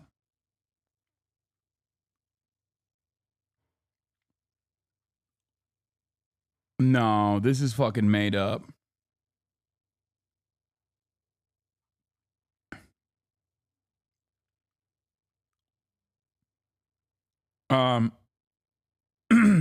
Magdeburg.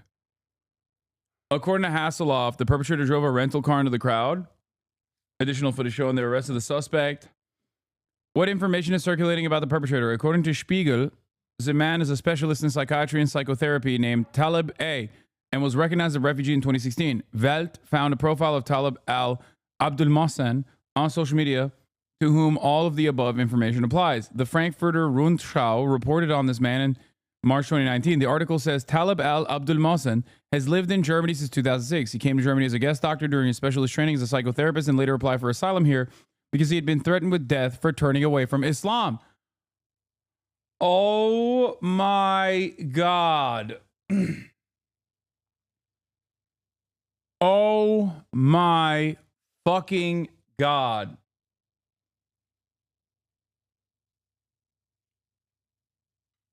On X, the man appears as an ex-Muslim critic of Islam. On Friday evening, he posted several videos in which he says in English, I hold the German nation responsible for killing of Socrates.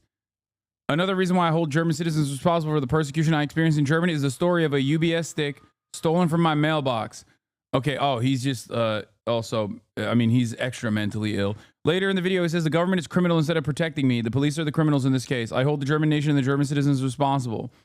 The man's profile text states in English, Germany is hunting Saudi asylum seekers inside and outside Germany to destroy our lives. And Germany wants to Islamize Europe. His cover photo shows a gun. Oh my God, this is his account.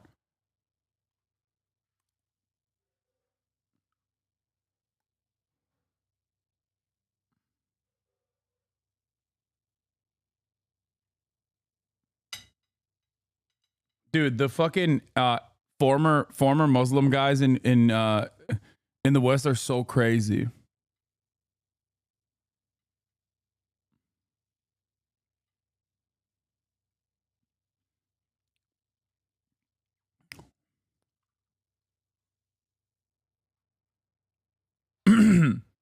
In June of this year, the account posted in German. In my experience, the German police are the real drivers of Islamism in Germany.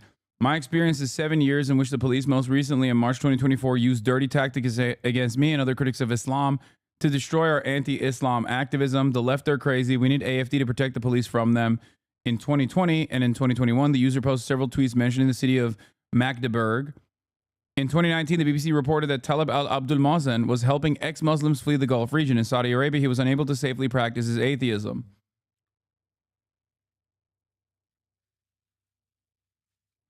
You know what's really interesting about this? I mean, this tracks with what I do know about like former Muslims living in fucking... I mean, it's so funny that we were just talking about Attila Hildmann, who is also a German of Turkish descent, who was a prominent fucking neo-Nazi during the COVID shutdowns, and this guy seemingly is of that same seasoning. Is this source credible? Is not only credible, but it's conservative, right? Isn't Welt a conservative outlet, chat? It's not like Der Spiegel. Like, if I saw this from Der Spiegel, I would still probably think about it, because Der Spiegel is most likely to just lie and say, no, the fucking, the guy is like a radical transgender leftist or whatever, right?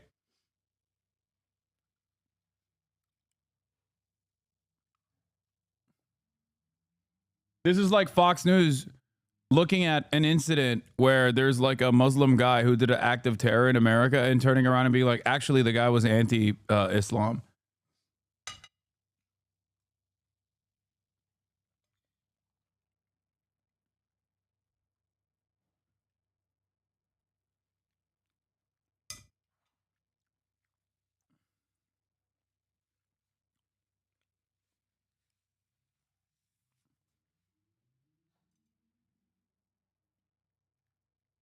Oh wait, it's not Spiegel. I'm thinking of maybe Bild. Spiegel is libbed up. What was it? Was it Bild?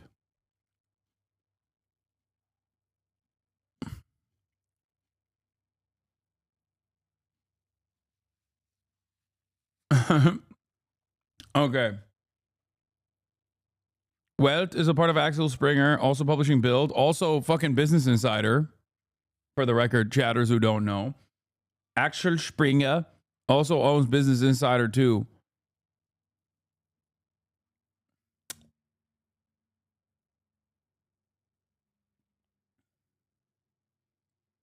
In America, and Politico. Yeah. God, this is what happens when you have hella fucking politics nerds trapped in one community. Look at this. There's like all of these fucking silly ass like European, German, and American outlets. And immediately everyone was like, no, you don't understand. This is like, here's how they know. I mean, here's what else he owns.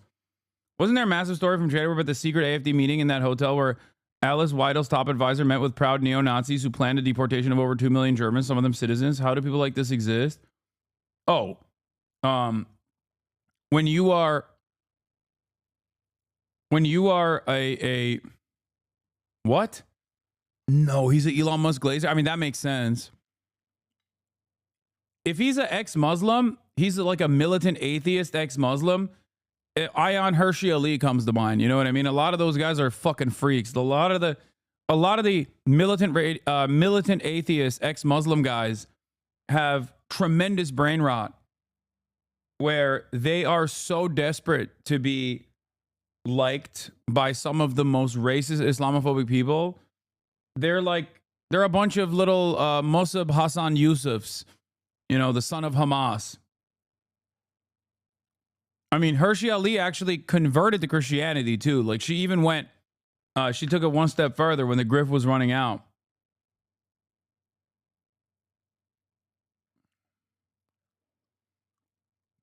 Bruce Daisley said Elon Musk should be arrested and Tommy Robinson censored, citing Germany as a shining example of media censorship.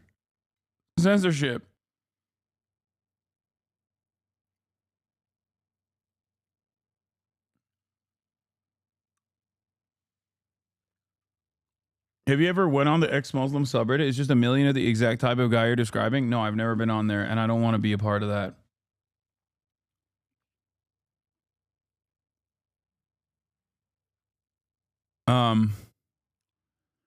Yeah, well, I mean, I wonder how the media or the Twitter will react to this guy. They'll probably still say, no, it's fake. He's actually super militant Islam, even if he was like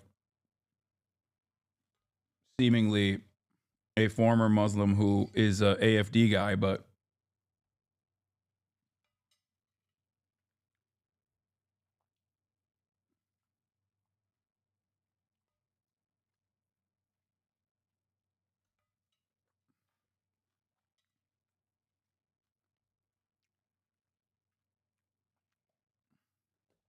Saudi Tommy Robinson, AFD loving militant crank psychiatrist. Yeah.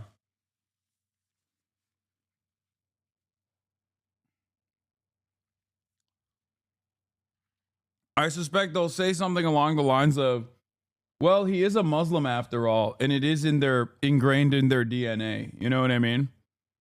Like, they'll say some shit like that, where they'll be like, oh no, you don't understand, like, he's Arab. So even if they actually liberalize by living in the Western world, they still cannot let go of their Arab DNA.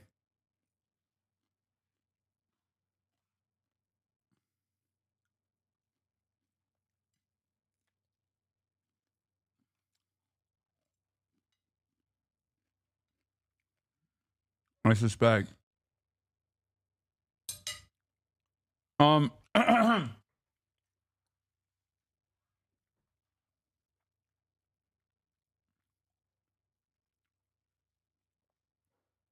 Amy Meck interviewed him 5 days ago, Saudi psychiatrist exposes Germany's active operation, welcoming jihadis to Islamize the West while crushing ex-Muslim refugees. Oh my God. He is was accompanying her. Oh my God. That's why he had 48,000 followers, bro. He's like a he had 43,000 followers on Twitter. He's like a right-wing crank. He's a part of the international fascist movement. Oh my God.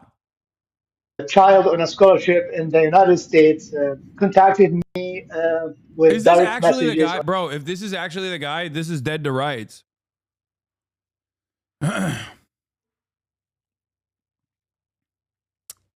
I don't understand the Hershey Ali hate. Wasn't she just vocal about protecting young girls from genital mutilation, having she experiences herself?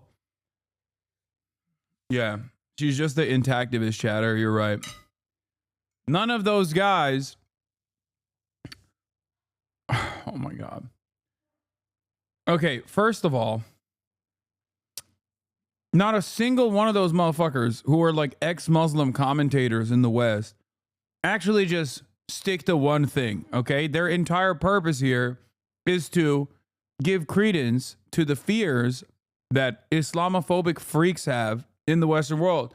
After all, they can point to her and be like, see, she's Muslim and she recognizes it. She's ex-Muslim and she recognizes it. She is basically like Candace Owens, okay? These are not real. These are not like real valid criticism of Islam that these guys are these guys are fucking advocating for. Dude, anti-FGMers are not intactivists. No, dude, I'm not a fucking. First of all, female genital mutilation is not even a fucking part of Islam. Do you understand that? Like, that's not a real thing in Islam. The broadest subsects of the Muslim majority on the planet do not practice female genital mutilation. What the fuck are you talking about? You dumb fuck. So yeah, when someone is running around being like, this is a formative part of Islam, actually, well, maybe I'm going to have a little bit of an issue with that. Don't you think?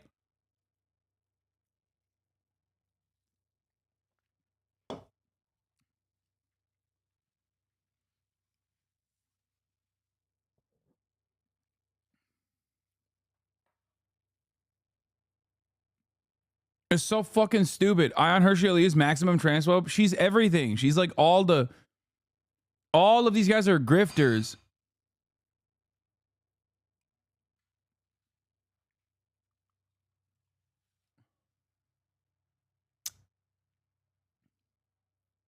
All of these guys are fucking Yeonmi Park style content creators. And it's really funny because you guys hate Yeonmi Parks. You make fun of her. But then when it like corresponds to your own personal biases, you're like, okay, maybe that is the case. Maybe there's some truth to what she's saying. Maybe she's like a reasonable activist against female genital mutilation. So why the fuck did she tie it to the Ummah, the global fucking Islamic interpretations?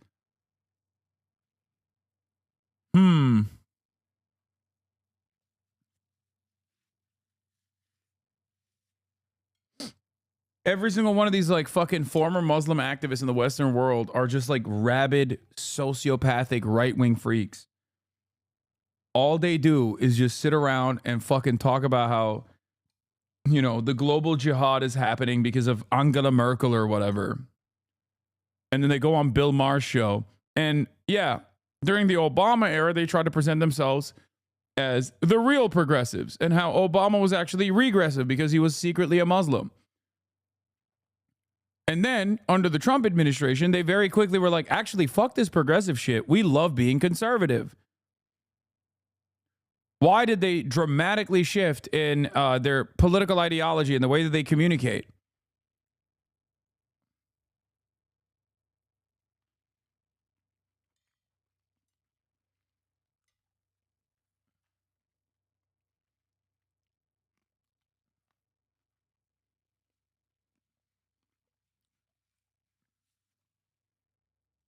Anyway, most of you don't know who the fuck she is anyway.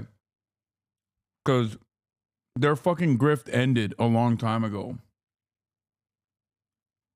But it's funny that there are 48 month subscribers in the chat being like, no, you don't understand. She's a principled, she's principled and against female genital mutilation. And that's it. Nothing else. What don't you understand, please? Yeah.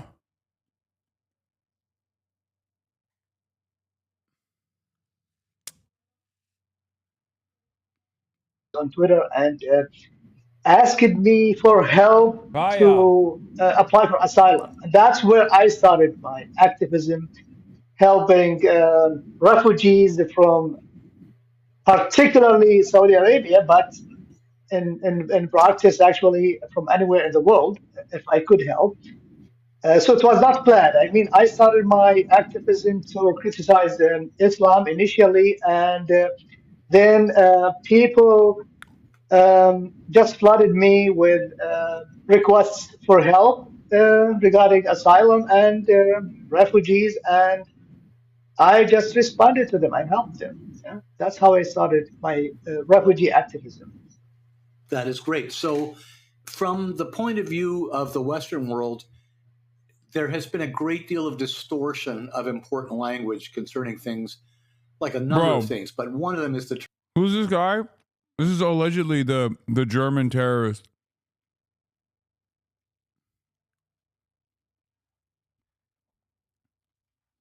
This is the German terrorist, Saudi Arabian doctor living in Germany since 2006, who is an anti-Islam guy, who is actually an AFD supporter, it turns out. Term refugees. So a great deal of people that are coming to the West under the rubric of refugees appear actually to be something quite different. Can you tell us specifically the people who are looking for your help to get refugee status? What differentiates them from the teeming throngs, and where do you see the issues here? Well, most of the people who approach me come from... I'd be careful saying before it's confirmed. I said allegedly. I don't know. This is what I'm operating off of, what Welt reported on.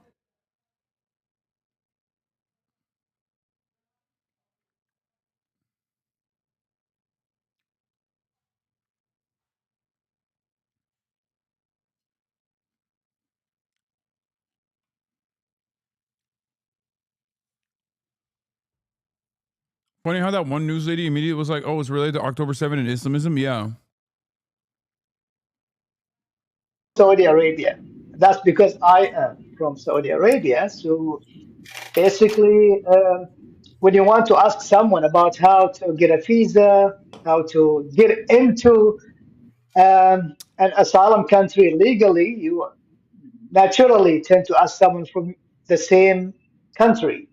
And that's why most of my, let's call it clients, actually, I don't take any money. I give them money from my own salary, but I call them clients in this context. Most of them are from Saudi Arabia, but I'm open for everybody. I mean, I had people from Canada even, literally asking for help to seek asylum in Europe because they are threatened by their Muslim families, what is called honor killing. And I had also requests for help from India, Pakistan, Bangladesh, many other countries, actually. So I'm open for everybody if I could help.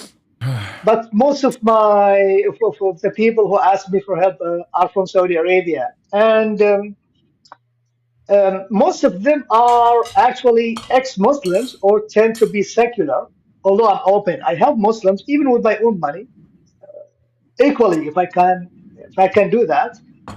I don't pay attention. I don't ask people about their religious backgrounds. But most of the people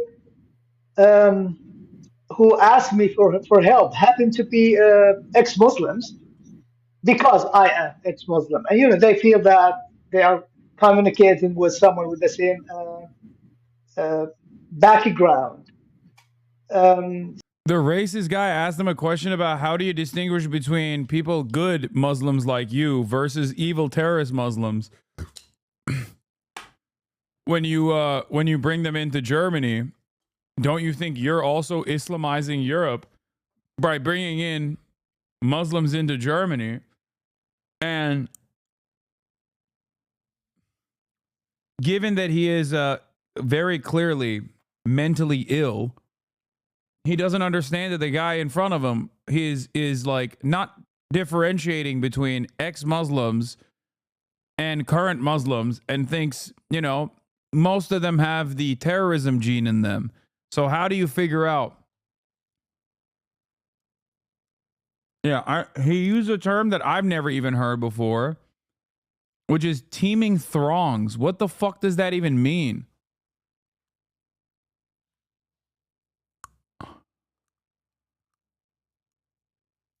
All the Muslim Hasanabi heads in the chat know exactly what this dude is, because just a lot of people. Oh, okay. Well, all of the Hasanabi heads that are Muslim in this chat know what this is. This is like a real Uncle Ahmed situation here. Okay.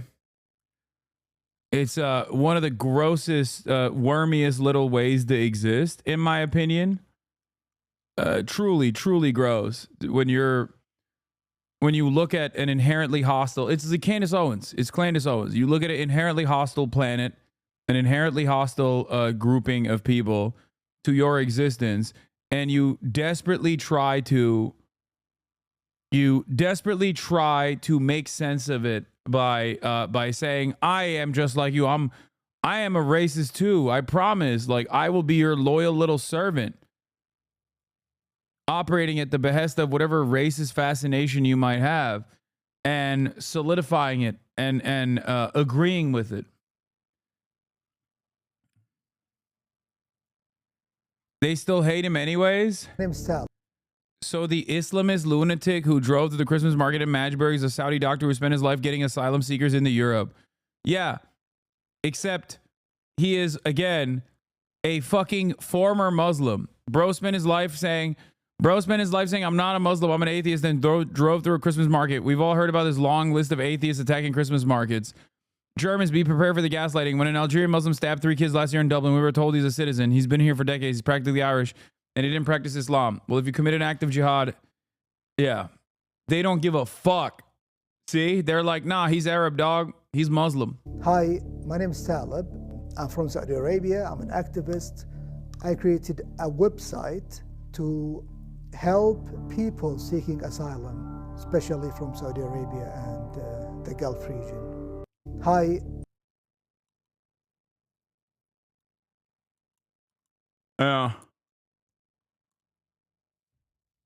That fedora is an Islamic crime. Yeah. So let's summarize that by saying that most of the people I help are Saudi ex-Muslims. Very interesting. So it sounds to me like the people that you were trying to help would be legitimately classed as refugees in using the old language, prior to what we call refugees now. Yeah, he means like only if you're an atheist in a Muslim country are you truly a refugee that needs shelter in Europe.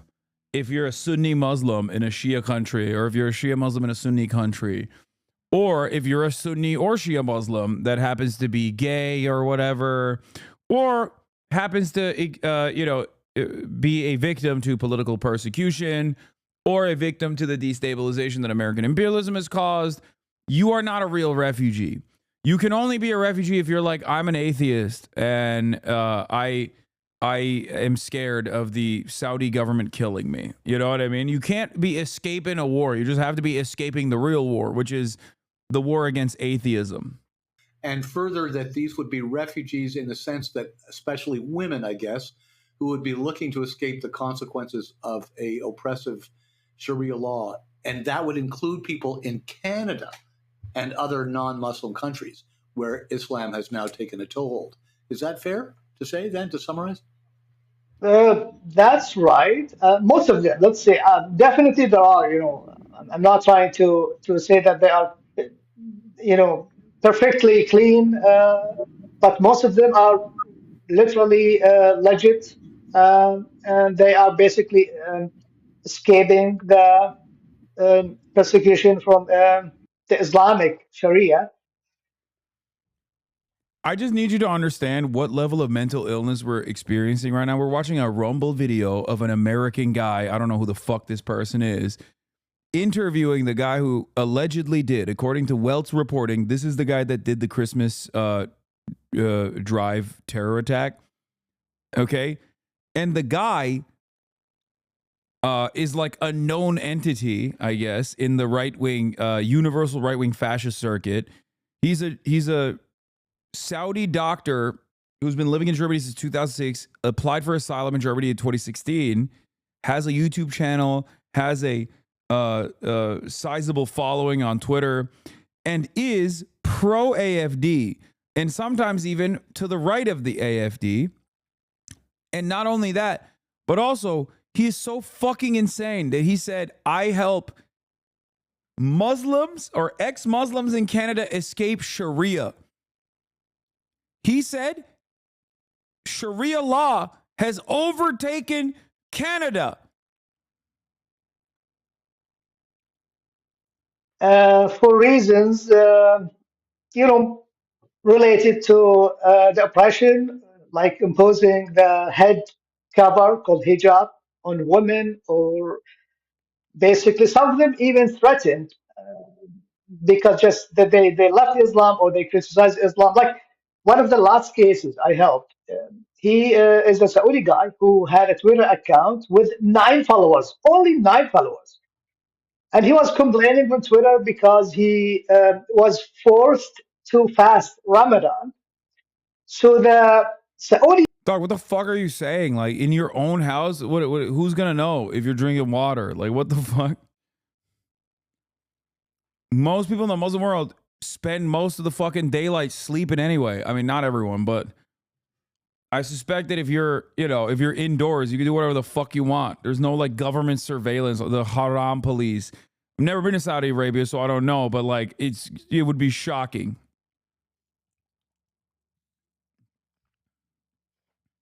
Prosecution, literally, the Saudi prosecution did some, intelligence work to get his identity, literally, on Twitter. And they were able... Okay, this part I do believe, though. I'm not even joking.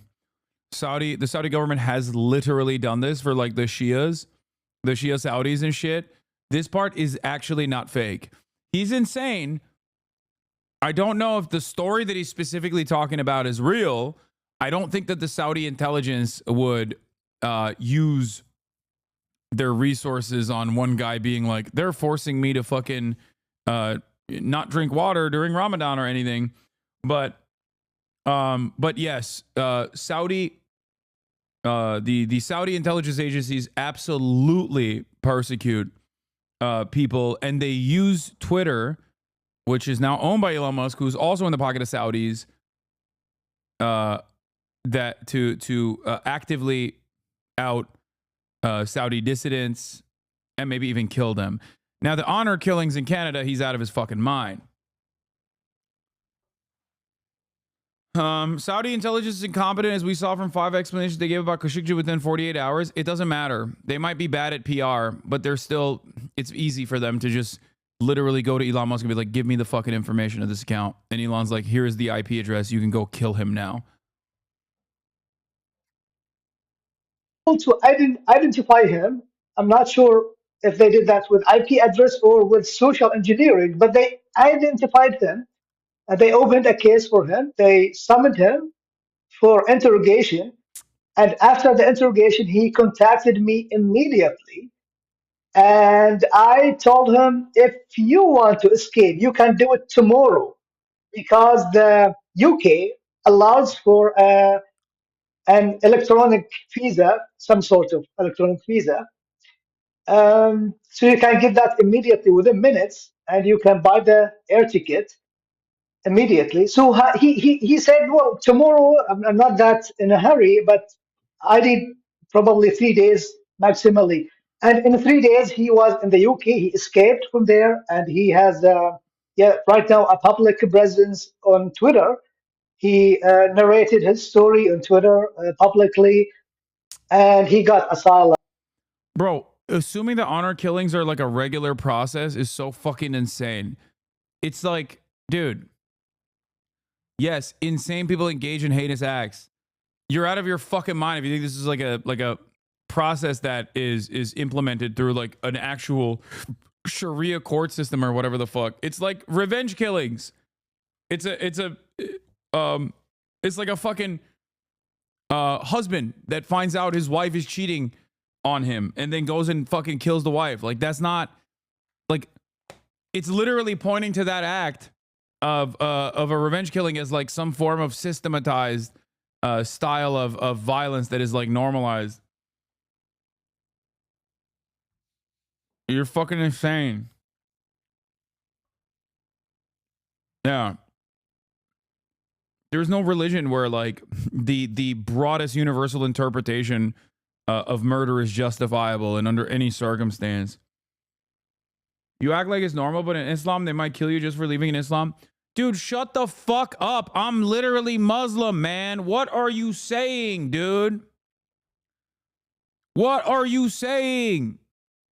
Bro, how are we still doing this in fucking 2024? About to be 2025, dude. Oh my God, brother.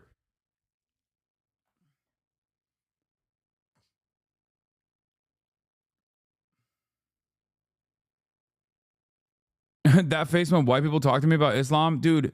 Sam Harris and all these fucking Reddit atheists, like the damage that they've conducted on the world is so crazy.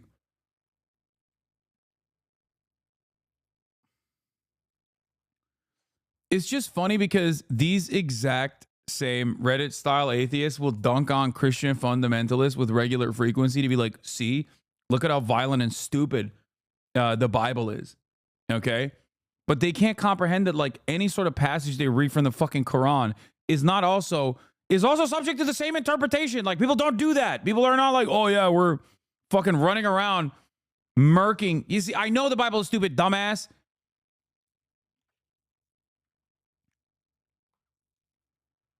Oh my God. Every time there is like literally a Muslim or a former Muslim or any sort of like understanding of Islam comes up, white chatters have to come in and just fucking have a r/atheist off in the chat. They're like, nah, you don't understand, dude.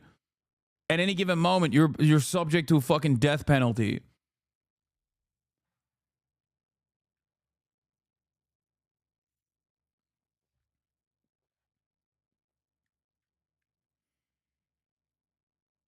What?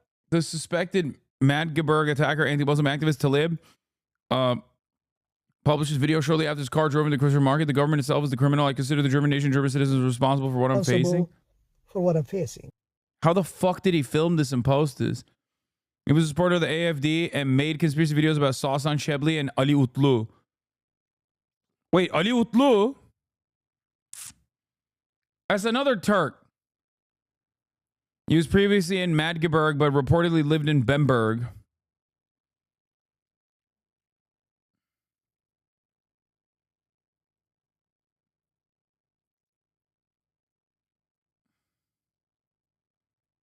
Also, Utlu is such a funny last name. But that's another fucking Turkish right-wing grifter in Germany. What is happening, bro? What is happening in fucking Germany, dude? What the fuck is going on, bro? Oh my God, look at this guy. Ex-Muslim, atheist, ordo liberal, partelios, anti-religious and gay activist. CHP, Kemal Atatürk, laicist. Oh my God. Shut the fuck up. Is this like a ex-Muslim right-winger who also is a Kemalist in Germany?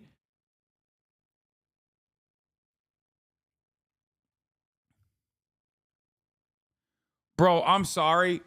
We're so fucking cooked, bro. Turks, listen, we got to pack this shit up. We really got to do a cultural reset. We got to get together, okay? We got to shut this shit down immediately, okay? You understand me? We have to literally get together in our communities and just be like, what are we doing? Because from what I see online, notwithstanding the fucking community members that are in here, but German Turks are either like trying to behave like fucking their own version of the Salafists in the UK, but like in a very different way, in a very like ultra-nationalist, Turkish ultra-nationalist kind of way. Okay? Or they're whatever the fuck this is. Why? What is going on, man? What the fuck is happening? Ali Utlu is an ex-leftist turned AFD supporter.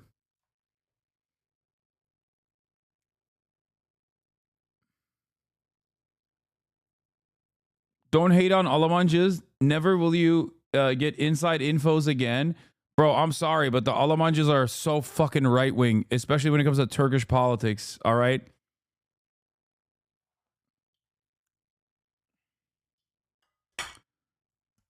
Almancıs are so fucking... I mean, this is Almancı. This is it.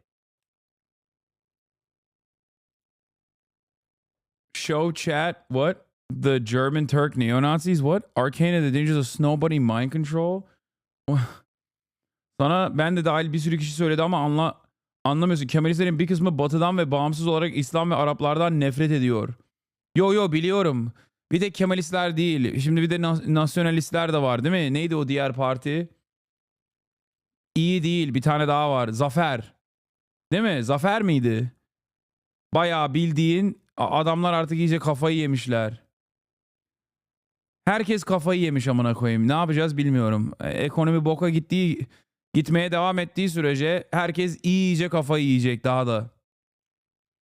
Ali Utlu wants remigration, the Nazi word for deportation today. Bro, you would be fucking deported, dog. What the fuck are you saying? CHP çok solcu diye zafere geçtiler ama kendilerine hala Kemalist diyorlar. He.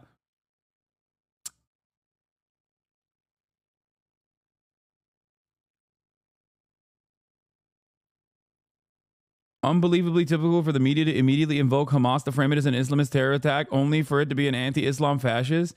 Yeah. Normal bir adam yok yani. Ya illa ya şeriatçısın ya da manyağın önde gideni sağcı faşistsin yani. Yok ortada normal bir adam yok amına koyayım. Kalmadı Türkiye'de.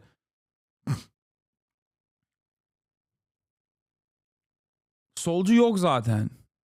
Bir de gelen göçmenlerden burada bayağı bozdu söylemi var. Yeni dalga içinde. Evet bir de o da var. Tabi 6 milyon adam koyduğun zaman ülkenin içerisine direkt kafayı yiyor herkes. Amerika'ya baksana amına koyayım. Amerika'da 330 milyonluk ülkede 1 milyon adam geldiği zaman kafayı yiyor manyaklar. Aynı zamanda o 1 milyon adam da yardım ediyor ülkeye. Ona rağmen kafayı yiyorlar. Amerika hayvan gibi ülke. Türkiye de aslında hayvan gibi ülke ama 80 milyon 6 milyon biraz daha büyük bir rakam. Ona rağmen bu kadar kafayı yememeleri lazım. Herkes manyak. Bir ben sağlıklıyım. Oh my God, he's trying to distance himself. If the perpetrator is Taleb al-Abdul Mazen, then I blocked him months ago because I, like other critics of Islam, thought he was a Saudi agent who spied on renegade Saudis and ex-Muslims in Germany for the Saudi state. I am shocked right now. I didn't believe it. I still don't believe it that he's an apostate. Everything he did was rather confused. He even attacked me until I blocked him because I didn't believe a word he said. I need to let all of this sink in. Manyak. What is manyak? Think about it. What could it be? It means maniac. Bro, dude. German politics is fucked for sure. But the Turkish German community is also like in a state of disrepair, it seems. Like how the fuck do you turn around? This motherfucker has an Israel, Ukraine, and German flag. And right next to it, he's like, I'm a Kemalist. Atatürk in all caps. Like, what the fuck? What happened? I feel like they hit the randomizer. You are an ex-Muslim, militant atheist, gay, not queer, so anti-trans, activist who is a part of the supporter of the fascist party. Like, how the fuck do you arrive at this? Like, it's like, at least Jesse Lee Peterson is a black guy who's a white supremacist, okay? Like, that shit's insane.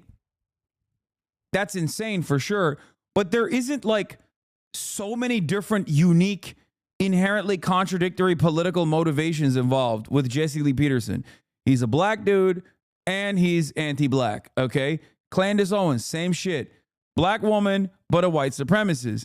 This guy is a Turkish migrant who is directly advocating for the mass deportation of Turkish people, okay? And simultaneously fucking complaining about like the Islamization of Germany, not realizing that the party that he's advocating for is going to deport him as well. And also he's like, I mean, pro-Israel, I guess, is par for the course in that regard. But it's just, materials analysis didn't prepare you for this one. Dude, there is nothing. German politics is so broken, dude. He's retweeting the Nazi Genocia account. Known to the police, obliged to leave the country, Islamist, every day.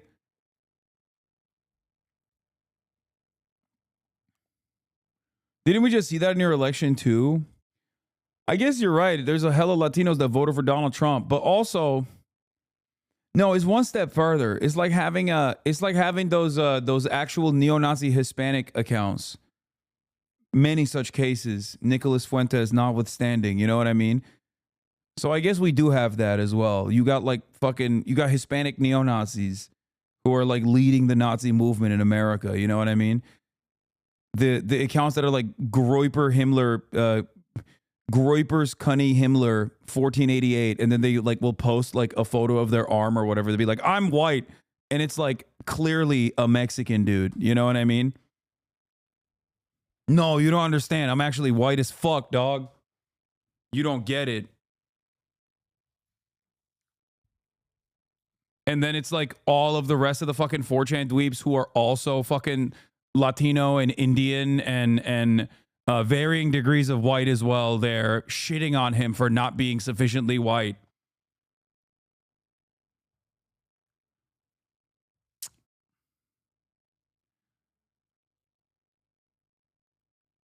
Radio Genoa is a Cambodian man.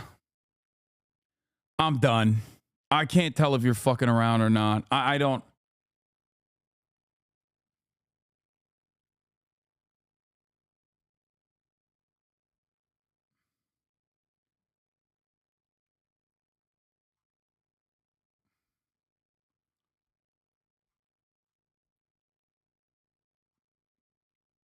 It's just like the starting position for racist people is so stupid.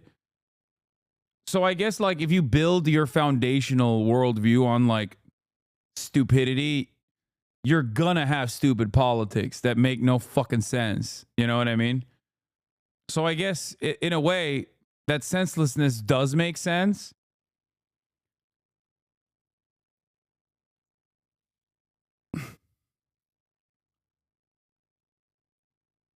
Bro, so fuck. Think about it. I'm German Turk and I'm in the stream regularly because there's nothing like you in Germany. I mean, I'm sure there's some normal fucking German leftists out there. I mean, there are definitely normal German leftists out there. They're just not in the anti-Deutsche movement. Let me tell you, okay? They are not a part of that. Whatever the fuck that is, I don't know.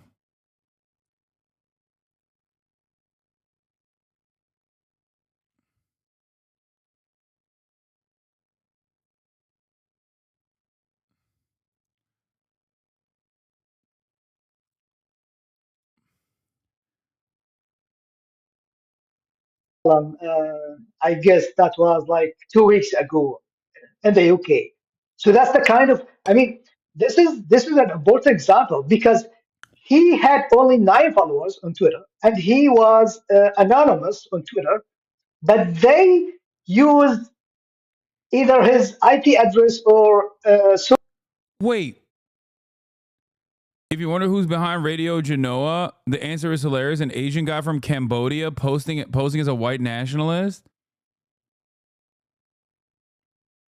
Where are you from, bro? I from Thailand. Cambodia. What Cambodia?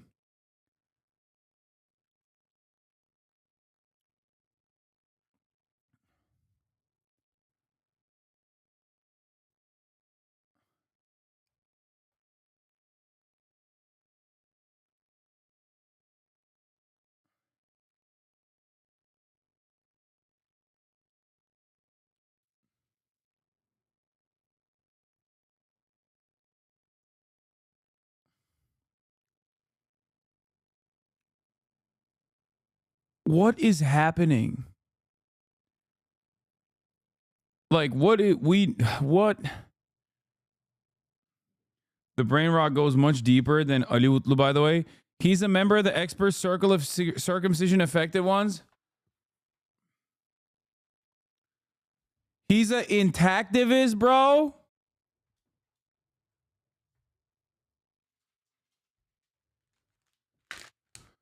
Ali Utlu, the gay, not queer, pro-Israel, Turkish German, who is an ex-Muslim.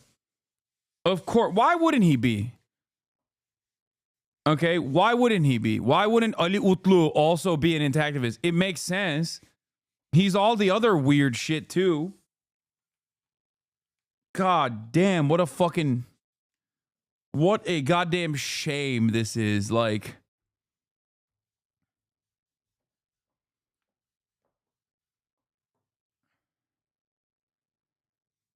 what the fuck?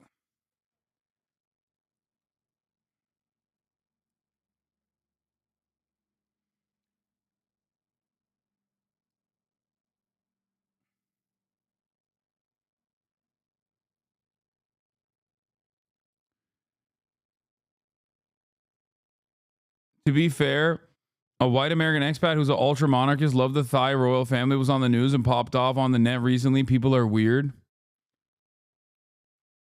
Jesus Christ, dude. Dude, I should have never stepped foot into German politics, dude. The fascinating world of German politics is littered with some of the biggest fucking freaks. Actually.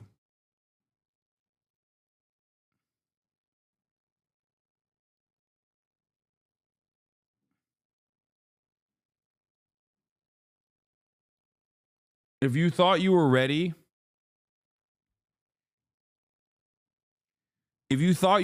for German politics, you were not ready for it.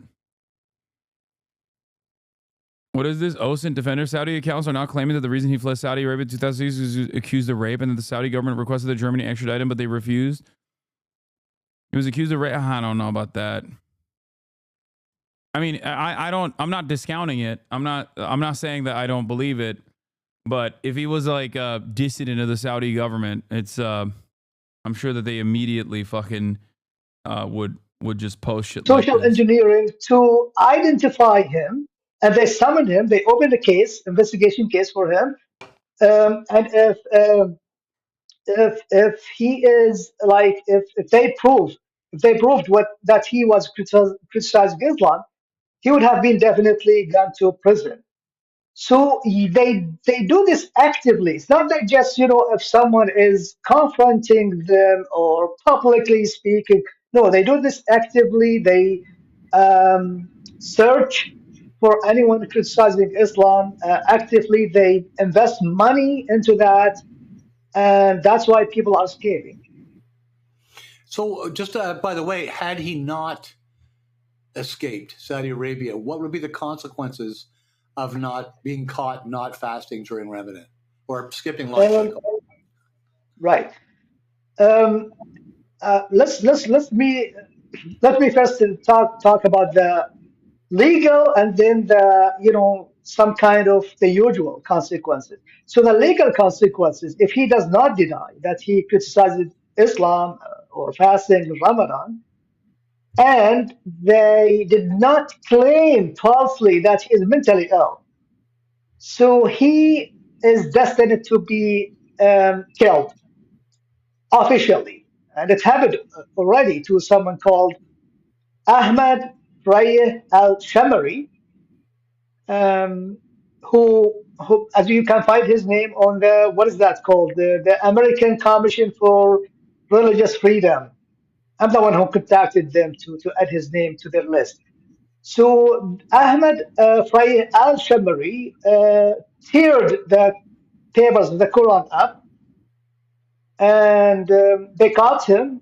And his lawyer argued that he was drunk and he was drug intoxicated, but that did not help. They insisted and they issued a final verdict twice, not only once, twice, execution, the death penalty for him. Still, they did not remove it until now. And they want to execute him just because he teared the Quran up.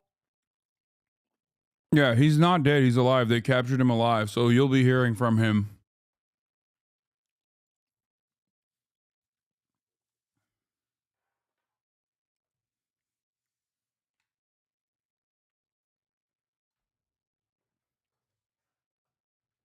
Who is this guy? Apparently, he's a known ex-Muslim, Saudi, former Saudi national, and a right-wing fucking freak who's constantly talking about how Germany is Islamizing. He is, according to Welt's reporting, and reporting is coming out about him now, this account, he's the guy who drove into the Christmas the Christmas market in Germany.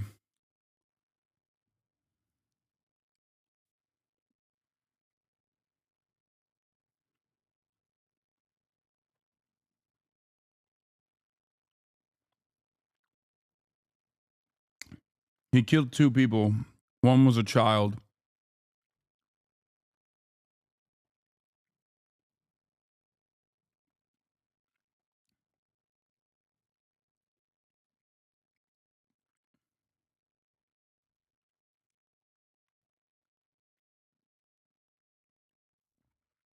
He injured like upwards of 50 people.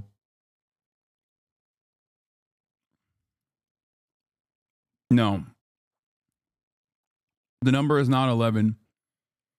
This is the problem with breaking news coming from Twitter accounts. The initial number was 11. 11 dead. It's actually 11 critically injured, I think.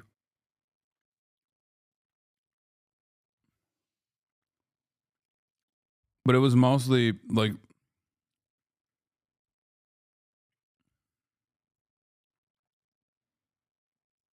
that's what I heard from you. No, I didn't say 11 dead. I didn't report on it until verified outlets covered it.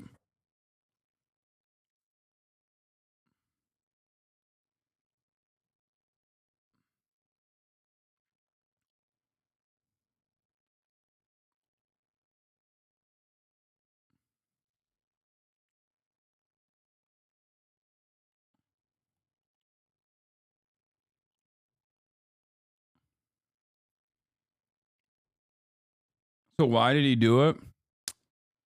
Because he's fucking insane. What do you mean? He is like, why? Why would he have done such a thing? I don't know. Why is he a fucking ex-Muslim who thinks that Germany is in the throes of jihad?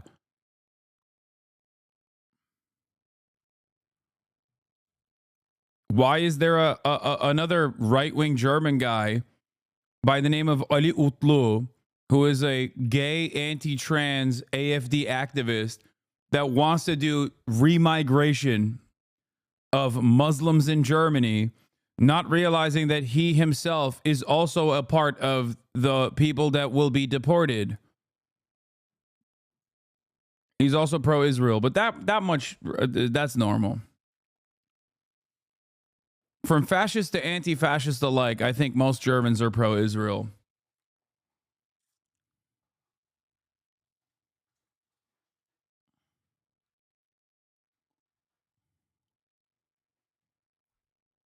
Are Turks okay? I mean, the guy is this guy is Saudi. This is just another new Turkish German guy that I found out about and immediately feel deep shame about.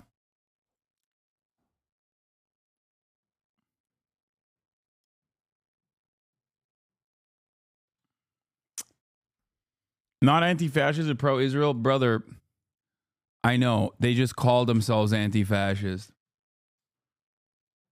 Most Germans still feel guilty about what happened. Yeah, except these guys are like Turkish Germans.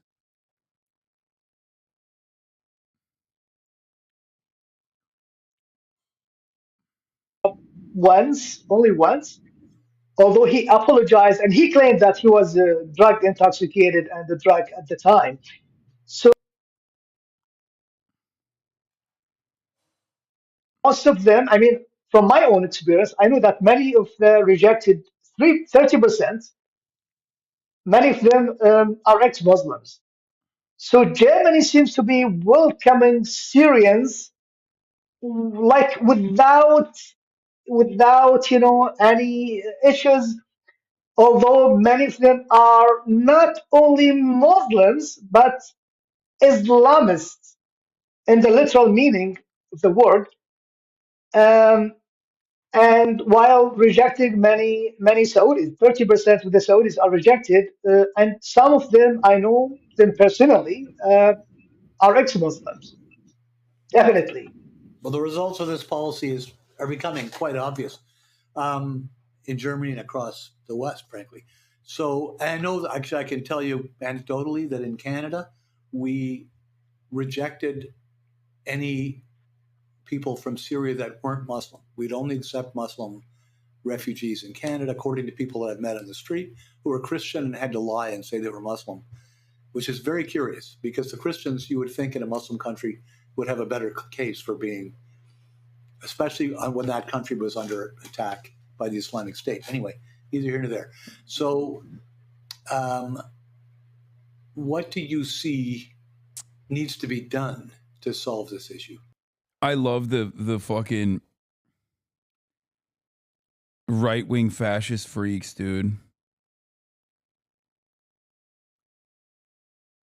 They're so funny. He's just like this guy he's talking to at the Rare Foundation USA straight up just said Syrian refugees have to lie and say they're Muslim to be accepted because Christian Syrians are not allowed. Christian Syrians are not allowed refugee status in Canada, so they have to lie and say they're Muslim. Well, before talking about what we need to be done, we need incredible stuff is happening in the world.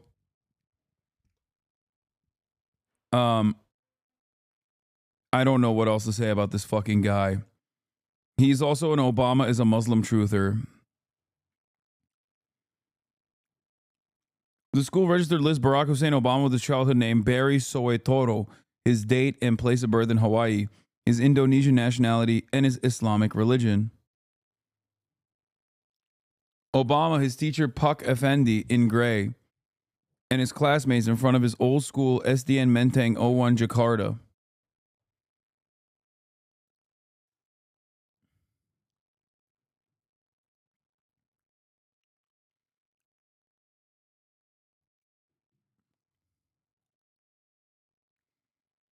Can you point to a year when this right-wing shift worldwide started, or was it always there waiting in the shadows? Yes. It was always in the shadows, but it has come to the forefront it's become the prominent fixture of Western liberal politics in general, but it's always been there.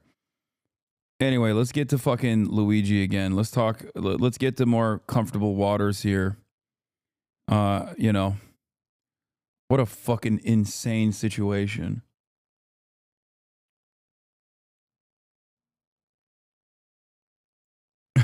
This is a funny ass way to post this though.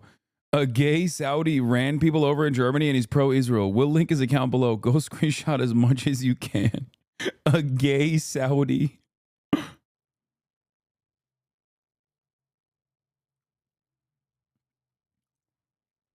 Also, it's funny that like even that fucking guy who's pro-Israel is like, I wish it had been done peacefully.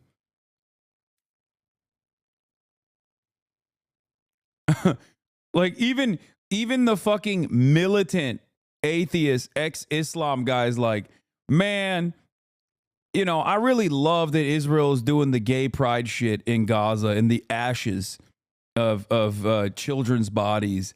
But like, I wish they were a little less violent about it.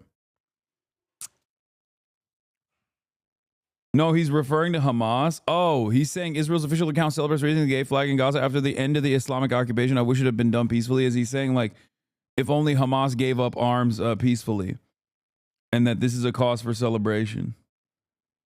I guess that makes more sense. Anyway, here is Ryan Grimm talking about Luigi Mangione. On TikTok, a woman whose parents have been in prison and a former inmate said the taper fade haircut and facial hair grooming Luigi Mangione received while in jail was a message for prisoners to guards in his future facility not to abuse him because he's being looked after. Like many, I assume the grooming was a result of services Mangione received through his attorney and was oriented towards a media audience. I mean, I could see that. I don't know if it's a warning or whatever, but I think it's just like, yeah, people are nice to him.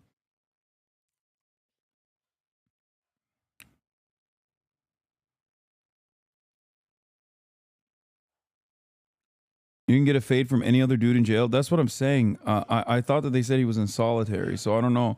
I don't know if that's real or not, but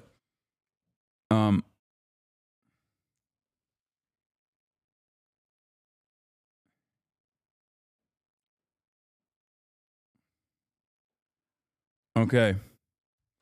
Let's watch what Ryan had to say. Ryan got interviewed by Sky News on a Sky News TikTok account about Luigi Mangione. I wouldn't say that I endorse murder. No. But, you know. No, I don't endorse murder, but. But what? But I'm glad that they're a little bit nervous. Ryan! He is no hero. How people can like this guy, that's a sickness, actually. This was Luigi Mangione at his latest court hearing. A villain or a hero? Ryan! On that question, America is divided. America! He's the alleged assassin who spawned a line in merchandise and in tattoos, condemned and celebrated simultaneously.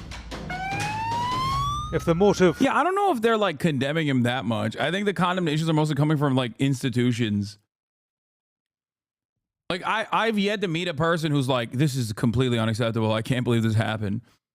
Maybe I'm wrong. Maybe I'm only surrounded by other people that are like-minded. But the most is like, yeah, it's kind of crazy that a murder happened in broad daylight, you know? But that's it. That's it. Like that's it. It's never like we must, under no uncertain terms, immediately criticize Luigi Mangione. He is such a bad fucking guy. You're definitely in an echo chamber. Brother, I'm not talking about online, man. I'm talking like, why do you say you're in an echo chamber? I'm not like talking about people that I encounter online, okay? I think at most it's just like, yeah, that's crazy that it happened, but also most people don't give a shit. You know what I mean? For murder was anger with health insurance companies. Here, the sentiment, at least, is shared. People should have access to health care without being refused. The doctors know best, not the insurance company. It's also funny because hella fucking news outlets have written about this and they're talking about jury nullification now. They're literally talking about like the jury is going to run into serious problems because how are you going to find people that are not sympathetic to Luigi Mangione? That was a Newsweek article headline. Okay. And there are still chatters who are like, man, you're just in an echo chamber. In my house, everyone's really fucking excited about, United Healthcare's profit margins this upcoming. United Healthcare's dividends in Q1 are going to be fantastic, and that's what we're excited about in our household. This is a r/neoliberal household, sir. My son, he was in the emergency room for malaria. I received a bill for $20,000. If the regulators aren't going to do it, if the lawmakers aren't going to do it, if the voters aren't going to do it, at least it's nice if they've got some idea in their mind that there are ethical lines that they shouldn't cross. In short, it's fantastically expensive, extraordinarily complex, and frustrating to most Americans. Brian Thompson is the... Yeah, it's like, bro, you said I wouldn't be surprised they're all CEOs. Bro, CEOs don't like healthcare. I'm telling you, one of the formative experiences I had in the state of California when I had to get my own medical insurance because my COBRA coverage lapsed after I had left the Young Turks. And at that point, I was like financially stable. I was, pretty well off. And even then, it was a rather difficult process to get the maximum amount of coverage because like they just don't offer it. They literally only offer corporate accounts maximum coverage. As a singular recipient, when you want to get healthcare for yourself, when you want to get healthcare for yourself, it literally is like they're like, nah, you can't have the best. Like, and I'm a rich guy. You know what I mean? Like, it's crazy. So for me, I've obviously been in the throes of the for-profit medical system before when I wasn't well off, right? And obviously that was a radicalizing factor for me. But my point is, even if you're like a wealthy person, even if you're a CEO, you can still be fucked over by healthcare. Do you understand? Like, that shit is crazy. That's why I'm saying, like, there are other CEOs out there that are like, yeah, man, this for-profit healthcare shit is like crazy. Really fucked.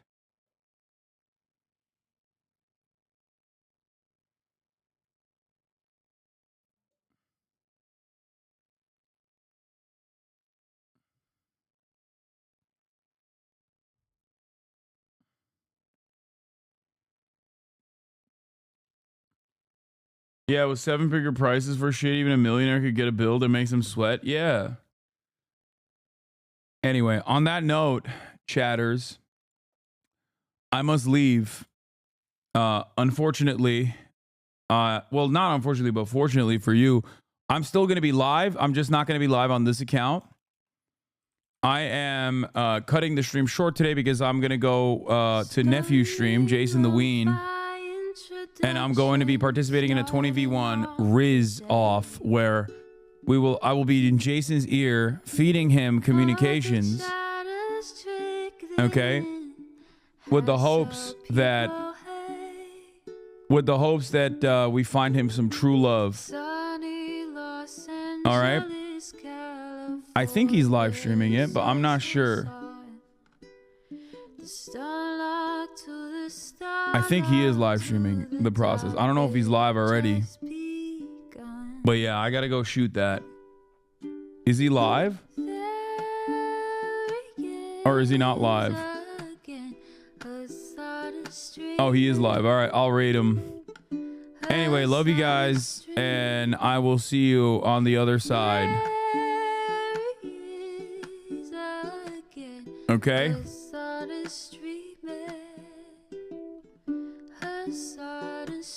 All right. Peace. Reviewing the P.O. box, Uncle Uger's face. Sudden Discord active.